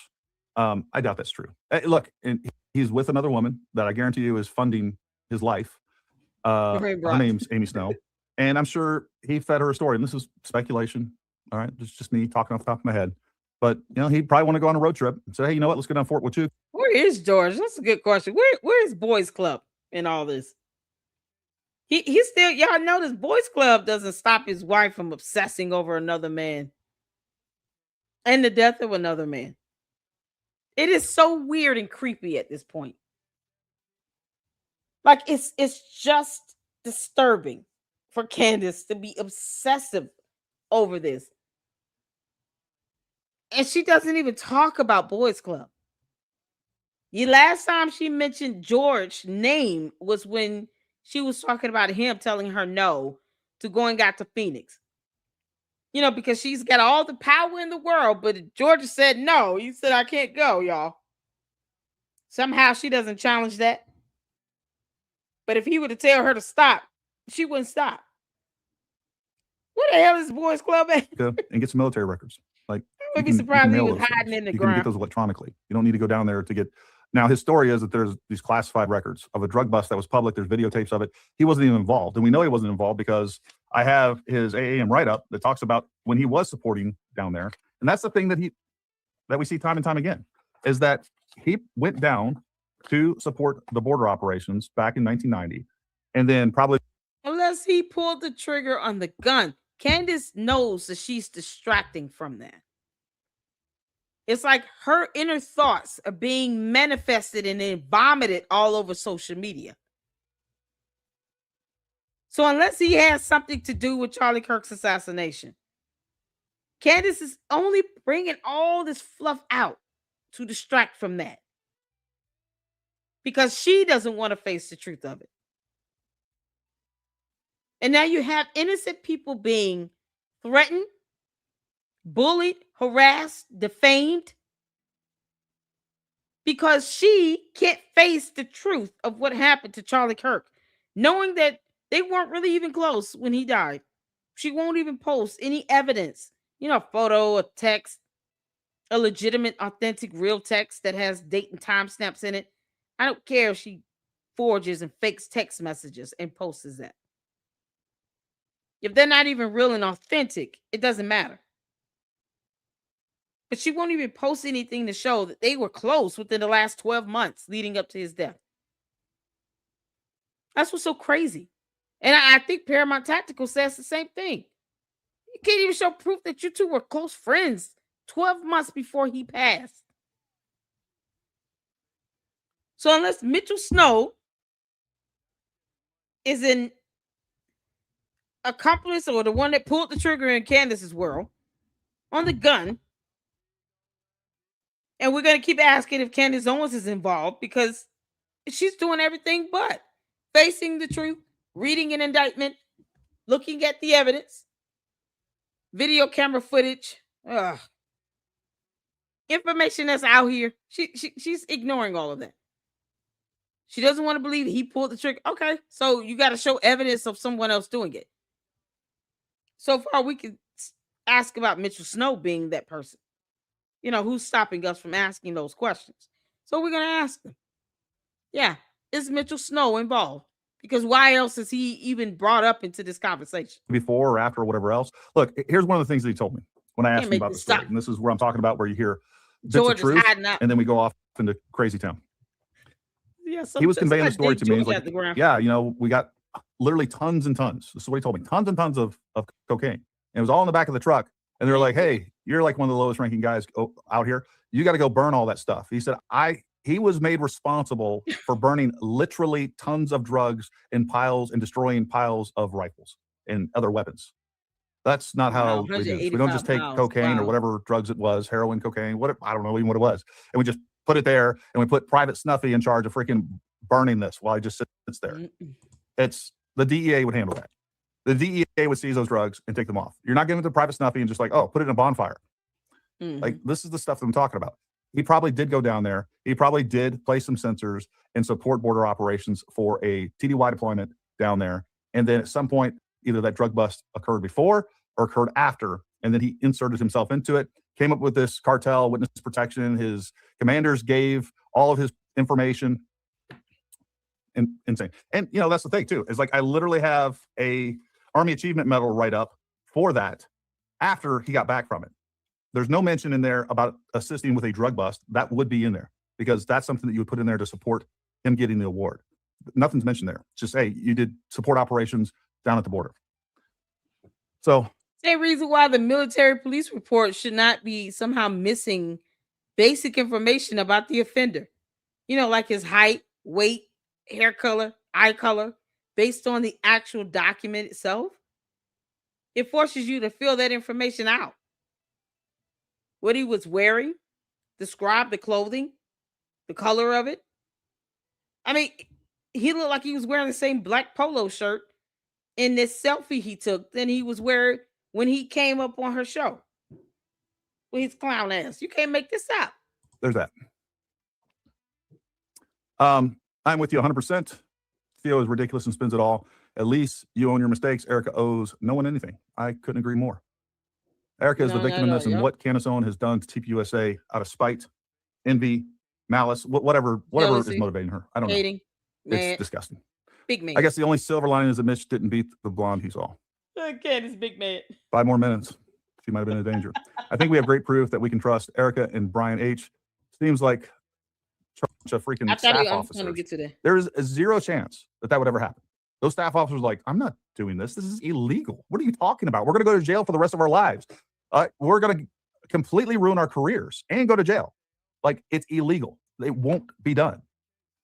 Especially at Joint Task Force Southern Border. It's retarded. Oh, man. How much money y'all willing to bet Candace Owens has never stepped foot on a military base? I'm just curious. How much money are you guys willing to bet that Candace Owens has never stepped foot on this military base? She will not go to this military base. She won't even go to UVU. Candace Owens has never stepped foot on Fort Huachuca. She's never been there. Me either. But I'm not the one that's, inviting this fort, this military base into my dumb conspiracy theories. Candace has never stepped foot on that base. But why won't she go to UVU campus again? Candace, why don't you just go to the campus so you can see what happened on the day Charlie Kirk was shot? Why is that so difficult? Paramount Tactical went to UVU, traced the footsteps of Tyler Robertson, the shooter. Why won't Candace just do that? Like, it's insane. Just go to UVU, girl. Yeah, this is something else. In just a world, the McCrone lawsuit would bankrupt her and her husband, Alex Jones level lawsuit. I agree. All right. Why are you friends with Andrew K? Obviously, you are for TP Israel. Not all are. Candace fans, many of us see through the lies of TP USA. First of all, I'm not friends with Andrew Colbett. He invited me on the show. I didn't talk to him for the first time other than like a week and a half ago. Whenever I was on the show, the first time I talked to him was 2 days before I went on the show. Never talked to the guy personally, ever. Never talked to anybody from TP USA. Yeah, because these people don't understand the definitions of the words friends, jealous, envy, hate, mad, angry. Truth, evidence, facts, feelings, brain, think. Like, basic terms they don't compute. Basic terms. They can't define and compute. They don't understand the concept of it. That's why I laugh when people say you're hating on her. Hate is a very strong word. I care less about what Candace thinks or actually feels. Facts don't care about her feelings either. Doesn't she say that too? I'm sorry. Maybe it has to come out of her mouth for people like this to sit here and, believe it. Because, if you're repeating her talking points, then how else are people to perceive you? Of course, people are going to perceive you to be a candy-ass cult member if all you're doing is just repeating her talking points. And every question you ask is more geared towards leaning towards her proving something to which she does not do, because she won't even post evidence to do that. And the candy-ass cult members don't demand that either.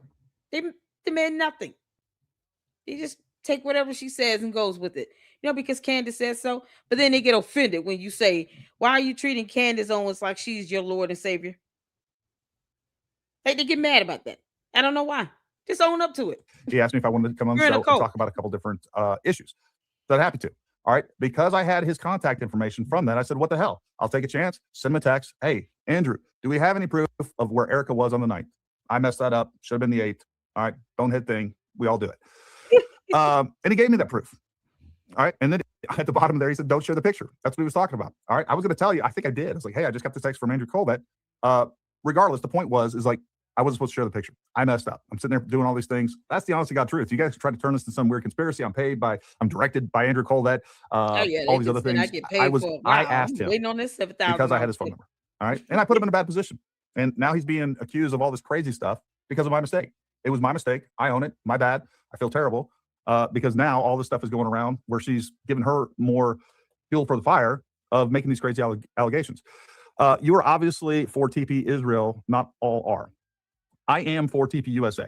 All right. I was absolutely, for the first 2 months or so, I'd say about a month, I was completely open to the idea that maybe TP USA or other people. So is her cult member confirming that TP USA was pro-Israel?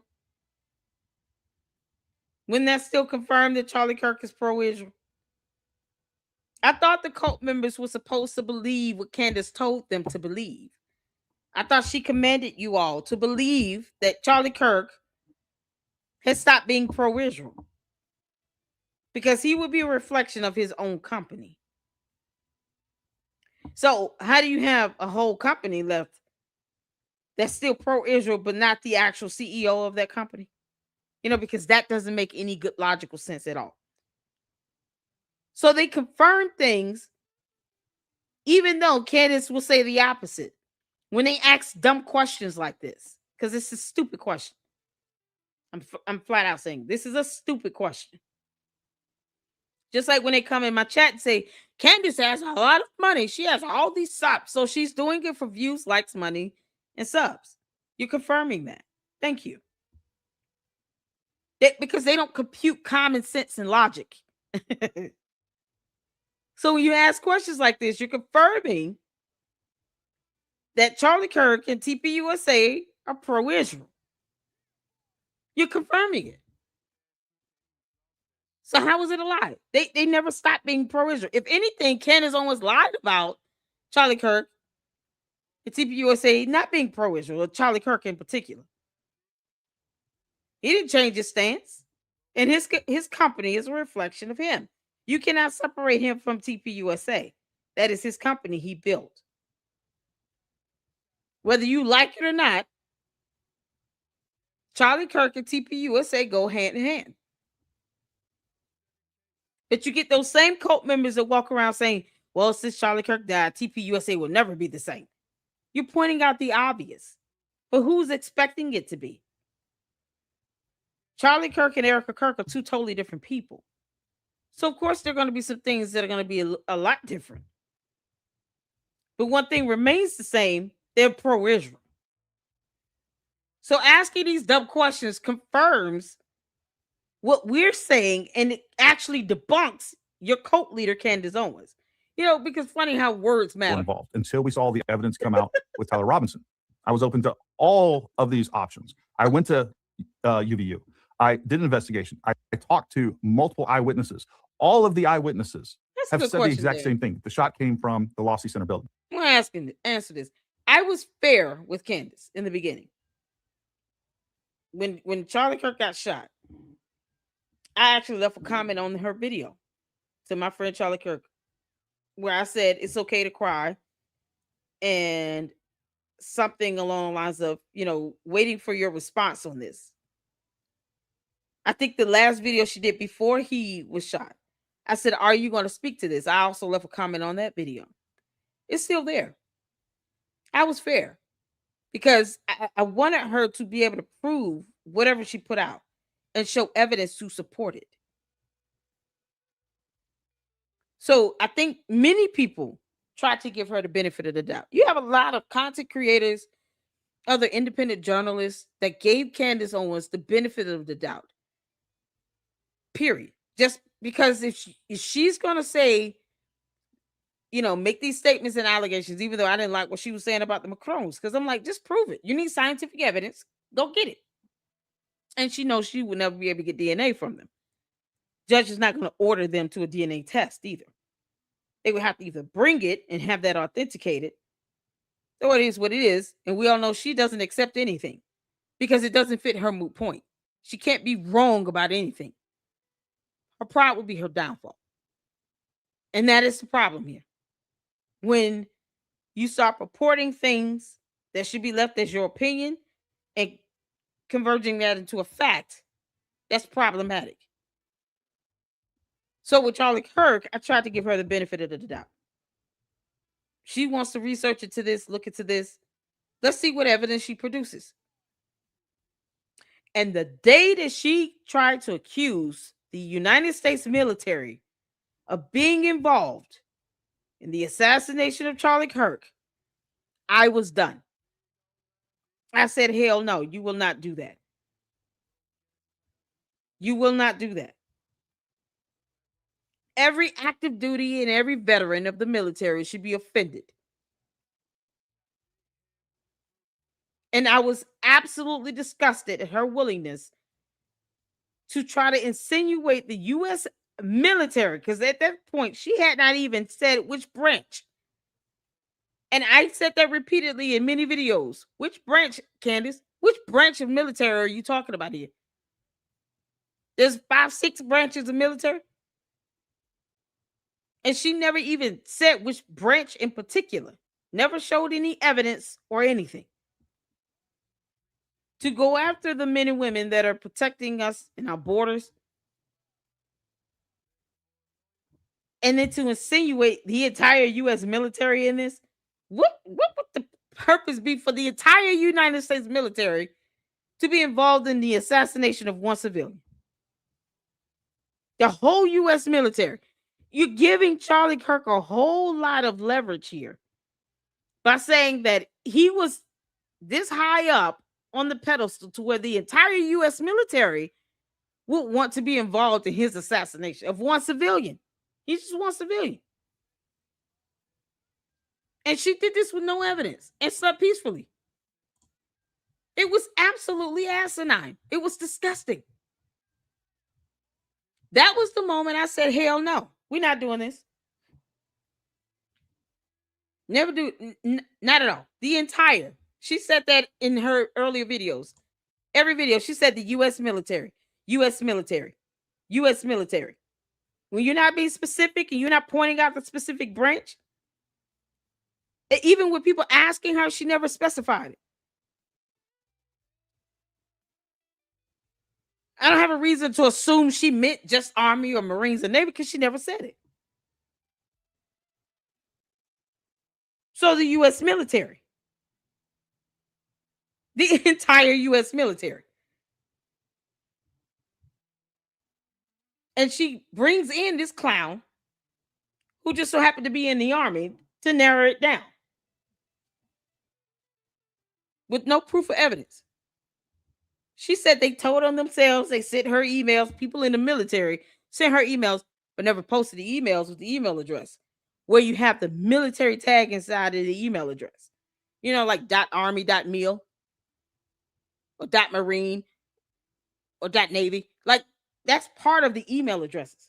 Never even showed any valid evidence. This guy claims to have seen someone on a military base. No video camera footage. He didn't take a photo. No evidence. No one else spotted her. Just him. Did she go invisible? How he spots her and no one else spots her is a wonder to me. No evidence at all. And then to continue to make these allegations. No, you can't keep giving someone like that the benefit of the doubt that's willing to just flat out lie and purport things to be a fact with no evidence at all. It's no longer her opinion. She's purporting it to be a fact. And when you have a fact based on the definition of the term, you have documentation. You have evidence to support it. These are terms that even the bots should be scanning in dictionary.com. Who programmed these dumb bots? These bots are as dumb as it gets. It's ridiculous. She said that. Candace Owens said it. She said the U.S. military is involved. She said that. And every time she said it, I asked which branch of military. And she never specified it. It's like she just kind of wiggled her way down to this. Candace said it.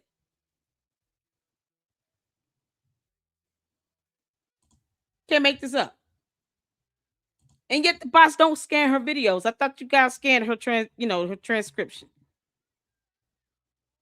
Put on the closed caption and watch her videos. Yeah, I thought they obsessed over her stuff. Aren't they supposed to be watching all her stuff?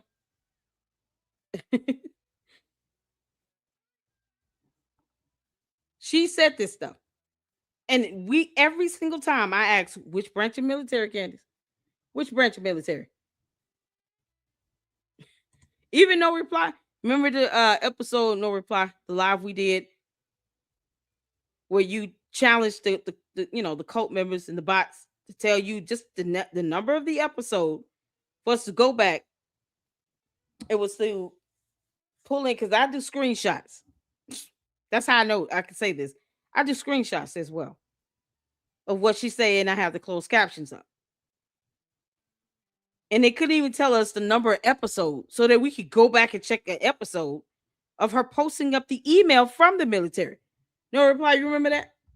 We waited for them to confirm to us the actual episode where she posted up an email from a military personnel. And no reply said, tell us the number of the episode where she posted up the evidence, the actual email, and I will go back and check it out. No reply was waiting. We waited for like 45 minutes for them, and it's like all the bots went away. All the bots, all the cult members, they left the chat. Ironically, at once. They couldn't even tell us. Asking questions that lead to an answer is perfectly fine, but continuously asking questions with no intention to achieve an answer is not okay. That's called edging. Exactly. Asking questions that you've been asking since September 10th, where your cult leader, Candace Owens, is supposed to be answering that, to me, is futile. It's moot. It's irrelevant. Candace is supposed to be telling us who the shooter is. She's not getting anywhere near that. And she blamed the entire military. And we asked for the email to prove it when she said it in one of her episodes. No reply, and I waited for them to tell us the episode number where she posted an email. One of her candy-ass cult member bots who came up in here and said, oh, she posted the email on it. We said, okay, which episode? Y'all remember that? We said, which episode? And they couldn't tell us. They couldn't even tell us. So once again, they claimed that she posted up an email because we never saw it. There was no email evidence from a military personnel confirming anything about the military being involved in Charlie Kirk's assassination or a specific branch of the military. We're still waiting on that episode number. Give us the episode number. I'll go back and look at it right now. We were waiting for that. When she did that, I was done. I said, no, you're not going to blame the military on this.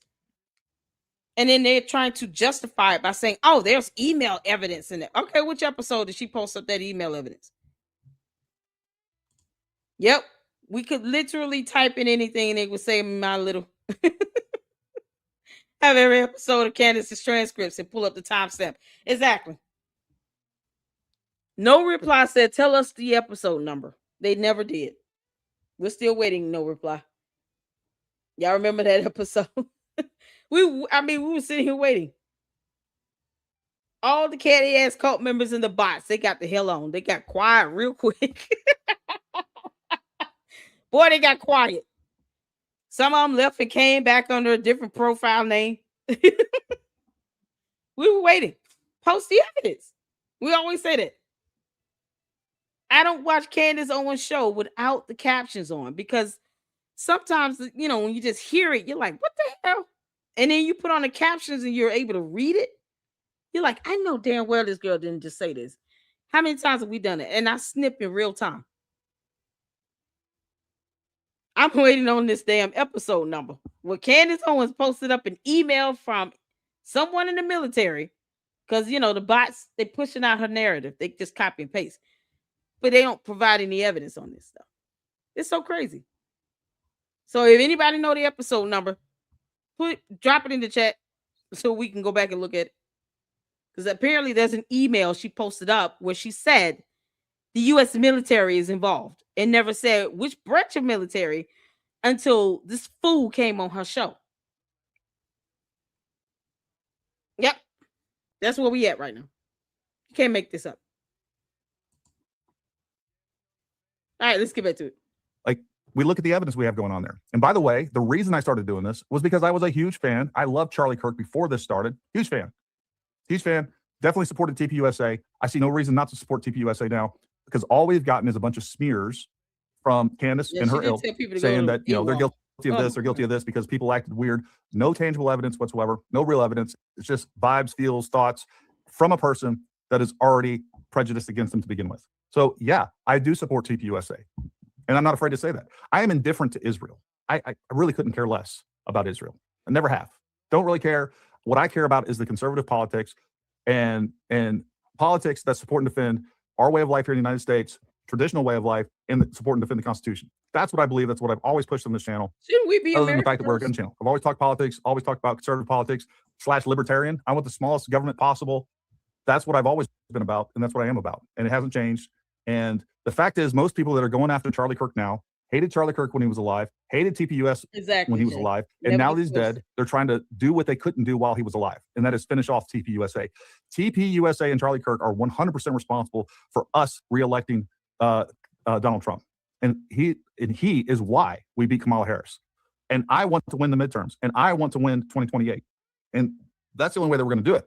There are people that are politically opposed. We also have foreign adversaries that are taking advantage of this and are definitely exploiting Candace Owens herself, pushing all this stuff because it's damaging to our country, it's damaging to the conservative movement, and we are going to lose the midterms if we're on this trajectory. And because of this, we're also going to lose 2028 if we stay on this trajectory. Those are all facts. So you can sit there and say, oh, you like TPUSA. Yeah, I do. They're one of the most positive and powerful political forces on my side of the aisle that we've ever seen. And I want them to continue doing the great work that they do. I don't care if you don't like them or not. In a world, we covered that one. To the candies, what happened to Delaware and the Red Crane that all led to. Hey, we don't care if anybody likes TPUSA or Israel. Like, you don't have to like. Nobody's mandating that you like them.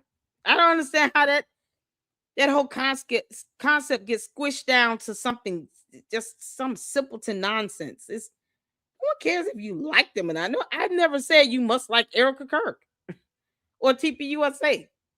Never said that once here. And yet somehow that becomes a point. That's a moot point. I don't care if you like them or not. I care less. Just like I don't give a crap what a bot thinks. Her attorney's office. What happened to the assassination plot of Candace? Is that over with? Is that gone? Did we nip that in the bud? Did Cash Patel take care of that? What happened to that?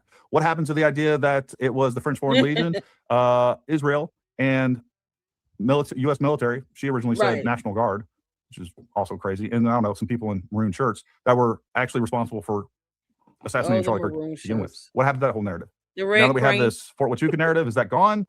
Like, I don't even know what's going on here. None of it's coherent. Prime in the Red It's just all over the place. It's fun, you know, but it's actually serious stuff, and people should take it seriously. Ugh. It's pretty weird that Candace Owens had a live stream on September 9th and September 11th, but not on September 10th. Where the F was Candace when Charlie was killed? I mean, it's a great question. It's a great question. She should come on my podcast. She wants to prove her innocence. She should come on my podcast and answer some hard questions. Child, no. We got some more super chats. Hey, Gary, you would be probably one of few that would be able to tolerate her. Because Candace, you can't come over here, heifer. No, ma'am. I would never ever be disingenuous to my platform and my supporters. No. You lie too bad, girl. You lie like hell. It's hot. You can't come over here. All that lying. Child, please. It's enough to deal with your cult members and your bots. Hell no. Not Candace herself lying on my platform. Nope. No thanks. Go to Gary. Let's address those.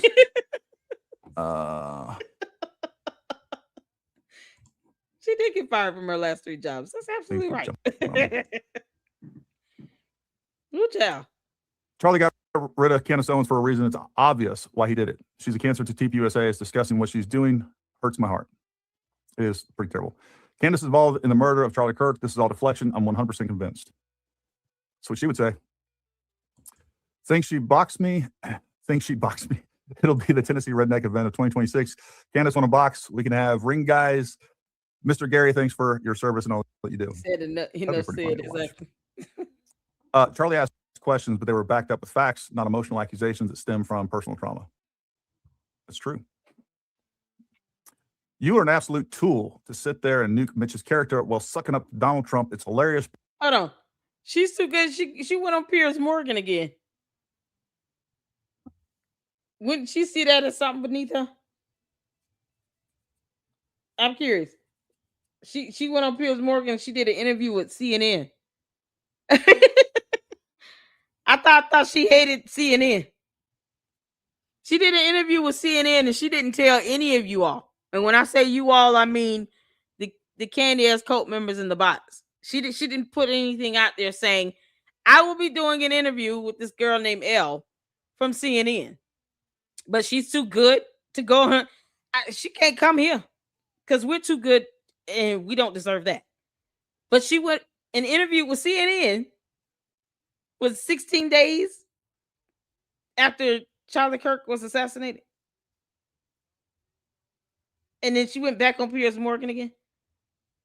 And all she does is yell and scream at Piers Morgan and overtalks him because she doesn't understand the art of debate.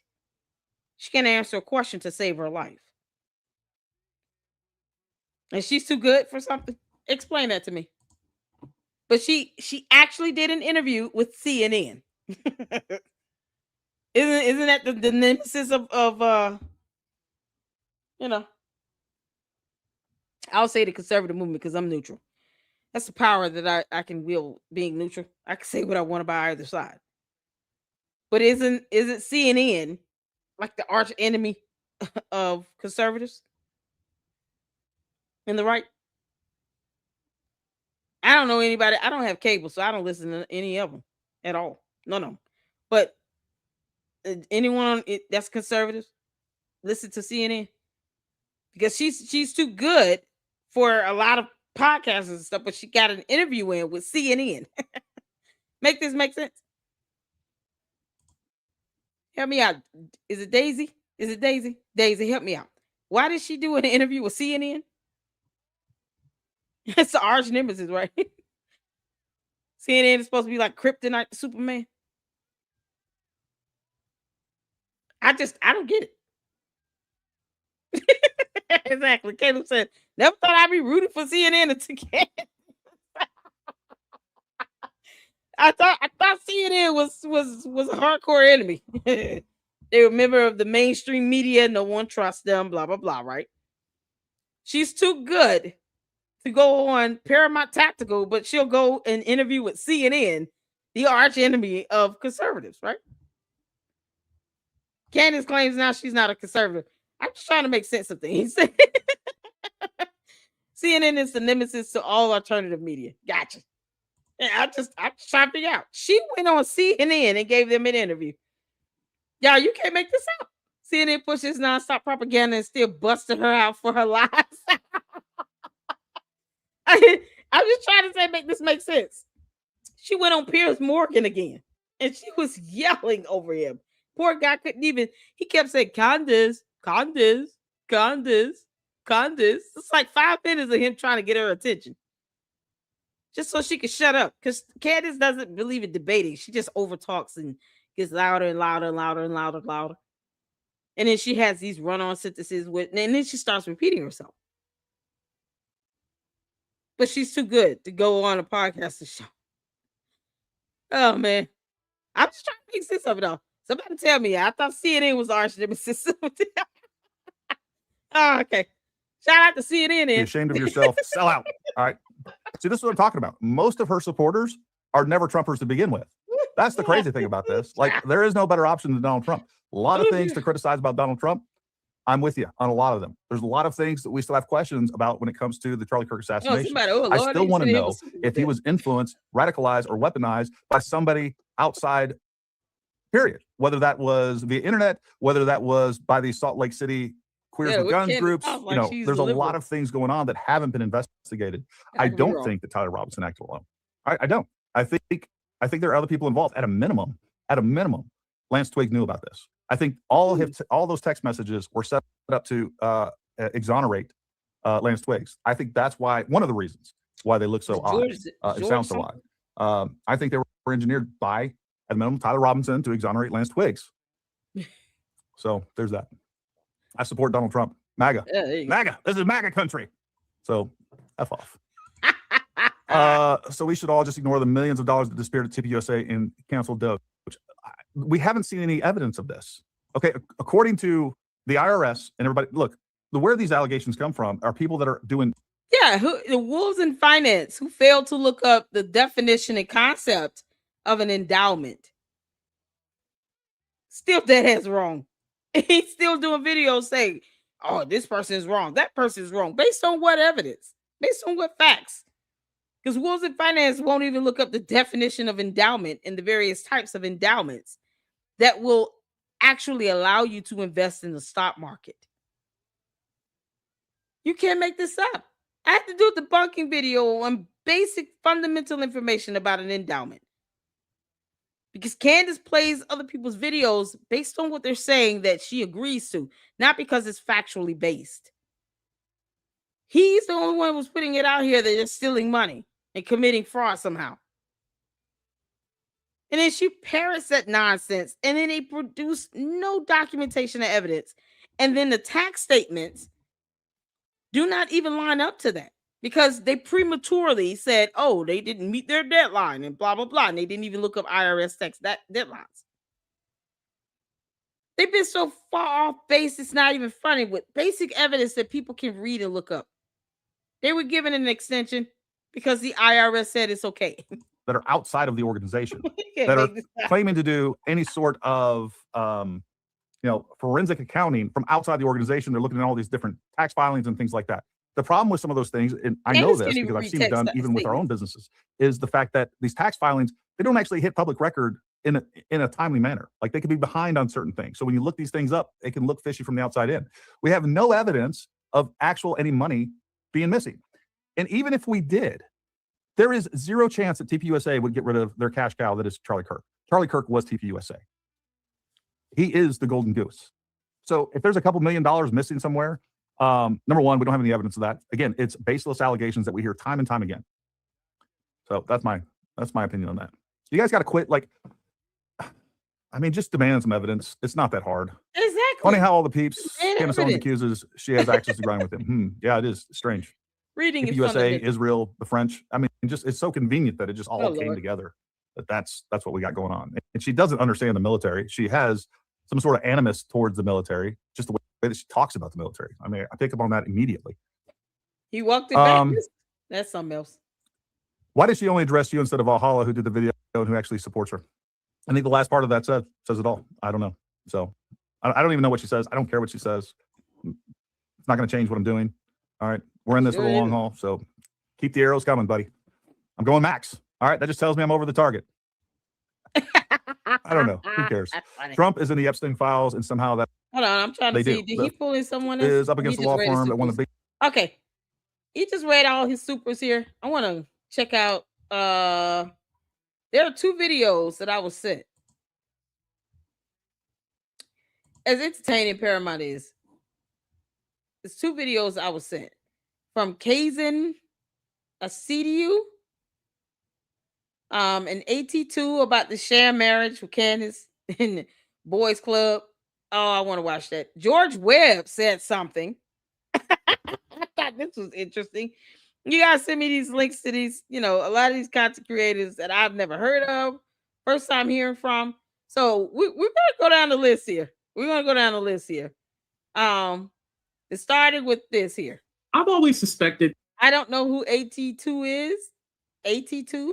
He's got a decent support base. He's got 91,000 subscribers. This video got 40,000 views a month ago. And y'all know we went over that dry ass, boring ass interview between Candace and Boys Club. because half the time he probably was thinking about Boys Club. So we get this interesting take on Candace and George. You know, the man that refuses to tell Candace to stop while he stands behind the camera and just let her keep going. You can't make this up. So we gotta check these videos out, y'all. It's a watch party. And of course, I'm gonna play the people that I put in the header. So y'all let me know when you're ready to check this out. Put a one in the chat where you can see it here. Let's talk about Candace and George. Let's get to it. Well, let me just put it out there. I think Candace Owens is married to a gay man. It's just something about their whole marriage, how they got together within 2 weeks, and all of a sudden they were madly in love, got married, had kids. This seemed like some kind of arranged marriage, or as they call it, a lavender marriage, when someone in the relationship is homosexual and then, you know, it's basically like a cover-up relationship. Let's go ahead and get into this tweet right here. But first, hit that like button, subscribe to the channel, and let's dive into this, you guys. Y'all, get this popcorn and Kool-Aid ready, because this is about to get real. If you don't like it, if you know you love Candace, you might want to go on. Oh.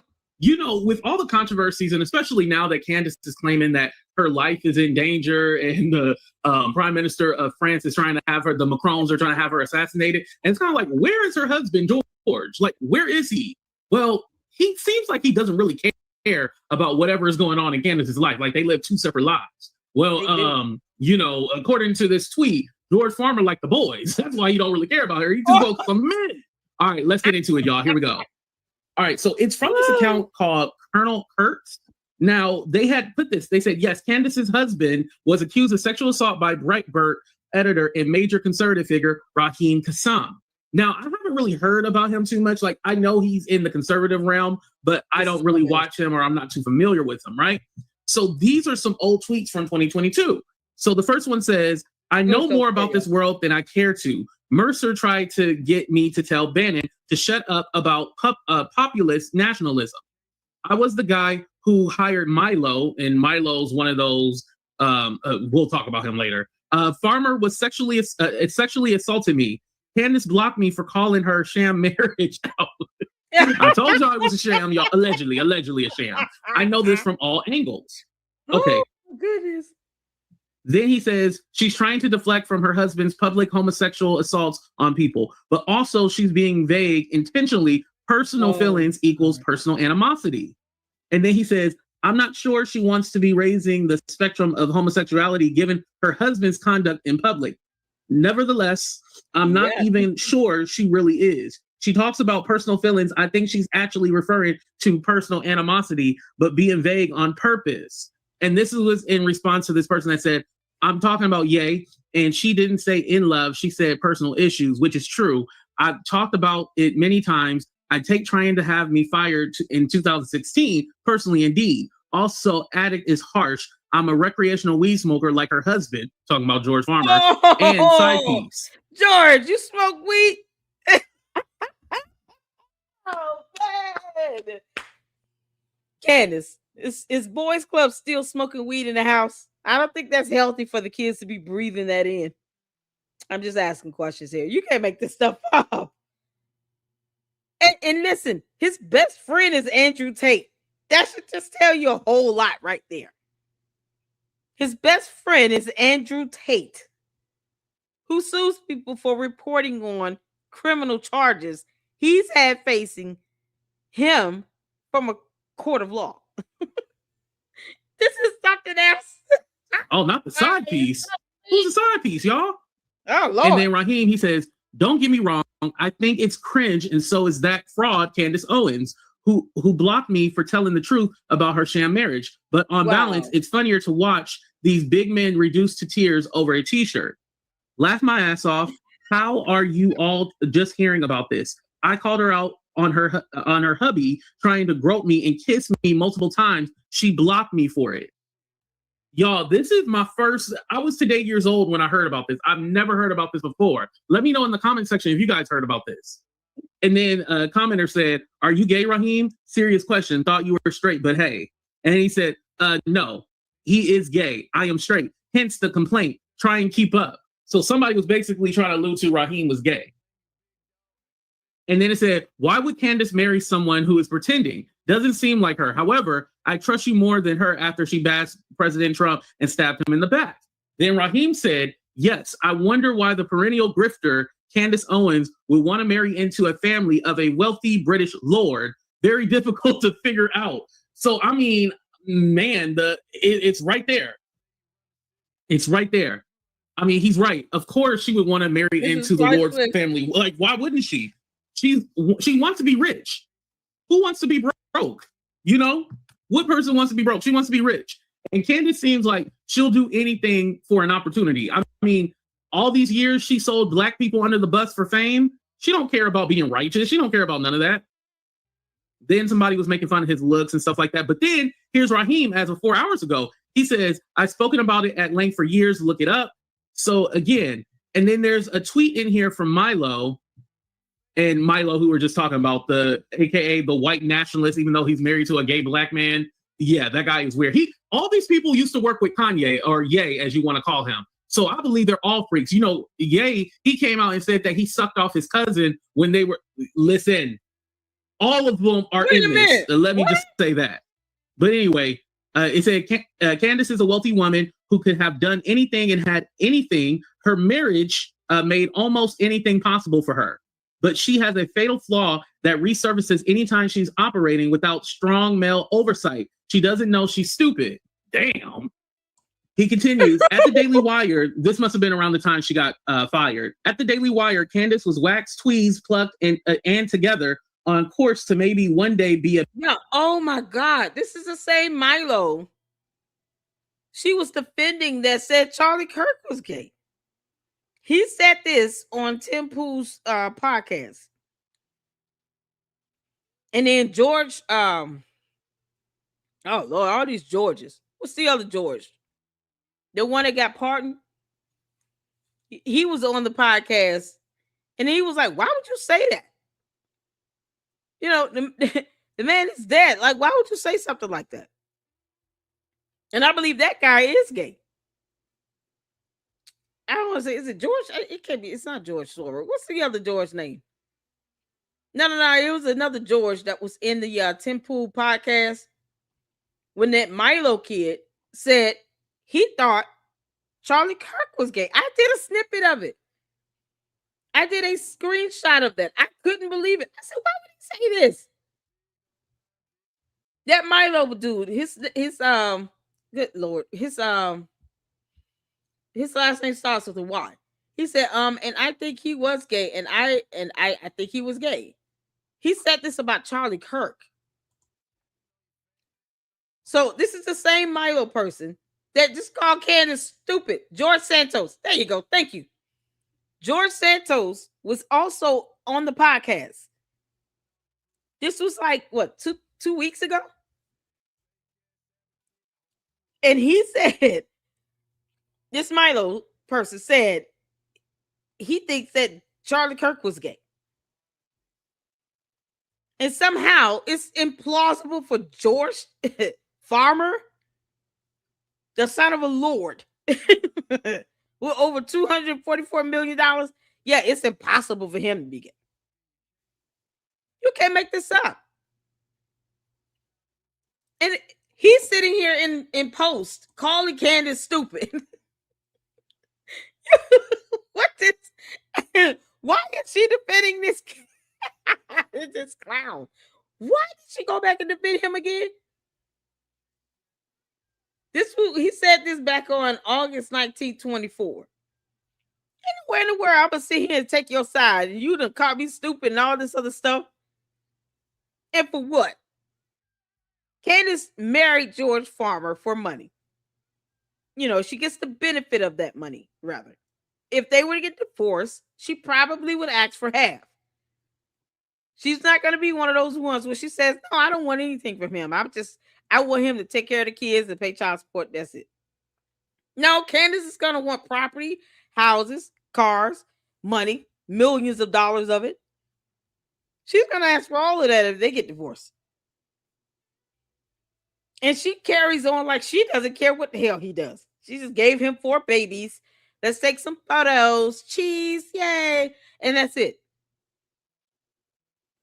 You know, not studying anything else. he may love his kids, but Boys Club could care less about what Candace does.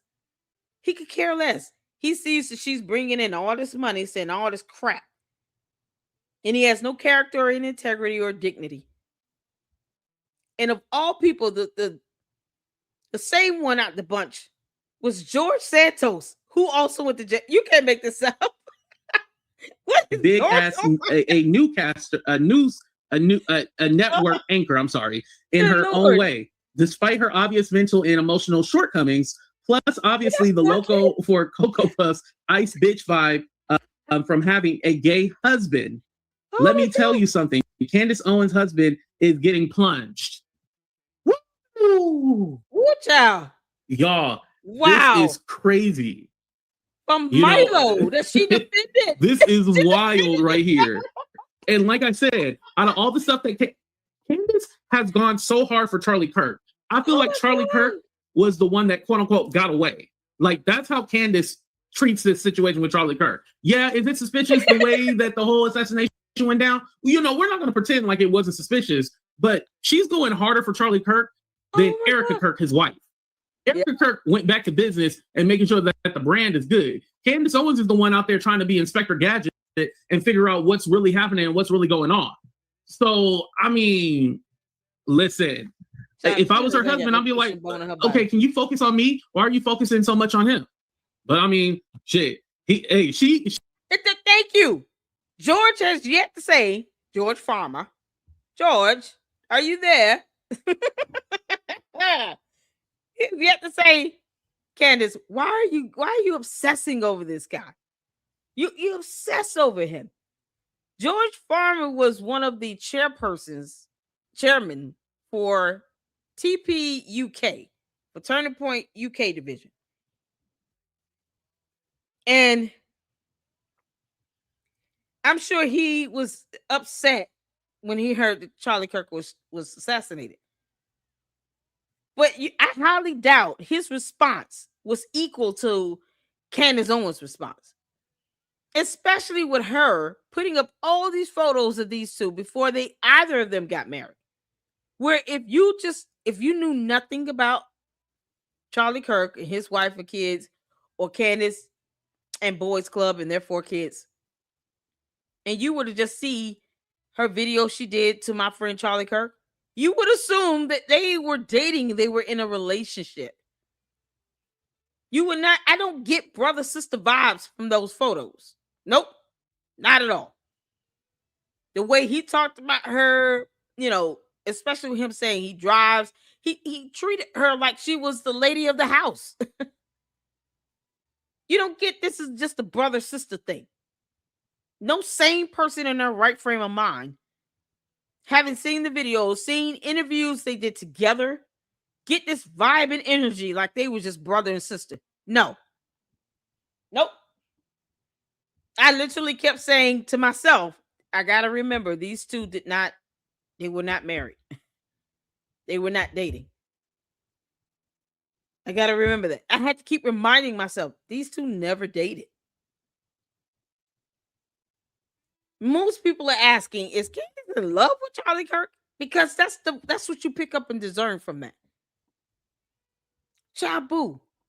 And George has said nothing. Once again, he said nothing about all of this unnatural obsession. It's not healthy.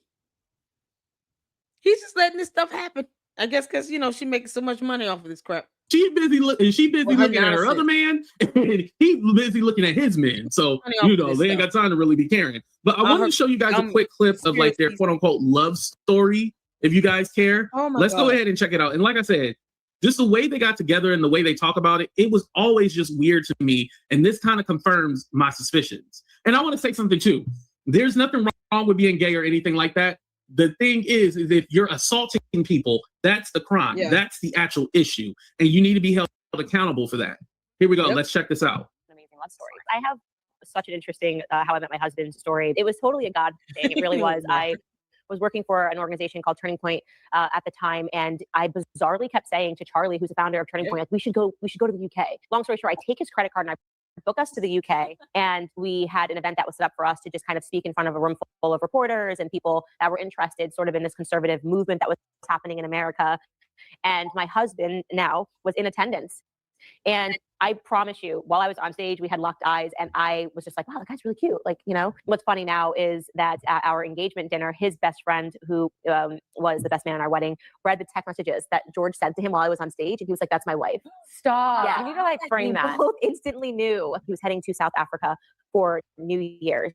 And it was just literally 18 days after we met. And he's like, do you have a moment? Yeah, if it's arranged, then you'll know who your wife and your husband is if it's already prior arranged. Candace, you and Boys Club are giving arranged marriage. I just don't understand why of all women he could have picked, why he picked you. What did Candace have to do to get the son of a lord in the UK attention? Because he had to know, well, she's got a mouth on her. He had to know this. This is crazy. It's the irony of it all. Of all women on earth, even if, you know, George Farmer likes black women. Of all black women on earth, he got Candace Owens. After 18 days, with no romance, no date, no nothing. Yeah, okay. Went to FaceTime. I said, yep. He was getting onto the plane. Then And he said, I have natural something to ask content. you. I love you. Do you want to spend the rest of Yes. And we I have never said Chill. anything. Like nothing. So he proposed to you over FaceTime. Over FaceTime. And I said yes. This is friend crazy. she Oh did this my we did this God. event they did an event at the Royal Automobile Club in London in 2018. So how you just don't, y'all No ain't really even romance, had a nothing. conversation. It was just all like, you were just infatuated with this man. It was all like, yes, I'll marry you. He's balling. But again, I get why Candace would be down for it. You're married into the Lord family. You know, and listen, I'm American, so I don't really understand the whole Lord and everything like that. But it's high stature. It's like marrying like a Hilton or something like that. That's how they perceive like the lords and stuff like that. And it's even more like, you know, up there with the upper Old money. echelon. So yeah. Mhm. They got old money. Which was for about 300, I would say 300 to 400 people, and I was in the audience, and I just, something about her demeanor just kind of instantly struck me. I mean, it was very unusual. I remember So messaging weird. a friend of mine, you know, a couple of days afterwards, just being like, there's something different about Legs crossing. this girl. There's something different about. Had you met her yet, or just seen her from stage? We'd shaken hands, and that was it. And then the next night, I organized this dinner for a whole group of people. So it was her and Charlie as well, and they actually turned up 3 hours late because they were doing a podcast in the countryside. And so when they came back into town, it was kind of like 3 hour late, but we sort of got to know each other a little bit better. And then the next week, I flew over to the States to see her speaking at a conference in Florida, and nothing had been said. Like there'd be no romantic overture at all at any of these. Yeah, because how boring of these two, you know, to have any romance. Any of this point, it had all Can't just make been this very up. kind of above board and talking about politics and engaging in kind of philosophical conversations. And then at the end of December, we started. Oh, so boring. I called her a couple of times just to kind of chat, and again, you know, just had these long, like prolonged conversations, which were mainly about politics and trying to understand what she wanted to do in life. And at the end of December, Which is nothing. I was actually flying to South Africa. George, what does she want to do in life? We're all curious trying to find that out. I have a feeling that Boys Club has no idea what his wife wants to do in life because he's still trying to figure that out. Trying to figure that out. At the time for New Year's, and I called her and I just said, listen, I know this is completely crazy and we've just met, but Yeah. how do you feel about getting married to me? Just real quick. I missed the bit where there was any sort of. There was literally nothing romantic had been said up to this point. Okay. I mean, literally So I nothing. guess I missed nothing. We hadn't gone on a date. We had not talked about marriage or the future or anything like that. All right. And and she said yes. No. Yeah, Come on. she did. That didn't happen. Yeah, she. You're making it up. It's all fiction. Fake news. No, it was. This guy's not even Candace Owens' husband. I thought it was weird that he would refuse to go to Paris.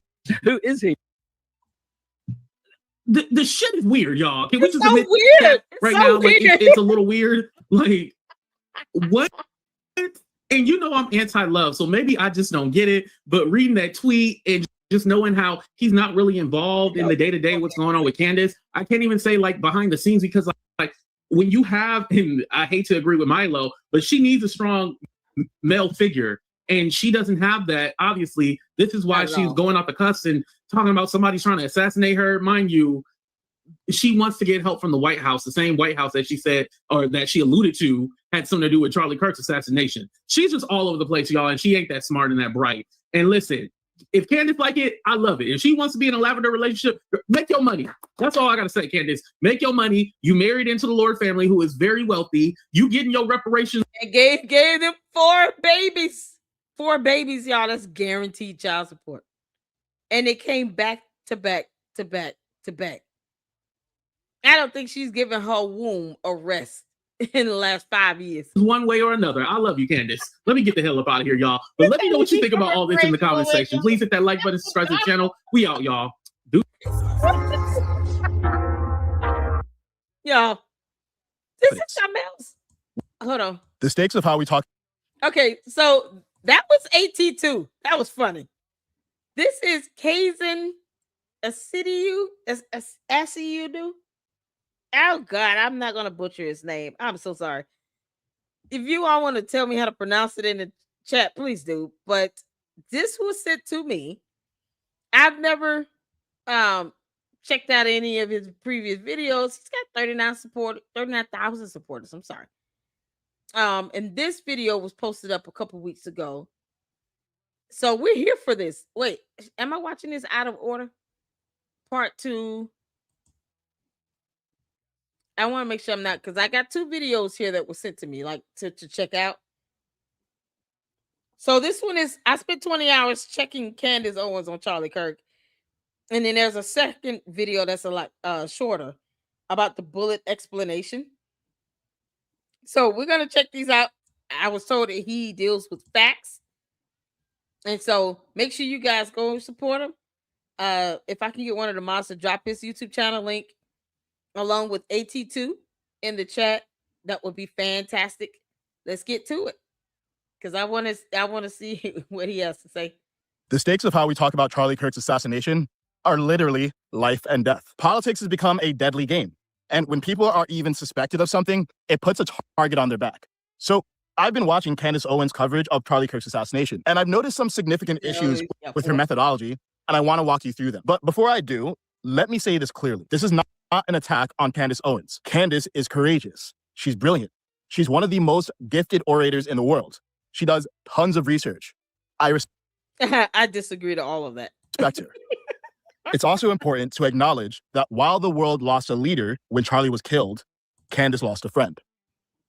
I can't imagine the grief and anger that she's feeling right now. The same grief and anger that so many of you who love Charlie are feeling. And here's something important to understand. There's a reason the FBI doesn't live stream investigations. And there's a reason they don't have someone who's personally grieving lead those investigations. Grief and investigation interfere with one another. The desire for justice gets tangled up with the desire for vengeance. And live streaming investigations mixes information with entertainment. So before I go further, let me be transparent about something. Candace has put... Yes, we have laws, federal laws regarding the release of evidence for an open investigation.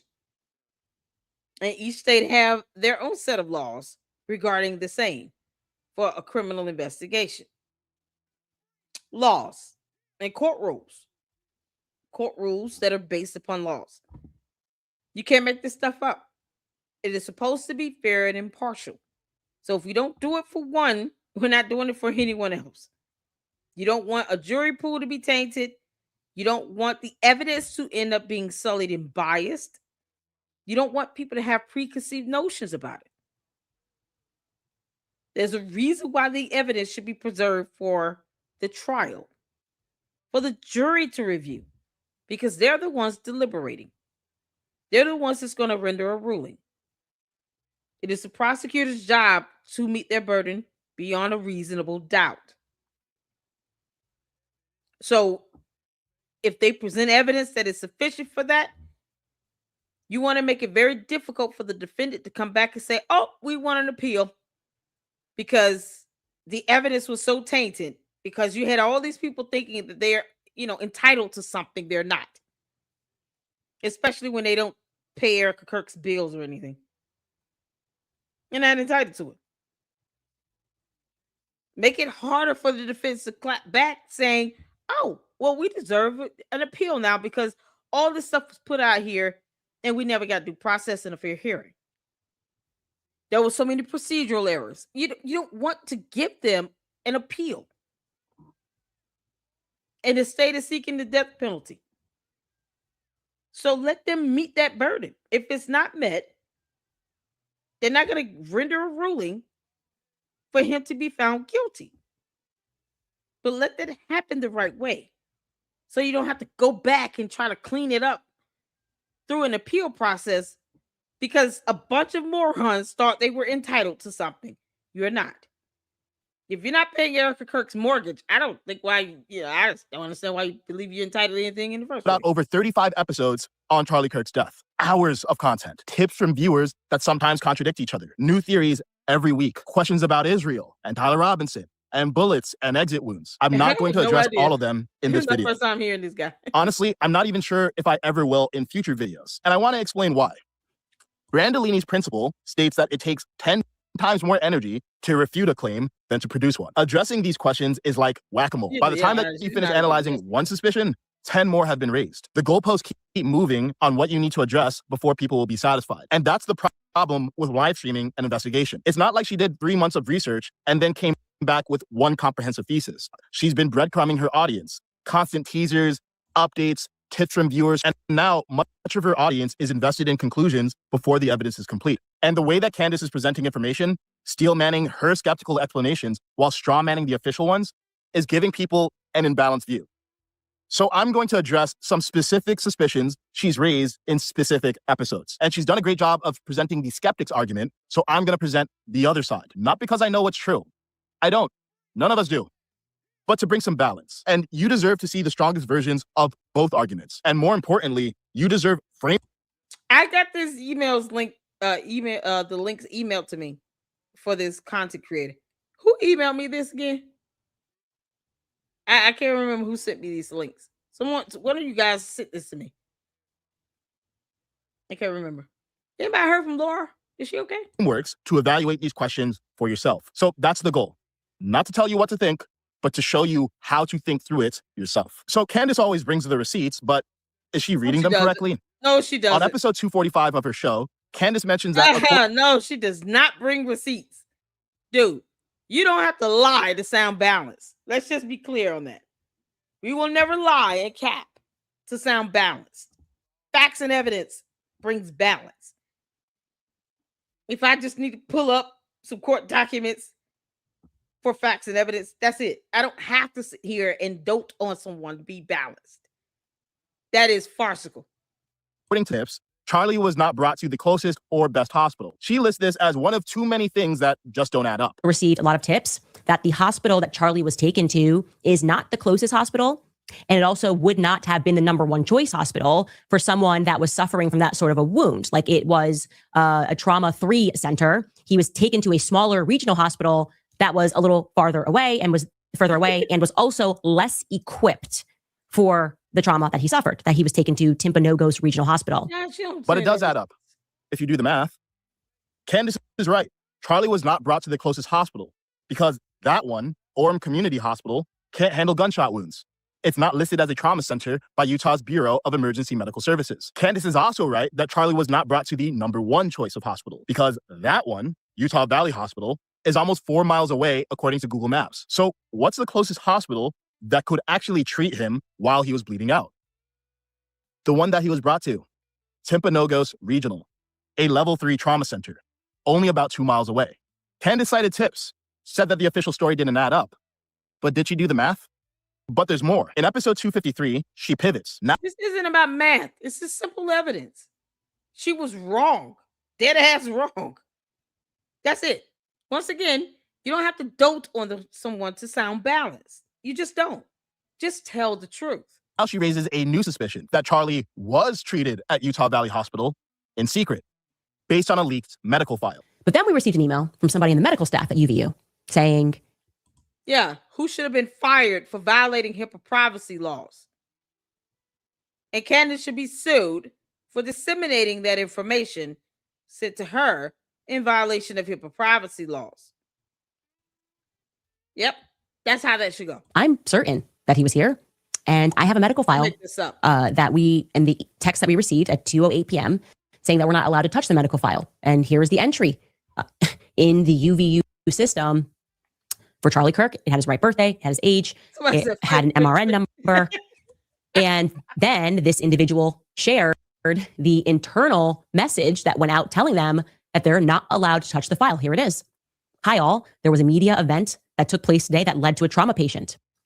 Due to the nature of the situation, the only individuals who will be allowed in the chart will be Deborah and myself. No one else is allowed to hover or open the chart. Jacob, blank. Deb and I will be doing the log tomorrow. Thanks, Violation and here. let me know if you have any questions.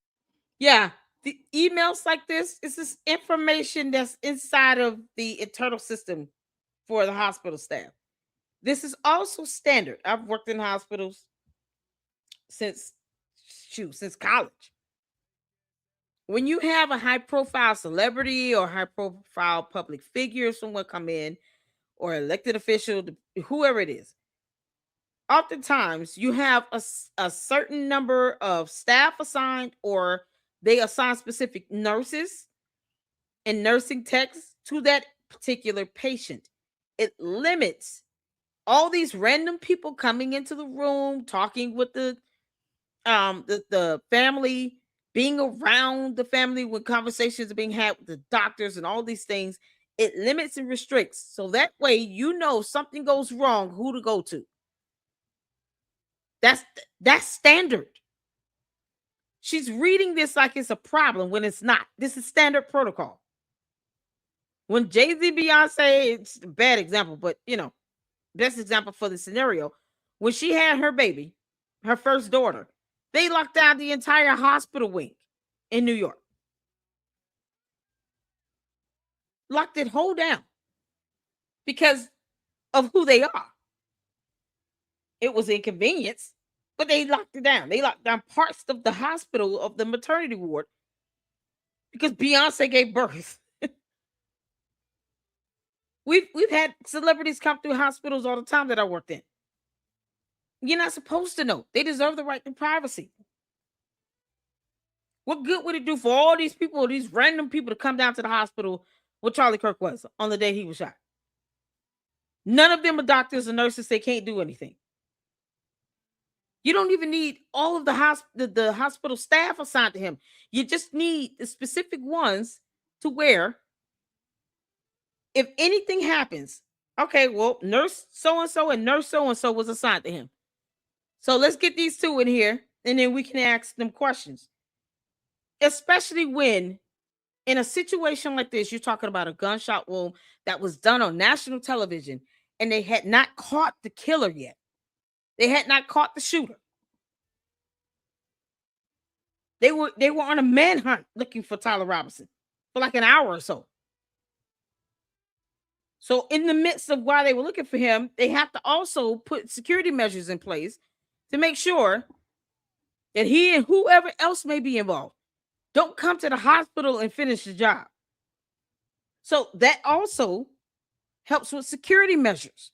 Now we know who's assigned to the room. So we don't just have nurses going in and out saying, I'm the nurse, and we already got one assigned to him. There's a reason for all of this, but Candace never even researched that information and looked it the hell up, because she doesn't read and she doesn't research. Just like she refused to look up the definition and concept of an endowment or IRS tax deadlines for a nonprofit organization. Things like this, she doesn't research or read. That's why I vehemently disagree with him saying that. It's garbage. So first, the tips were saying that Charlie wasn't brought to the correct hospital, when in fact he was. Then the tips imply that Charlie was brought in secret to a different hospital. So which one is it? Is the issue that he was brought to the wrong hospital or brought to the right one in secret? The goalposts were moved. She also shows a screenshot of a medical chart from Utah Valley Hospital and a message to staff that they should not view the chart. But look closer at that first message. It says the only individuals who will be allowed in the chart will be Deborah and myself. Think about that for a second. If Charlie Kirk was actually there with a bullet in his neck, surrounded by a trauma team trying to save his life, why would the chart be locked to only 2 people? Security measures. That's how it goes. A standard process standard protocol for a hospital when you're dealing with high-profile celebrities, public figures, and elected officials. It's just how it is. It's not that they're discriminating against anyone, but they don't want people like his information to get out. And look what the hell happened either way. So this guy doesn't know anything about how HIPAA privacy laws work. Because he would know Candace Owens getting that information illegally and then disseminating that is still a violation that can hold her liable in court because it's an invasion of his medical privacy. She was supposed to get Erica Kirk's consent, to which she will never do that because she acts like she's Erica Kirk herself. Candace, Charlie Kirk did not pick you. He didn't marry you. You're going to have to get the hell over it.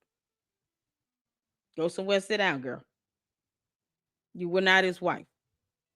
You don't take it upon yourself to disseminate medical information without consent. She's the next of kin because she's the spouse. He married her. Whether you like it or not is irrelevant. No one cares. But she failed to do that. And she disseminated that information. I have no reason to sit here and share private medical information from an EMR with anybody. Why? This is insane. Something we did not need to know. We did not need to see that email or see any confirmation that he went to a hospital. That would have made it to the public either way, as far as what hospital he went to. That would not have been secret information. It would not have. Candace just is not patient. Just like when it comes to the evidence related to an investigation, she already said she doesn't care about. Candace Owens has already said she does not care about the investigation going on with the state of Utah. She does not care about that murder investigation. So why does she want to see evidence for an investigation she doesn't give a damn about? You know, it's the hypocrisy for me. What is he talking about? A trauma about? response requires a whole team: surgeons, nurses, anesthesiologists, and they all need immediate chart access. They would have access to it. Consider this theory. Those received. Did he not read this email? They would have access. They just limited the nurses. That's not to say that those are the only two people that were going to be providing care. The only individuals who will be allowed in the chart will be Deborah and myself. For nursing staff. Think about that for a second. If Charlie Kirk you can't make this up. Individuals tips were saying that Charlie wasn't brought to the correct hospital, when in fact he was. Then the tips implied that Charlie was brought in secret to a different hospital. So which one is it? Is the issue that he was brought to the wrong hospital or brought to the right one in secret? The goalposts were moved. She also shows a screenshot of a medical chart from Utah Valley Hospital and a message to staff that they should not view the chart. But look closer at that first message. It says the only individuals who will be allowed in the chart will be Deborah and myself. Think about that for a second. If Charlie Kirk was actually... He didn't even read the whole thing. You cannot make this up. Why didn't he read the whole message?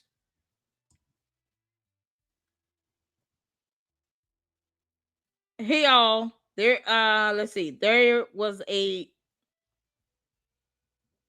I can't even see the whole thing. Trauma patient due to the nature of the situation.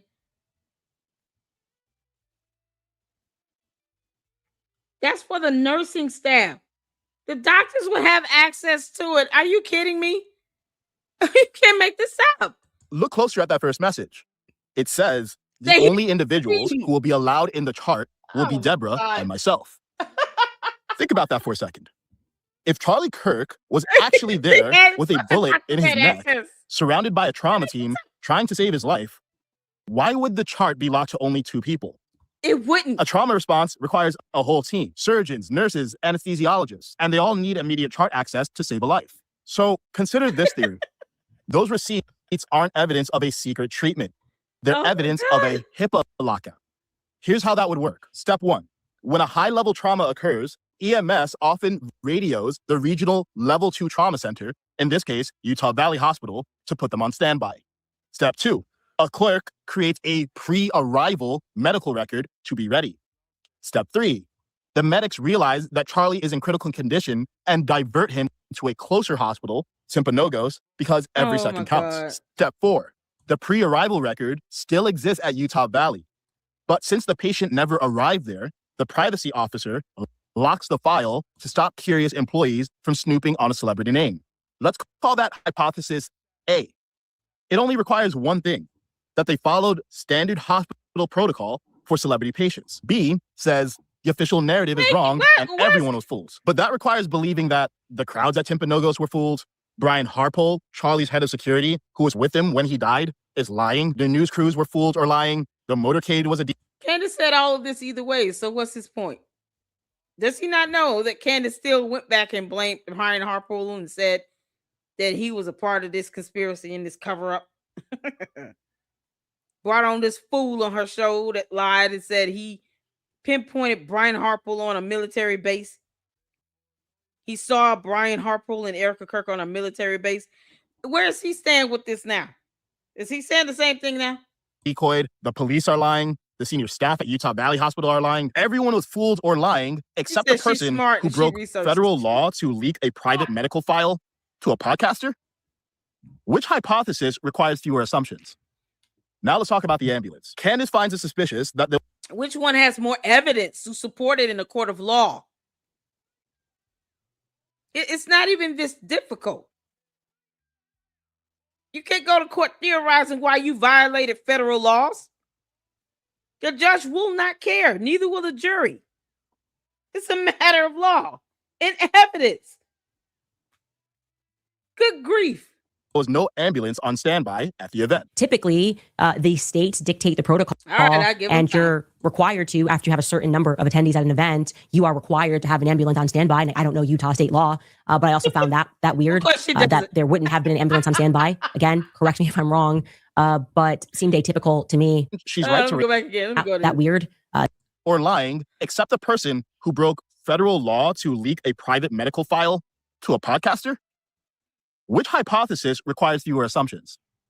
Now let's talk about the ambulance. Candace finds it suspicious that there was no ambulance on standby at the event. Typically, the states dictate the protocol, and you're required to, after you have a certain number of attendees at an event, you are required to have an ambulance on standby. And I don't know Utah state law, but I also found that weird.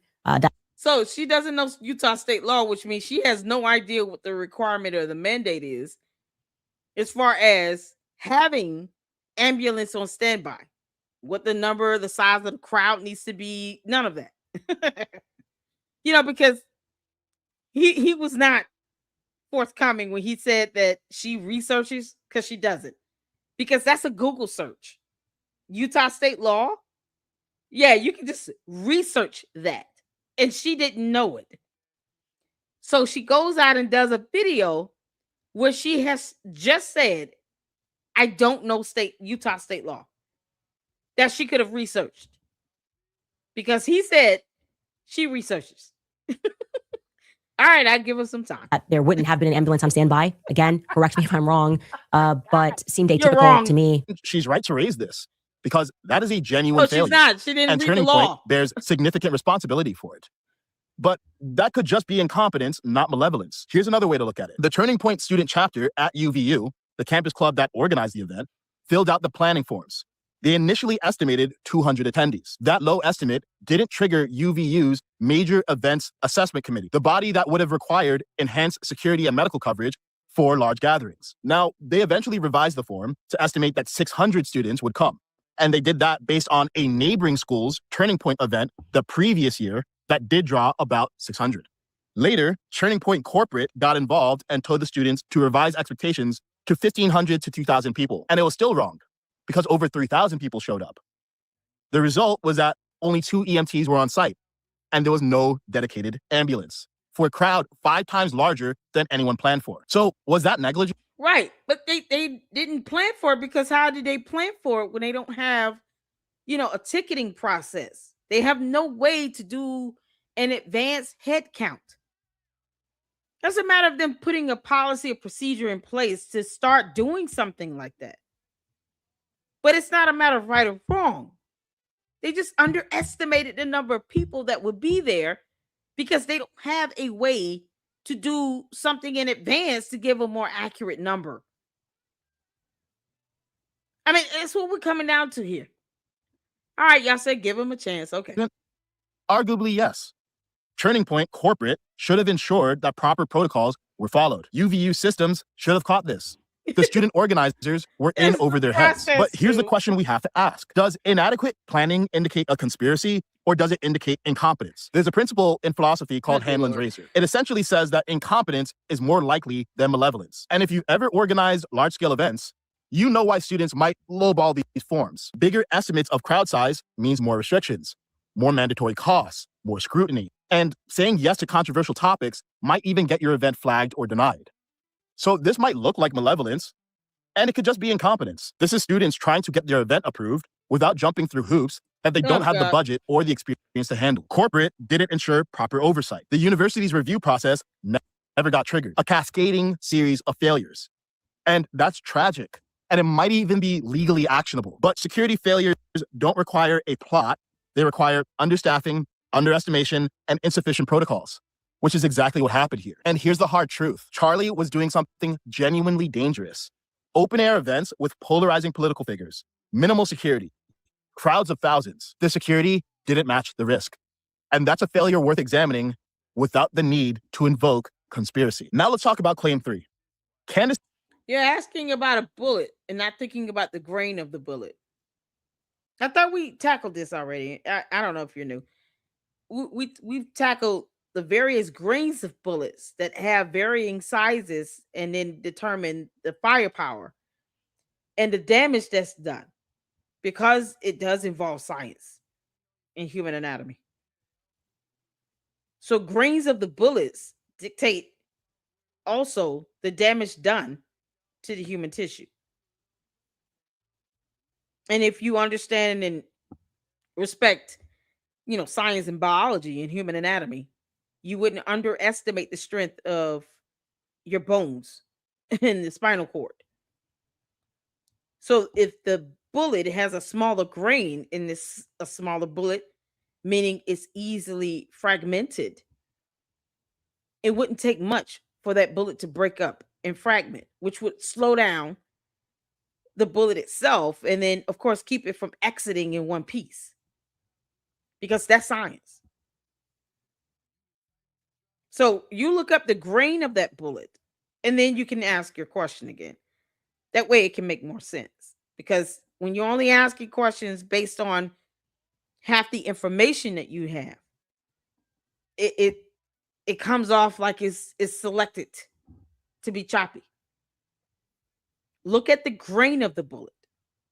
It's a 30-06, but they come in various grains. So let's say it's the smallest grain possible. How much damage that you think the lowest grain on that bullet is going to do? Because what you don't see is a bunch of videos of people firing a 30-06 with the lowest level grain possible to see what the damage of that bullet would be. We don't care about the high end. We care about the various grains. So why not just pick some samples, right? Yeah, we did talk about that before. I just want to make sure. All right. This has pointed out that the FBI Salt Lake City field office had a leadership change right before the shooting. Is also interesting to know it's irrelevant because they're not leading the Utah actual investigation. FBI also got a new set of employees. The state FBI. If FBI change leadership all the time, the FBI is not spearheading the investigation. It's the state of Utah, the attorney general. They're the prosecutor. They're in that office. They're spearheading this. The state investigators are. The state medical examiner is going to come in and testify to the autopsy and all these things. Not just FBI. They're supporting them. Kash Patel went ahead and fired not only the chief of the Utah borough, but also some other people. You can see this in the Daily Mail article. They recount this after Charlie's death. Kash Patel questions grow as it's revealed he gutted the Utah FBI leadership before Charlie Kirk's assassination. That is true.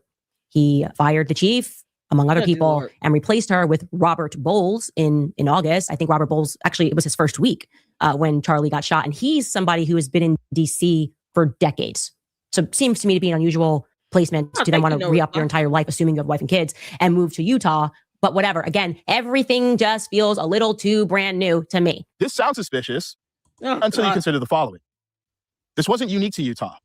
It was part of a nationwide purge. According to reporting from August 2025, at least 18 of 53 special agents in charge, that's the people who run FBI field offices across the country, were pushed out under the new administration. That's more than a third of all field office leaders. The Salt Lake City change wasn't a targeted operation to remove someone before an assassination. It was one data point in a massive, well-documented nationwide leadership purge that was happening everywhere. So when you zoom out and you see the pattern, suspicious timing in Utah look a lot less suspicious. It looks like a coincidence because sometimes things that happen near each other in time aren't actually connected. Candace also noted that Timpanogos Regional Hospital had a CEO change shortly before the shooting. And also something new is that hospital had just announced that they had a brand new CEO and head surgeon named Andrew Zenger. A lot of new stuff happening. Another suspicious coincidence? Control, girl. Let's zoom out again. According to Challenger Gray and Christmas, a firm that So tracks what? executive turnover, hospitals reported 104 CEO exits from January through October 2025. That's roughly 10 to 15 hospital CEO changes per month nationwide. Healthcare CEO turnover is actually up 15% compared to last year. It's one of the most volatile sectors for executive leadership. And Andrew Zenger wasn't some outside plant. He was an internal promotion. He had been COO at a sister facility. He started his career at Timpanogos as an intern back in 2014. So we have a routine leadership transition, an internal promotion of someone who had been in the system for over a decade, happening during a period of historically high hospital CEO turnover. Does that require a coordinated explanation? Or does it just look like normal healthcare administration? Now let's talk about Turning Point scheduling. Candace asked why Charlie was scheduled to do UVU on September 10th and Utah State on September. Candace is bringing up stuff to invoke all this doubt, and it has no basis to anything. She has people asking just random questions about things that still do not lead you directly to the bottom line, which is who's the shooter? What was the weapon? What was the damage? And does the evidence support all of this? So she made it complicated for no reason. Who cares about the hospital turnover? She has no idea what hospital staff, like the turnover rate, all these factors she can't control. No one can control. She's never worked in healthcare. She's never worked in a hospital. So of course she would not know about these things. He said that she does research. I just, who child? I mean, and as opposed to him just saying, you know what, this is absolutely false and unnecessary. He's trying to tap dance around it, because I guess he's afraid of the candy ass cult members or something. They're not as scary as you think, bro. They're really not. The bots, the cult members, they just ask the same questions and say the same thing over and over again. It is what it is. But when you start towing the line and you start trying to sugarcoat and try to remain neutral, and you're saying things to embellish her and all these things, this is what happens when you say something, one thing they don't like, they're going to come in and hone in on you. They're going to jump on your neck either way. That's why I don't care about candy ass cult members' temper tantrums. I don't care about that. I don't care about Candace's temper tantrums.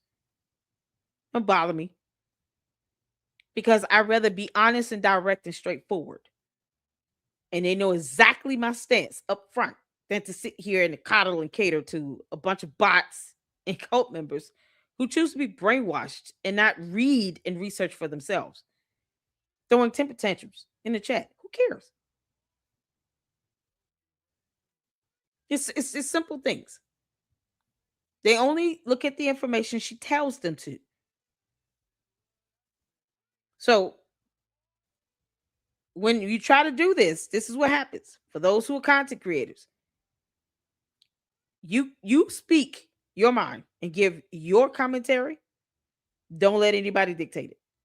Now, I said I would give him a try, but boy, it's becoming harder and harder to do because None of the stuff he said in the beginning about her, which is a flat out lie, because she literally, there are examples where I can give where she did not research at all, and she should have. And he literally pointed it out in this video that were completely false and off base. He didn't need to say any of that to do this video.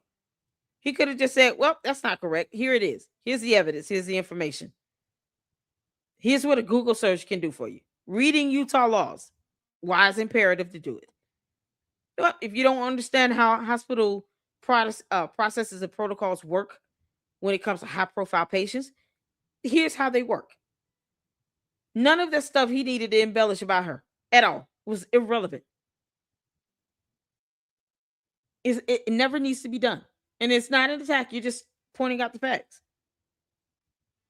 So it muddies the waters with what he's saying, and it's hard to kind of, focus in on what the point he's proving, because he's trying to sugarcoat things and beat around the bush. It's not necessary. Don't ever do this. If you're neutral, stay neutral. If you lean one way or the other, take a stand on it and stand your ground. Stuff like this, it's so hard to tune in as an independent journalist, because it's like, dude, you're trying too hard to not be, oh, I'm not attacking her. I'm just trying to give another perspective. Just give your perspective. They're going to think what they want to think. November 30th, 20 days apart instead of back to back. Something else that is really bothering me, just because I have done these campus tours, hit the like button, is the question of why Charlie was set to do I got a video for that. two events in Utah a mere 20 days apart. Okay. He was supposed to do UVU, and then today was scheduled to do just 20 days later, USU. Now, those two campuses are just under 2 hours apart if you're driving.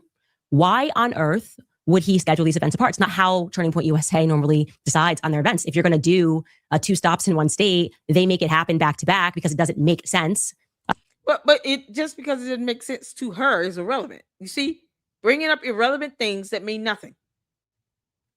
It could be their new process and their way of doing things. It's based on what he wanted to do. That's what it comes down to. She doesn't, get to inflict on free will or infringe upon that. She doesn't get to influence that. He did what he wanted to do. That was his company. So if that was his decision, that was his decision. This is what they're calling doubt here. Her reasonable doubt. It's not even reasonable. It's her trying to dictate a situation because she doesn't think it should be going that way. Look, we don't care about that. That's not even reasonable to expect that. They get to do it the way they want to do it. That's not her company. From a fuel perspective, from a traveling perspective, for you to go in and out of one state. Plus, they only have a limited number of events, right? Yeah. So they want to make sure they can go all over the United States and see as many students as possible during every tour. This is how it works. I know how it works because I came from Turning Point USA. Okay, I have toured with them only every year, months. with the exception of this year, since I started working for Charlie. So that just struck me as very odd. She says this isn't how Turning Point normally operates. When you're going to a state, you cluster events to save on travel and logistics. And she's right. Clustering is their preference when it's possible, but exceptions have happened before. In fall of 2023, the TPUSA tour went to California on October 2nd, then Florida, then Georgia, then Texas, then New York, and then all the way back to California on November 9th. That's crisscrossing the entire country over 38 days, including returning to the same state they started in. Campus event scheduling depends on venue availability, student chapter readiness, academic calendars, and university approval processes.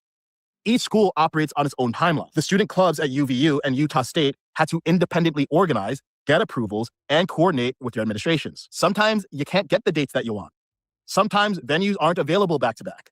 Sometimes the student chapters aren't ready at the same time. 20 days apart isn't... Yeah, he's proving, but you see how unreasonable it is for Candace to say the nonsense she says? It's just unreasonable. There are a lot of factors that would dictate why they had to plan the way they did. She didn't work there when she made that video. And she wasn't working there in 2019. She did one appearance and Charlie Kirk wasn't even there.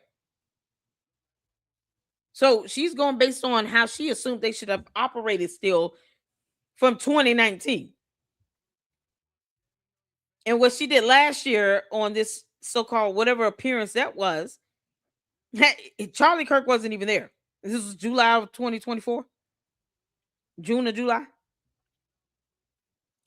It's this persona, as if it's this mindset, as if they should not have changed to any way they operate at all. It should be the same since I was last there. No, you were only there for 19 months. You're about, Felicia.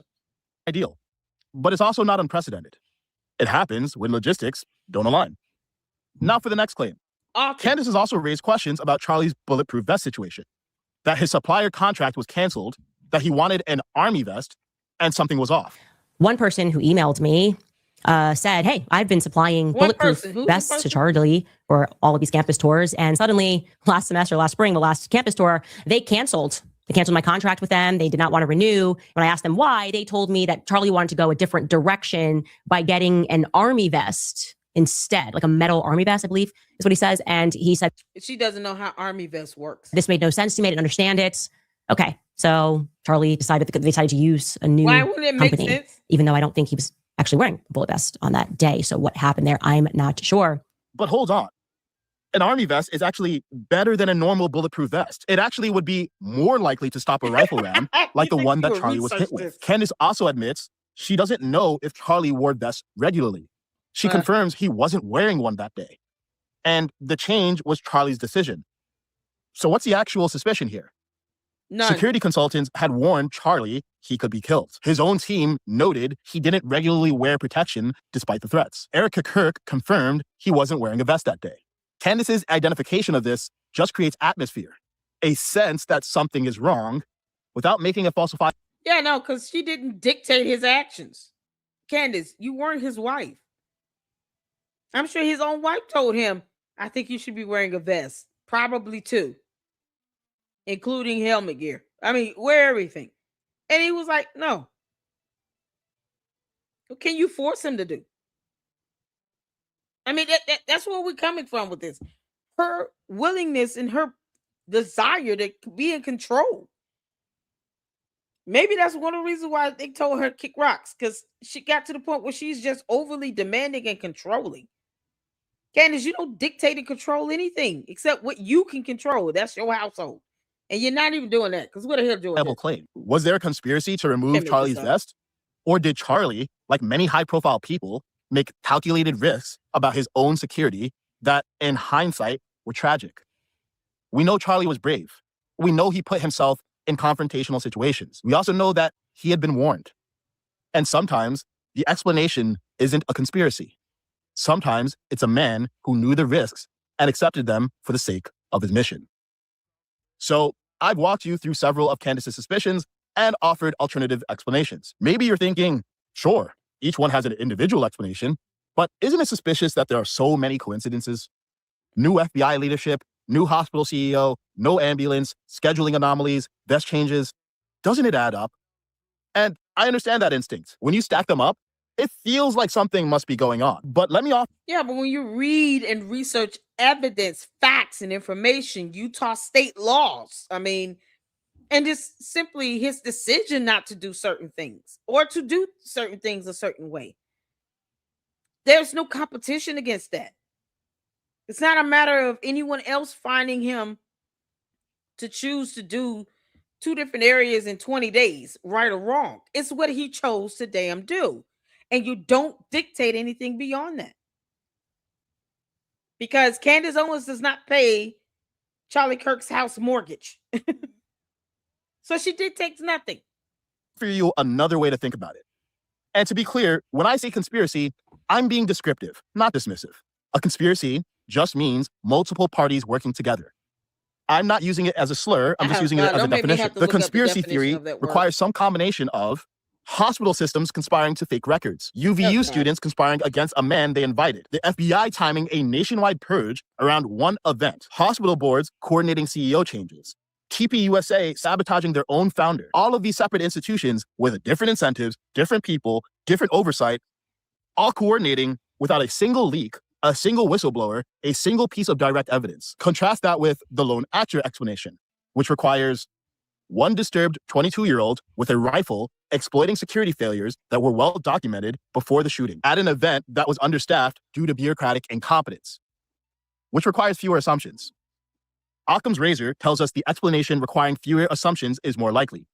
One explanation requires coordinated action across multiple unconnected entities. The other requires a lone gunman exploiting predictable security failures.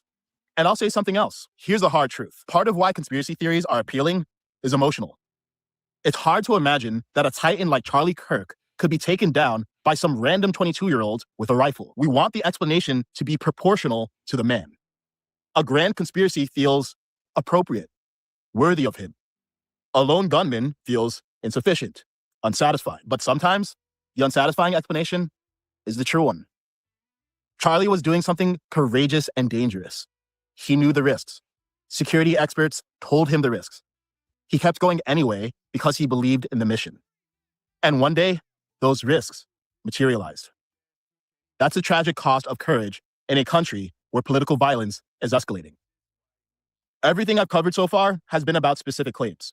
But there's a bigger conversation I want to have in part 2 about methodology. Because even if you disagree with my interpretation of any particular claim, it's not a matter of interpretation. Some of it's just supported by facts, evidence, and the law. You know, Utah state law, Candace did not understand or read about. Everything's not a theory. There are certain things, it's just a simple matter of fact. Speaking of which, the definition of the word conspiracy, because we got to do this. The act of conspiring together, an agreement among conspirators, a group of conspirators. Synonyms: mafia, network, gang, syndicate. A plot. Intrigue. Conspiracy, cabal. These are words that are synonymous. That implies something that's not positive, it's harmful. There are more definitions. We can look it up. Let me go back to the screen.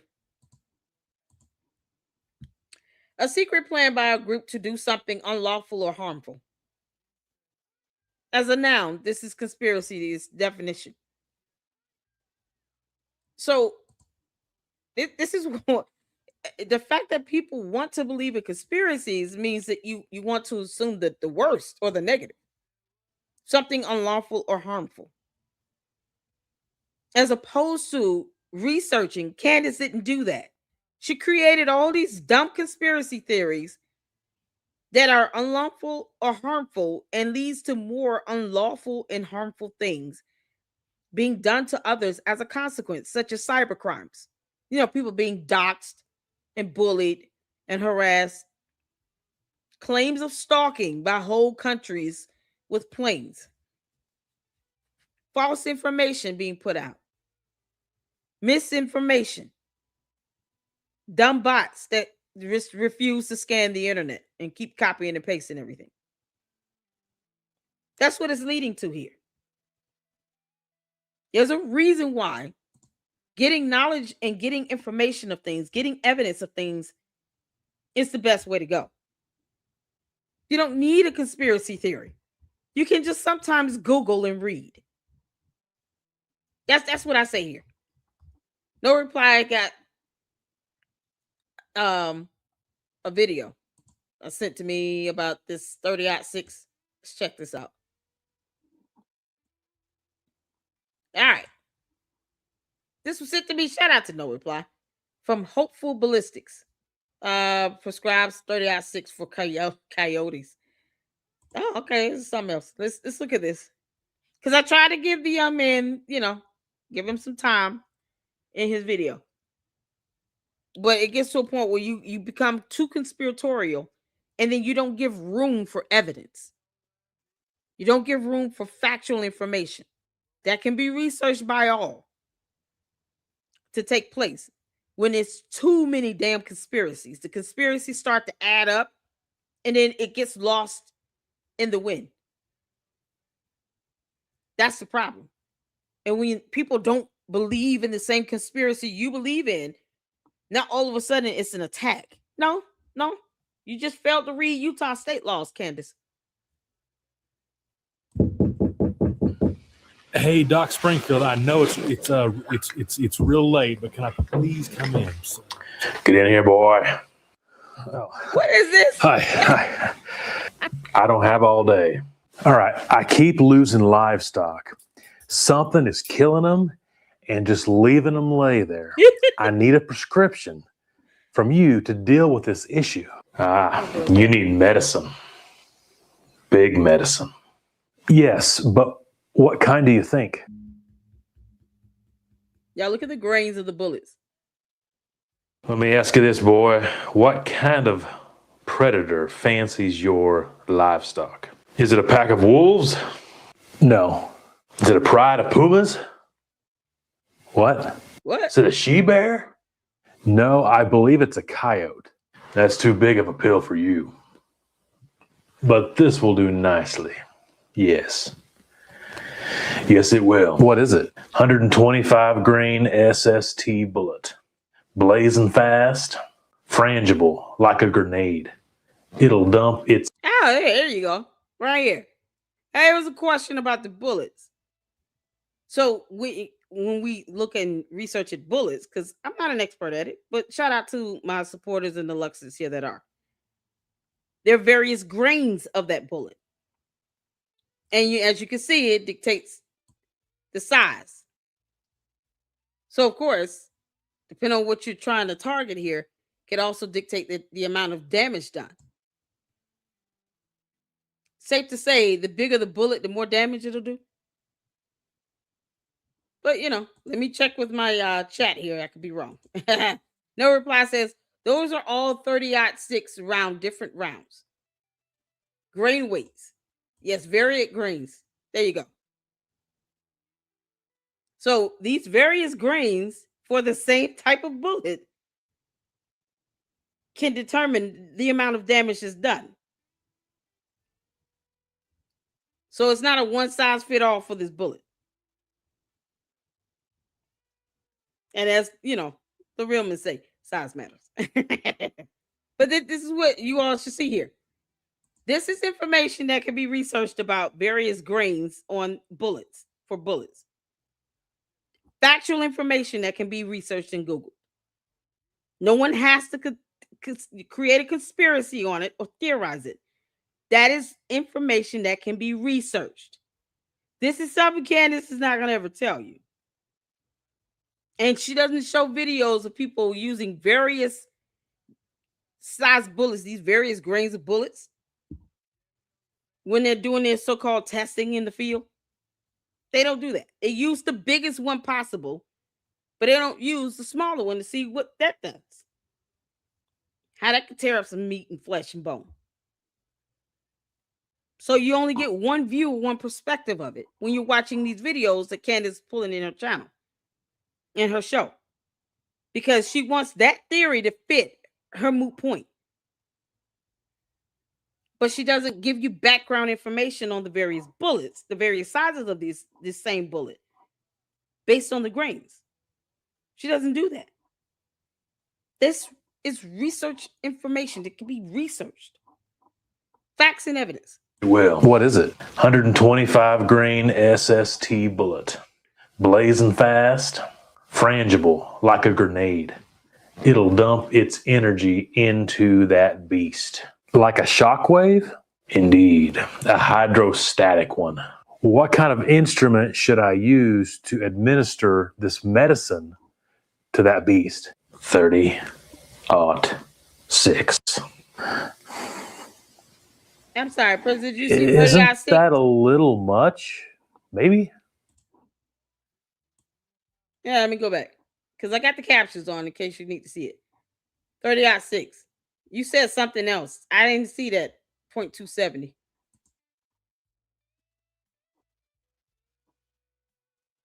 You said 0.270. Where do you see that at? He just said 30-06.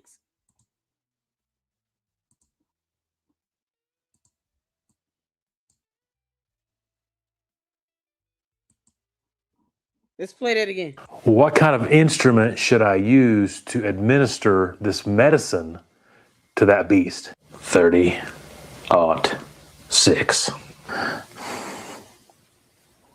Isn't that a little much? Maybe? Perhaps? Boy, you don't come to Dr. Springfield for anything but strong medicine. Now take your prescription and leave. Yes, sir.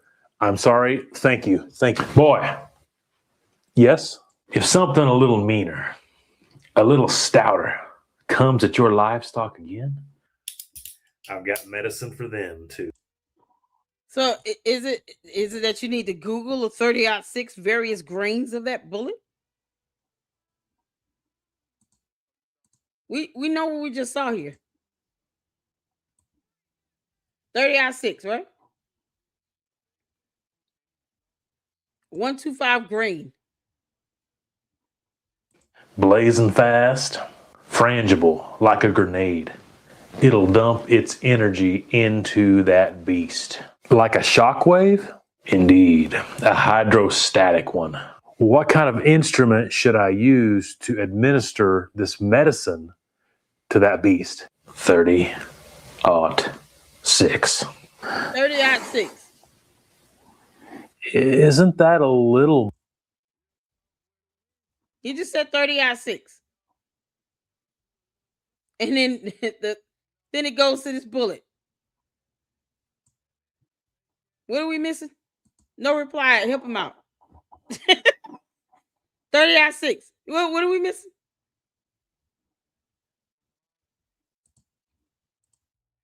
Take my banner off.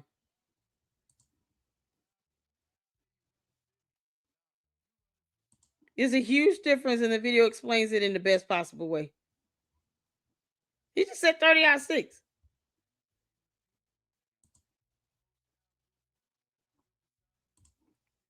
That's a 30-06 round in 125 grain. He's pointing to this bullet here.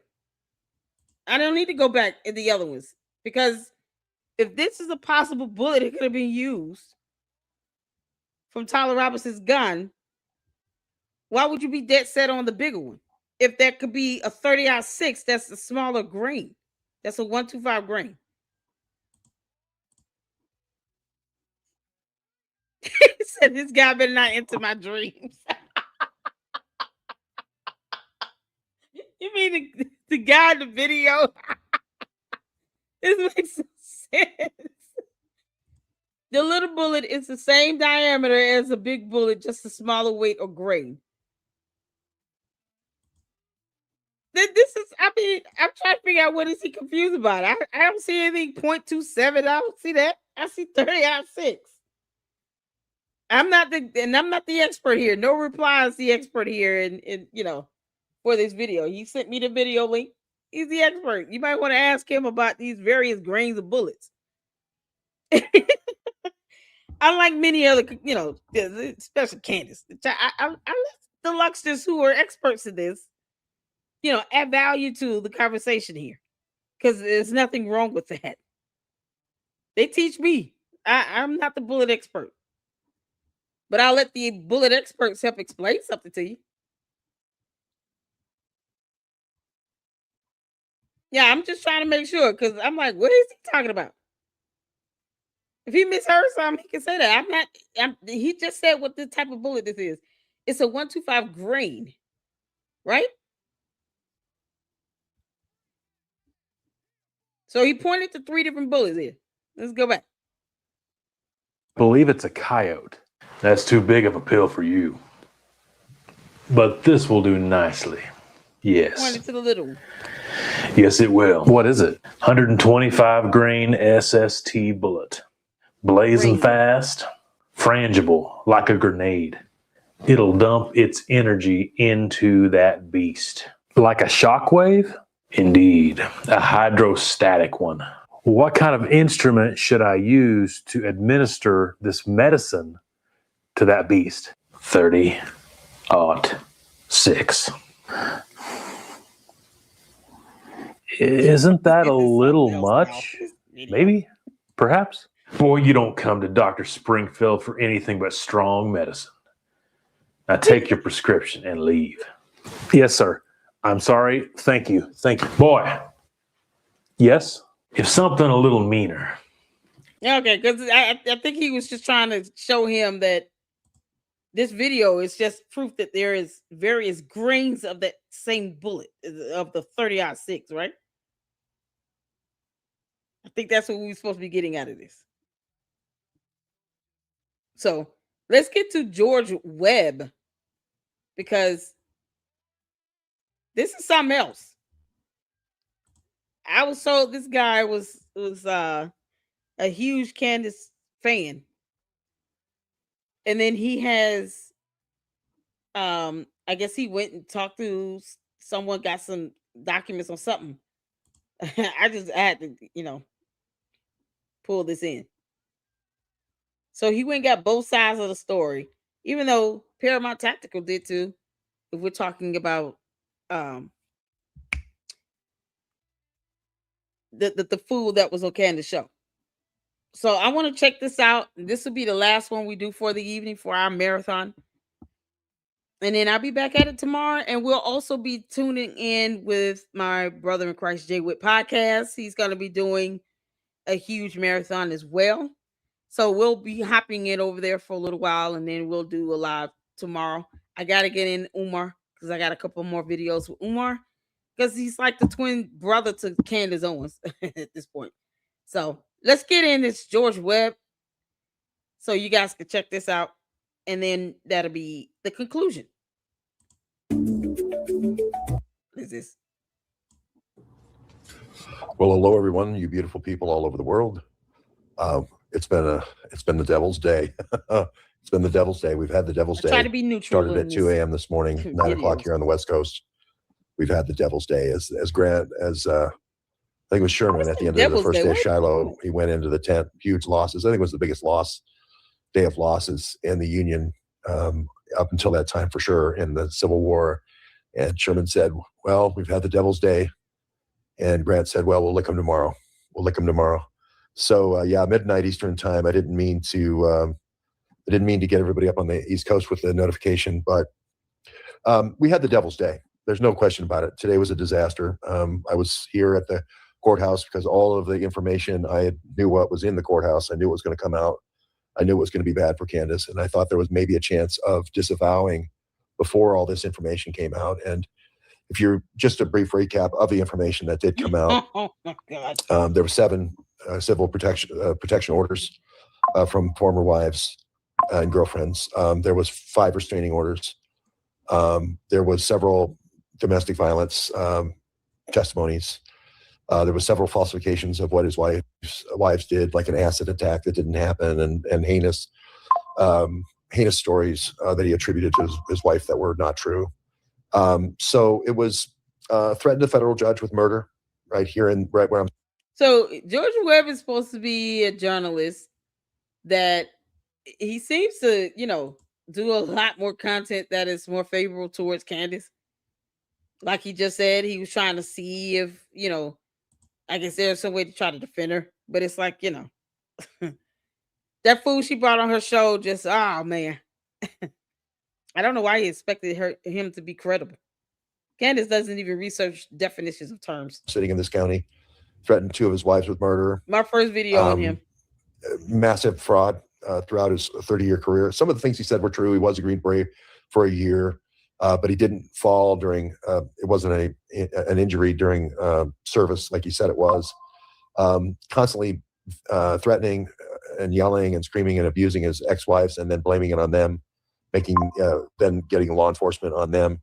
So just a horrible expose tonight that Valhalla did.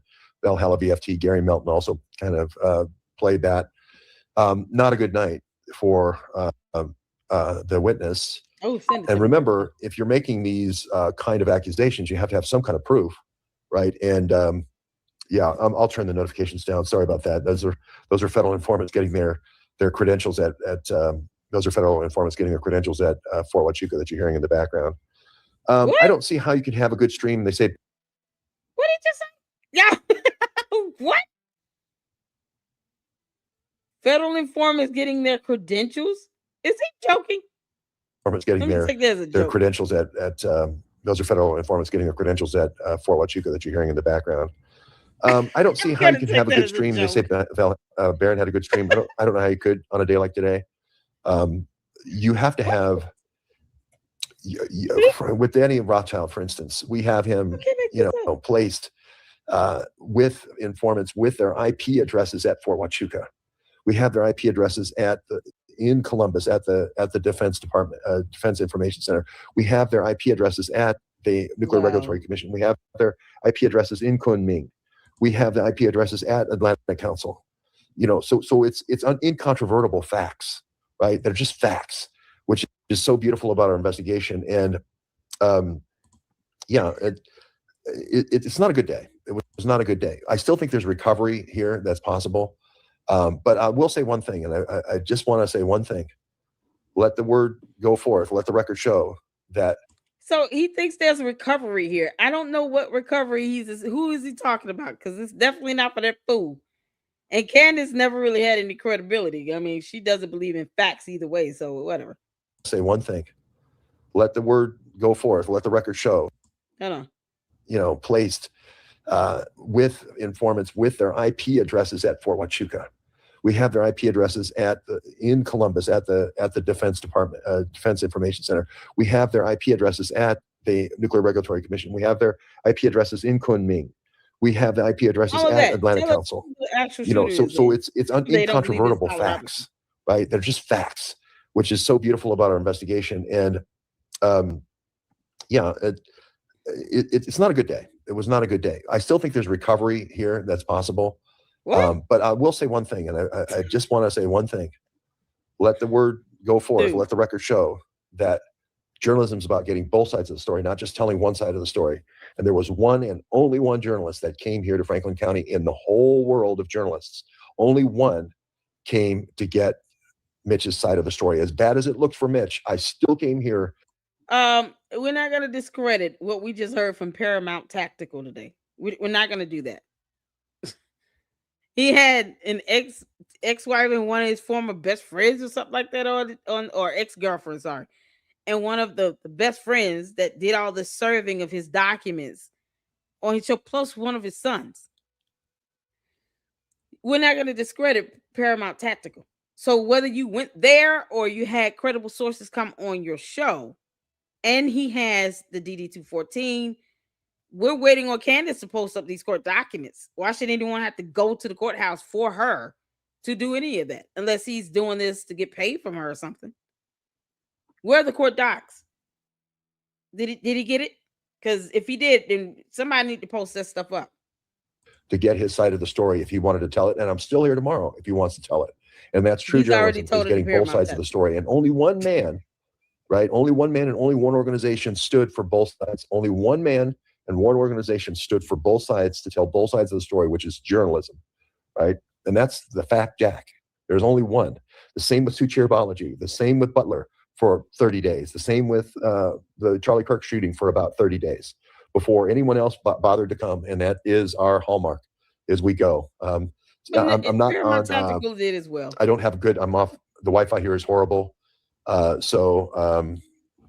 It is what it is. So I'm not going to go very long. I've got very poor Wi-Fi. I'm just going to say, let the record show that one guy and only one journalist organization, only one group of researchers sent one out of the whole world of everybody talking about this and everybody tweeting out about this. One bothered to actually come here and get Mitch's side of the story. Now he hasn't given it. He hasn't given his side of the story, but we're going to be here again tomorrow. Mitch, if you want to tell your side of the story, it's not looking good for you, brother. If you want to tell your side of the story, I'm here. He's already talked to Paramount Tactical. Does George Webb not listen to anyone else but himself and Candace Owens? I'm going to leave it right there tonight. It's been an extremely long day. I had to drive forever to get here to get Mitch's side of the story, and I'm quite frankly exhausted. I've had my pictures of my family put up, death threats, all kinds of things today. Thousands and thousands and thousands of people attacking me for just doing journalism. It's been a long day. It's been a long day. So yeah. No one's attacking you, but when you sit here and you go out your way to try to prove Candace right, this is what happens. And when she's dead wrong, you're talking about, I still think there's hope. Listen, stop being scared of her little bots and her damn cult members. You better, you're a grown man. We need a new year. We need a new year. That's for sure. And thank you very much, everybody, for all your support. I appreciate that. I appreciate all the great support, and I appreciate all the good wishes. And I just want to say, eat, sleep, and be well.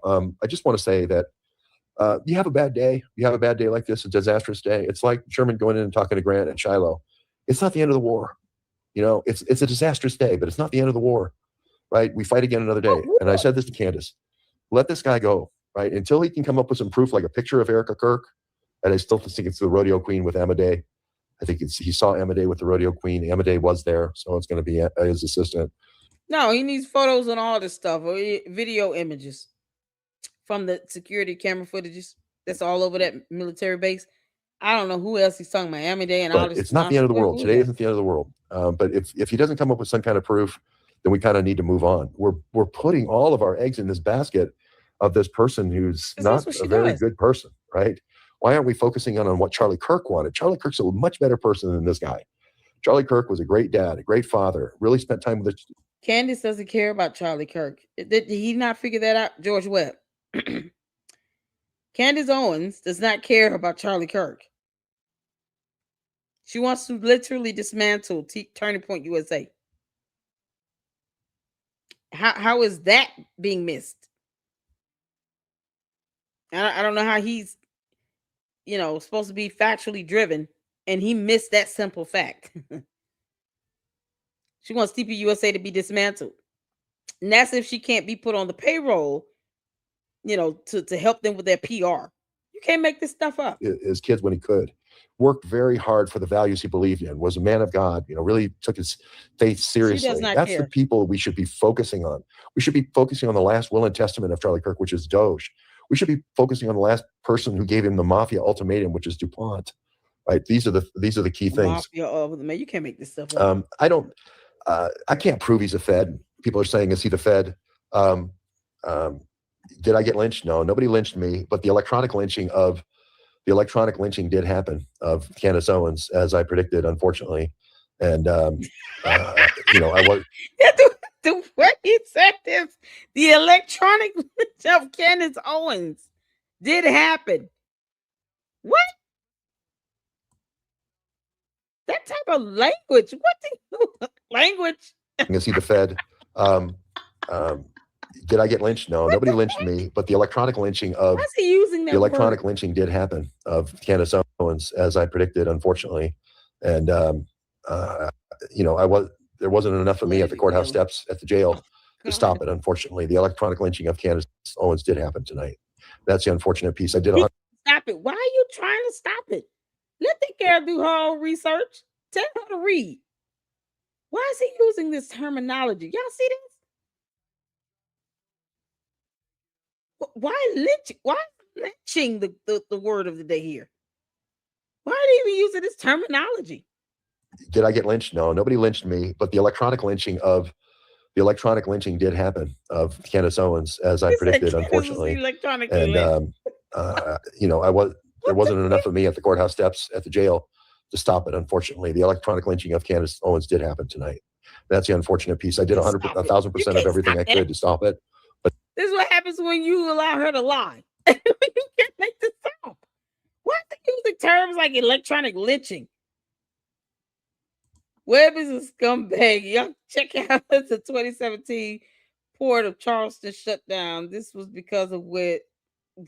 He's lost his mind. Why are they using terms like that?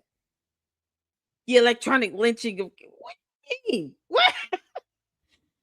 I would call Candace Owens a liar all day, every day when she lies. I just don't understand why do we have to resort to such terminology like that? It's so extreme. You can't make this up. Okay, cool. Thank you, no reply. I'm gonna check this out tomorrow because this guy's weird. What is he talking about? He trying to stop what? This is crazy. Lori says, some people are trying to say if you fact check Mitch, you're being racist to Candace. I'm like, what the? I know. WTF, Candace literally called black people chimpanzees, so they need to hush. Exactly. What he talking about? Electronic lynching? Oh my dear Lord. All because she lied? Candace lied. He's just not figuring that out, that she made this up. She dug this hole for herself. No, big girl falls in and she's got to pull herself up out of it. Candace, You heifer. You dug this hole for yourself. Good luck to coming up out of it. Why is some grown man named George Webb trying to say, why is it always somebody named George?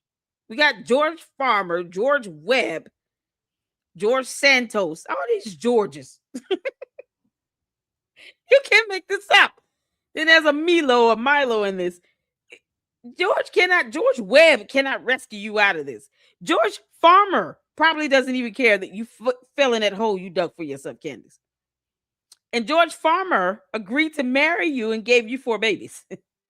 Y'all procreated 4 times. So what the hell is George Webb supposed to do that George Farmer is not even bothering to do? There you go. George Farmer doesn't give a damn enough to care about the woman he married falling out his hole. Somehow a George Webb feels like he needs to rescue Candace Owens Farmer when George Farmer could give 2 craps. You can't make this up. That's insane. This is strange number. What do you guys? Is she willing to speak? Is she willing to speak? I would love it if she wants to talk. I'll do an interview with her. His estranged current wife. Yeah, if she wants to speak with me, absolutely. If she's okay, if she approves, yeah. You don't have to put in the chat, but you can email it to me if she would love to. I would love to talk with her. This is crazy. She playing the racist card. I know, right? This is playing the racist card. We're technically talking about all that stuff before Gary and BFT said any of it. And this guy is just going to the courthouse to read the court documents, essentially, just to find out the same thing we saw on Trellis Law earlier, virtually. I didn't have to fly anywhere to see these cases about these protection orders and the abuse of any of that. It was on that Trellis Law website. You can't make this up. He's talking about she's being electronically lynched. What? What? Yeah, she's willing to speak. I'll send it to you, LLC. Thank you. I would love to interview her. Absolutely.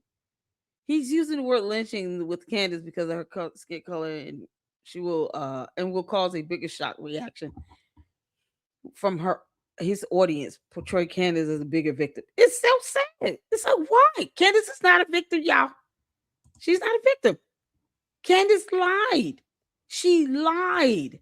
She dug this hole for herself. And George Farmer is like, oh, well, I guess you're down that hole, dear. You know what, kids? Come on, let's get ice cream. Mommy fell down that hole. He's leaving her hanging out to dry. Binary 0 and 1 row. You can't make this up.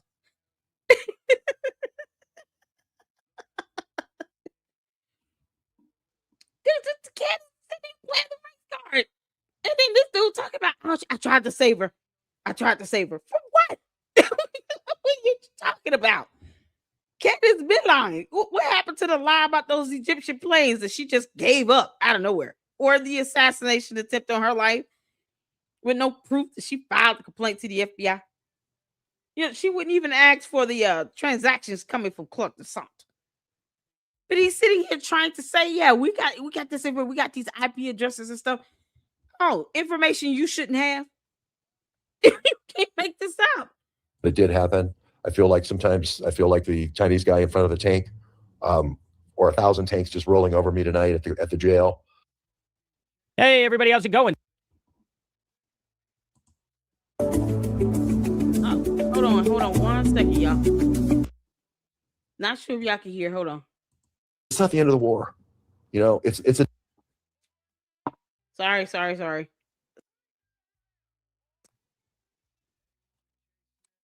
Somebody said you are definitely a true journalist. Stay armored up, George. Armored up. You can't make this stuff up. Okay, the sound wasn't connecting. Can y'all still hear me? Let me know if you can still hear me. Yeah, this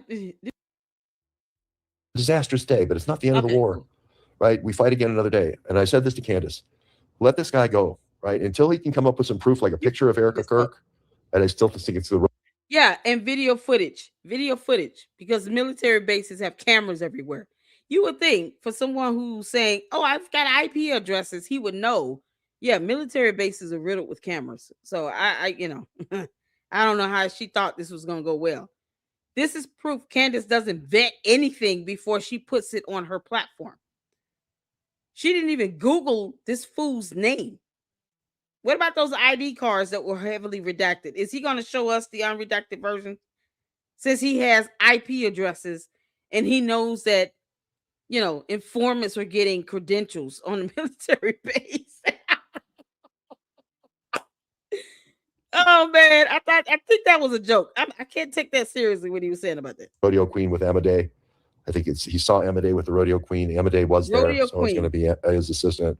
The hell But is it's that? not the end of the world. Today isn't the end of the world. But if he doesn't come up with some kind of proof, Okay. then we kind of need to move on. We're putting all of our eggs in He's this such a basket drama queen. of this person who's not a very good person, right? Why aren't we Get out focusing my on what face. Charlie Kirk wanted? Charlie Kirk's a much better person than this guy. Charlie Kirk was a great dad, a great father, really spent time with his kid when he could, worked very hard for the values he believed in, was a man of God, really took his faith seriously. That's the people we should be damage control. focusing on. We should be focusing on the last will and testament of Charlie Kirk, which is Doge. We should be focusing on the last person who gave him the mafia ultimatum, which is DuPont. We who? Who is we? Because Candace does what she wants to do, George Webb. She didn't care about none of that stuff you talking about because that doesn't get her views. If she just focuses on, Charlie Kirk and Doge, there's only so much she can talk about with that. Because what she can't do is force them to do an audit. And it needs to be justifiable reason. She's got to prove that money is being misappropriated. Her ass didn't even look up the definition of endowment. What are we saying here? If he wants the audit, let's say they do the audit, and then what? But then she runs out of content, and what she's going to talk about for the remaining hour or 45 minutes of her show. Then what? Stop feeding her information and tell her, look, you're going to have to start doing some research. You're going to have to learn the art of researching and actually being a true journalist. This guy is not a true journalist if he's sitting here trying to spare one side over the other, because journalism is not supposed to be biased. See, Candace, you lie because you have no factual information to support anything you say. And then when factual information is presented, it debunks you. And then you say it over and over again, which shows intent. You intentionally lie. This guy is trying to bail her out. For what? This is Candace's MO. Let me just put dumb things out there and then figure it out. If it turns out to be some nothing burger, oh well. He's literally traveling, trying to kiss Candace Owens' ass. And for what? George Farmer doesn't even do this. Right. These are the key things. The last person who gave him the mafia ultimatum, which is DuPont. Right. These are the key things. I can't prove he's a Fed. People are saying, is he the Fed? Did I get lynched? No, nobody lynched me, but the electronic lynching did happen of Candace Owens, as I predicted, unfortunately. And there wasn't enough of me at the courthouse steps at the jail to stop it. Unfortunately, the electronic lynching of Candace Owens did happen tonight. That's the unfortunate piece. I did 1,000% of everything I could to stop it, but it did happen. How do you stop this? How do you stop something she started? What do you expect it to do? This guy's serious. I feel like sometimes the Chinese guy in front of the tank, or 1,000 tanks just rolling over me tonight at the jail, pulling Candace and dragging her around in the street and then lynching her right across the street. You can't make this up. Why is he using these analogies? For goodness sake, why is he using these analogies? Candace started this dumb nonsense. Get on her if you're a true journalist and tell her you're going to have to stop lying, vet your tips, and research information before you put it out to the public. Don't disseminate something you don't have any evidence to back up.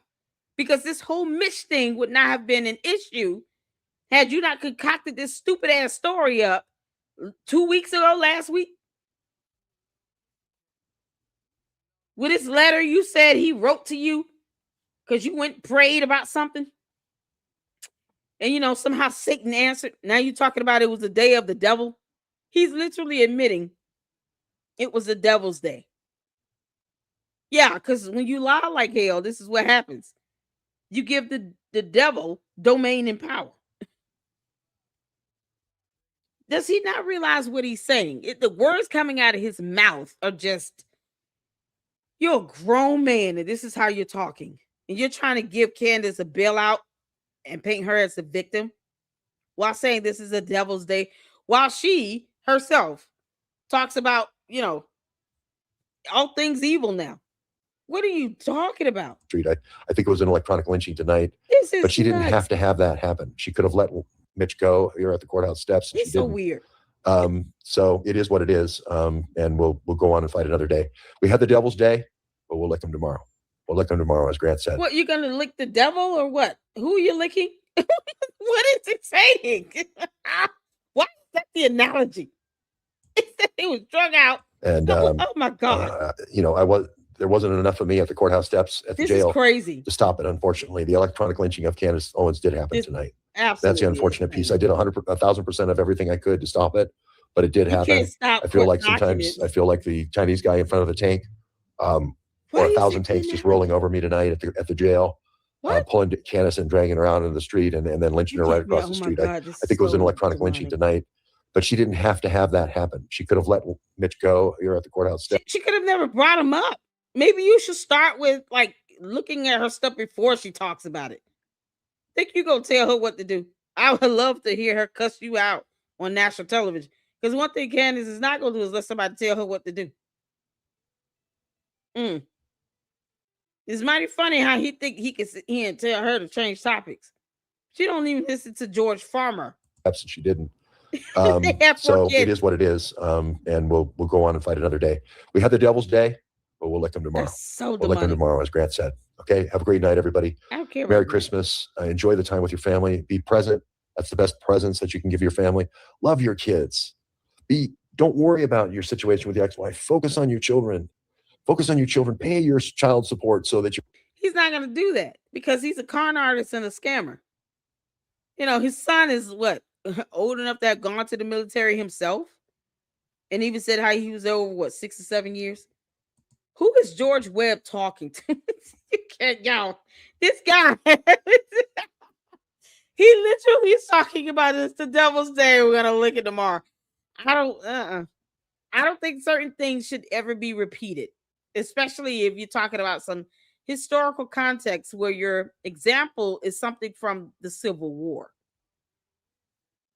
Don't use those idioms that were stated during the Civil War from either side. Pick one. One of the bloodiest wars we ever had in U.S. history. And he's talking about the devil's day, and you're going to lick it tomorrow. What? Child.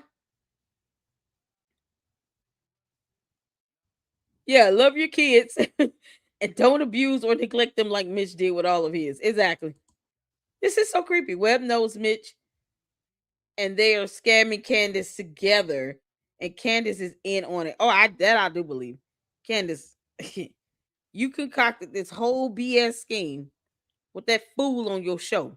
And now this fool named George Webb is sitting here talking about he tried to save you from some electronic lynching or something with dealing with Chinese, blasters or what. You can't make this stuff up.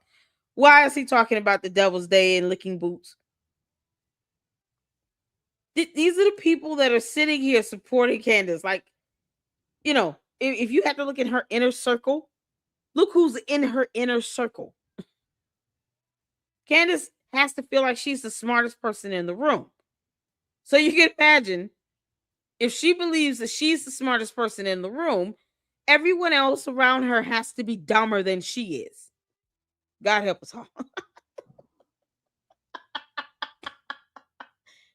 It's George Webb. Here's where we are. George Webb, Candace is a narcissist. She's not going to sit here and listen to you.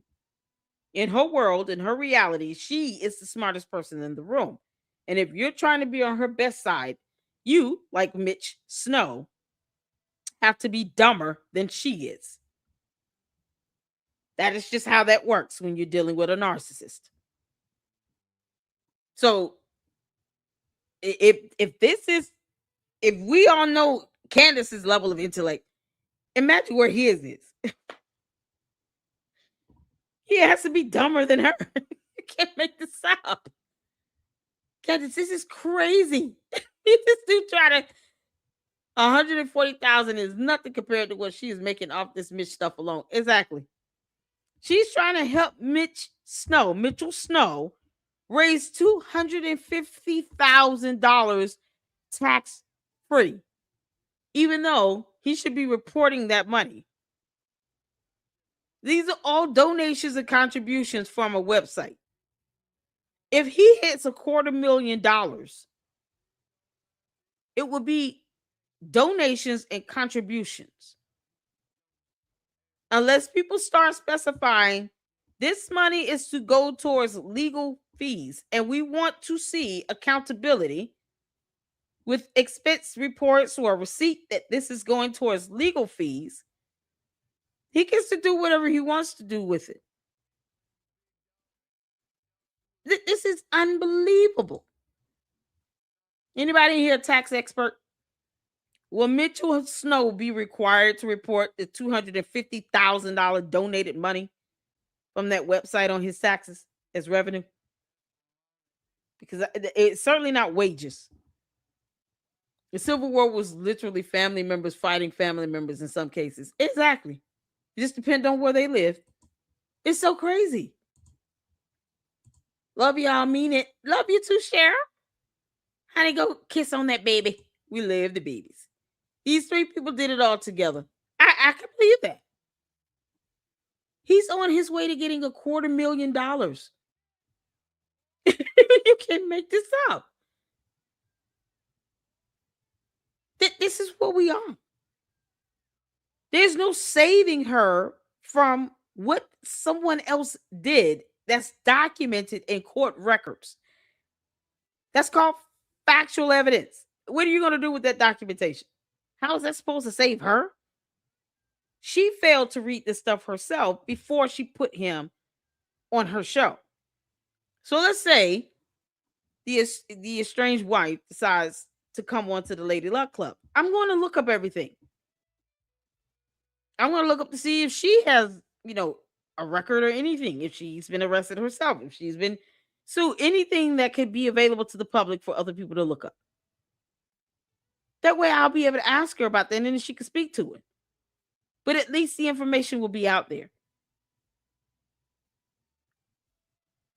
You can't make this up. She put this clown on her show and someone else named George is trying to clean this up.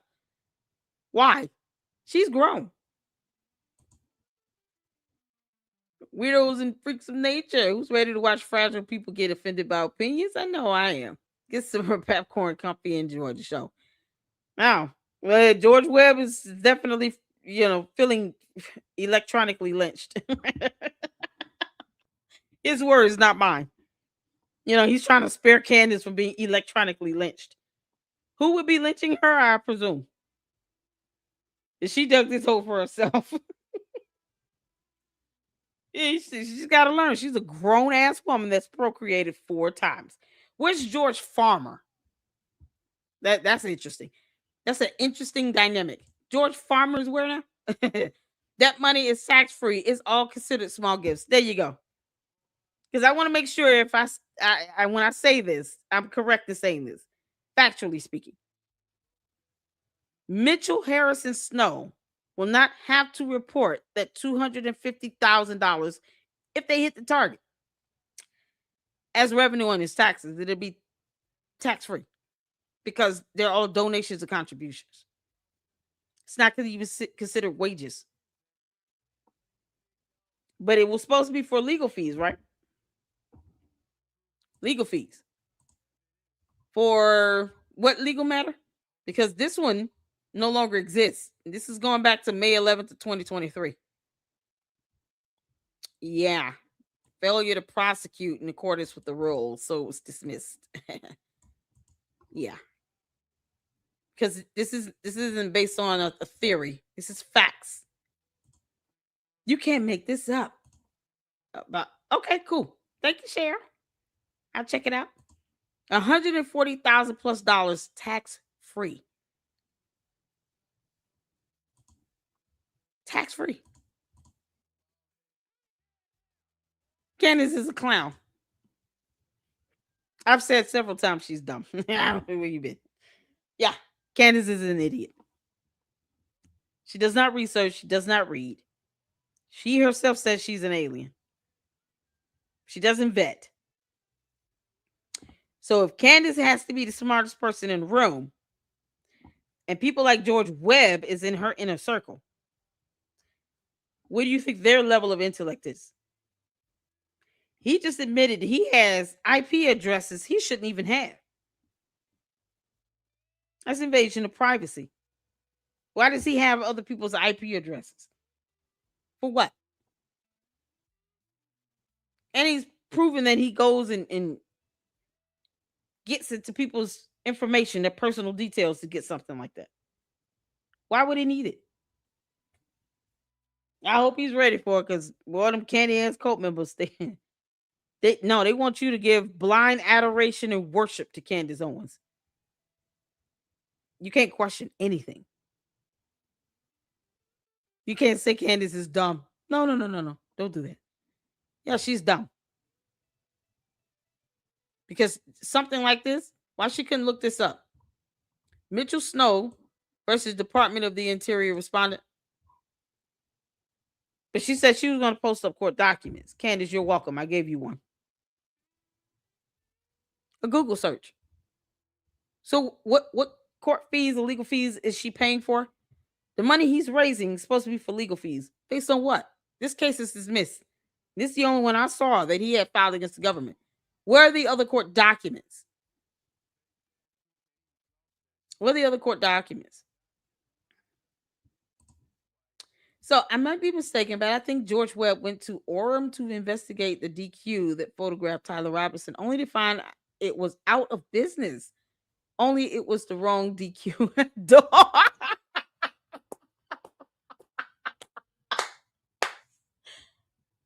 He's not even looking before he travels. He's just going.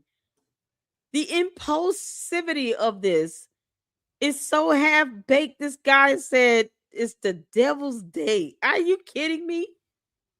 Why are you saying that and you claim to be a Christian? That's some heavily worded language there.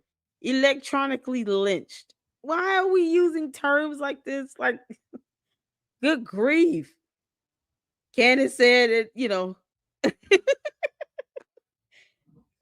Jewish people had black people slaved, and oh man.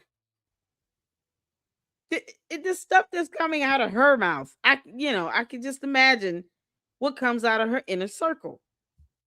If she is the cult leader and the smartest person in the room, everyone else has to be dumber than her. And we're hearing that and witnessing it for ourselves with George Webb. Where's George Farmer? The one she had 4 kids with. He's not saying anything. So you can give $16K to everyone each year without reporting it is a way people clean money. Wow. He does not have to report the $140,000 he's raised. This is crazy. He doesn't even have to. He didn't have to report it. Oh no, because reading is fundamental. Yeah, God bless your heart, Jamie Burlington.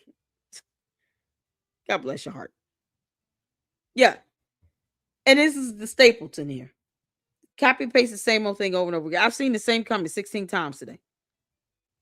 But yet, you guys still won't ask Candace to post up simple evidence. Let's start with the video camera footage from the military base. Because that would be the simpleton thing to do. It's simple. If you want to talk about someone being bright, and she said she would post up court documents. Why didn't she read them first? It's not very bright to have someone on your show who's a deadbeat, who said that he did all these things and he's been hiding and camping out from cartels and stuff. Why you post up photos of him and his child? That's not very bright. It's not very bright to just copy and paste either. Also not very bright for a bot to not scan and make sure, just basic terminology, basic understanding of information that she's putting out is being understood and computed. Is bright the only word that you people know how to use? Or not smart? They say you're either not smart, you're not too bright. But then they don't offer any evidence to support any of this crap she's saying. Or challenge her, the cult leader, in actually presenting the evidence herself. They won't ask her that, because cowardly. You can't make this up. It's copy paste. I've seen this 16 times already. His poor children should get it for what he's done to them and their mothers. Exactly. The $140,000 plus dollars. You can't make this up. Oh my God. We got court documents up here. Really? Is that it? This limited terminology is almost just, it's so boring. Can you be creative just a little bit? Oh God. And the bots come back for the banter. Why they still copy and paste? Really? Yeah, no. Get your cult leader to post the evidence up. Really? Do that. Ask her. Show us spine. Show us how brave you are. Can't make this up. You have to pay taxes on that and report it. Yes, ma'am. That's what I'm asking. I want to make sure, for $140,000. I'm gonna look that up. It is in the same tax as gambling winnings.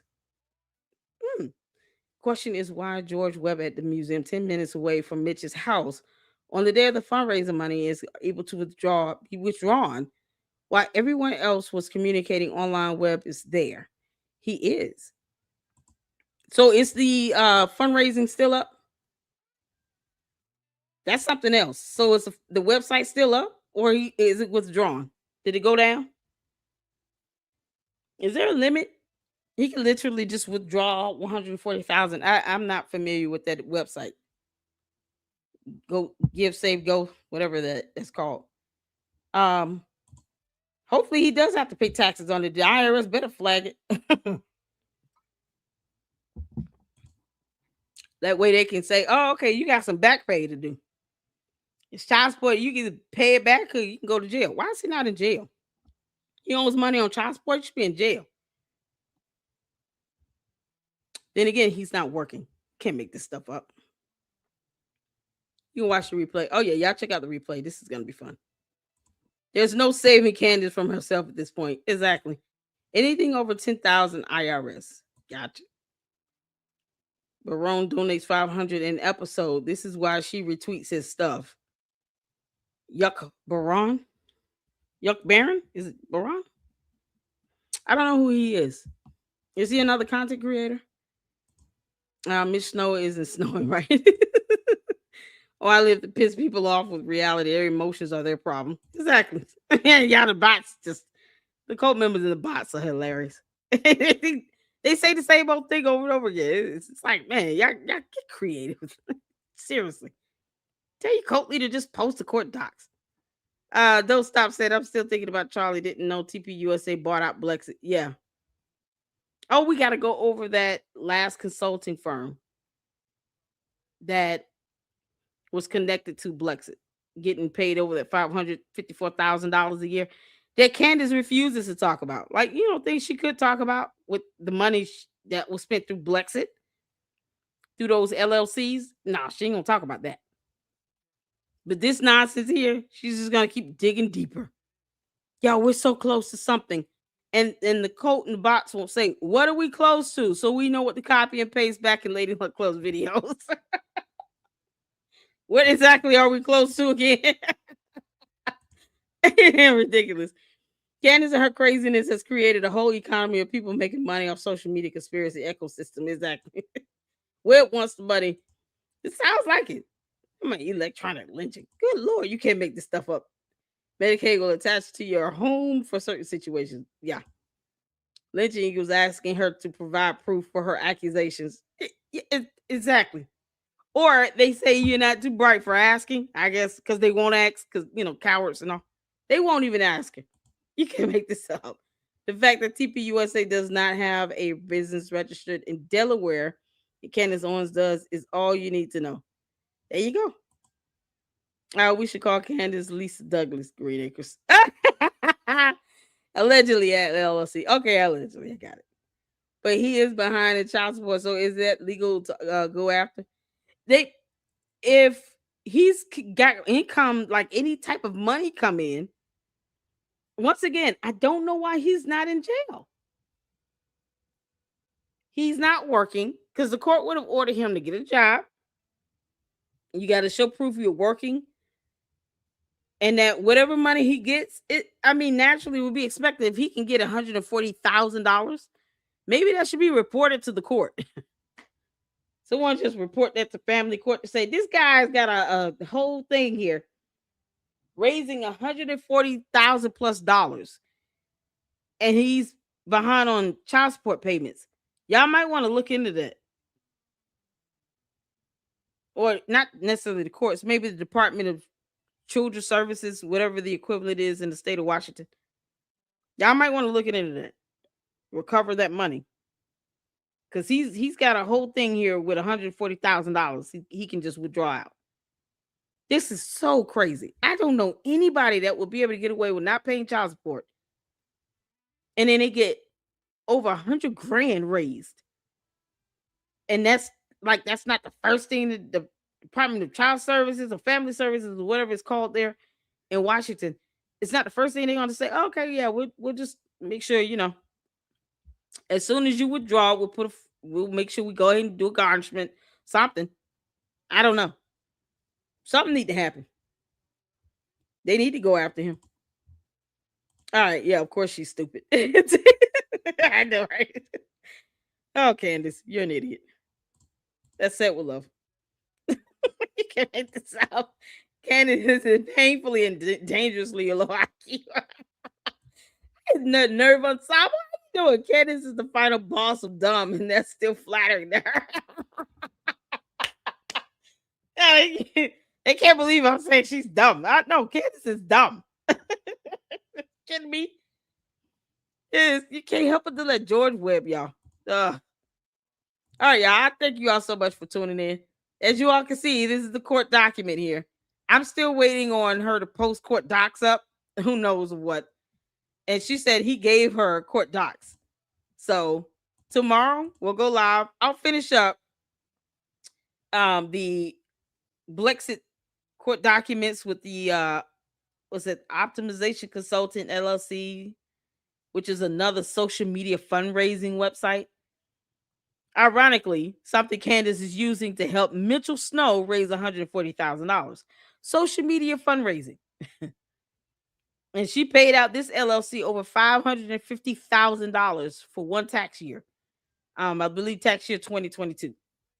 So we'll finish going over that because I said I was going to finish that up, and I want to finish that up because it goes to show how she spent money when she was the boss of something. And she wants TPUSA to put her on their payroll for PR. Hell no, girl. They not put you on that payroll. You couldn't even barely handle Blexit. You can't make this stuff up. No, they not. No, they said no, thank you. No thanks. She knows he has issues. I don't know why she's listening to these clowns. Like listening to somebody talking about an electronic lynching. What? Jesus Christ. Today was the devil's day. Now you and the devil can have your day and leave the rest of us out of that. That's insane. All right, y'all. Thank y'all so much. I appreciate all of you all. If you're just now tuning in, hit the like button and make sure you go back to the replay. As you all can see, we're concluding on this order here because Candace, this is how it's done when it comes to court documents. So why don't you post the other court documents you claim that you were given? This is issued as a mandate May 11, 2023. So what the hell is legal fees are we paying for here? are people paying for with this donation to this website? What legal fees are they taking care of?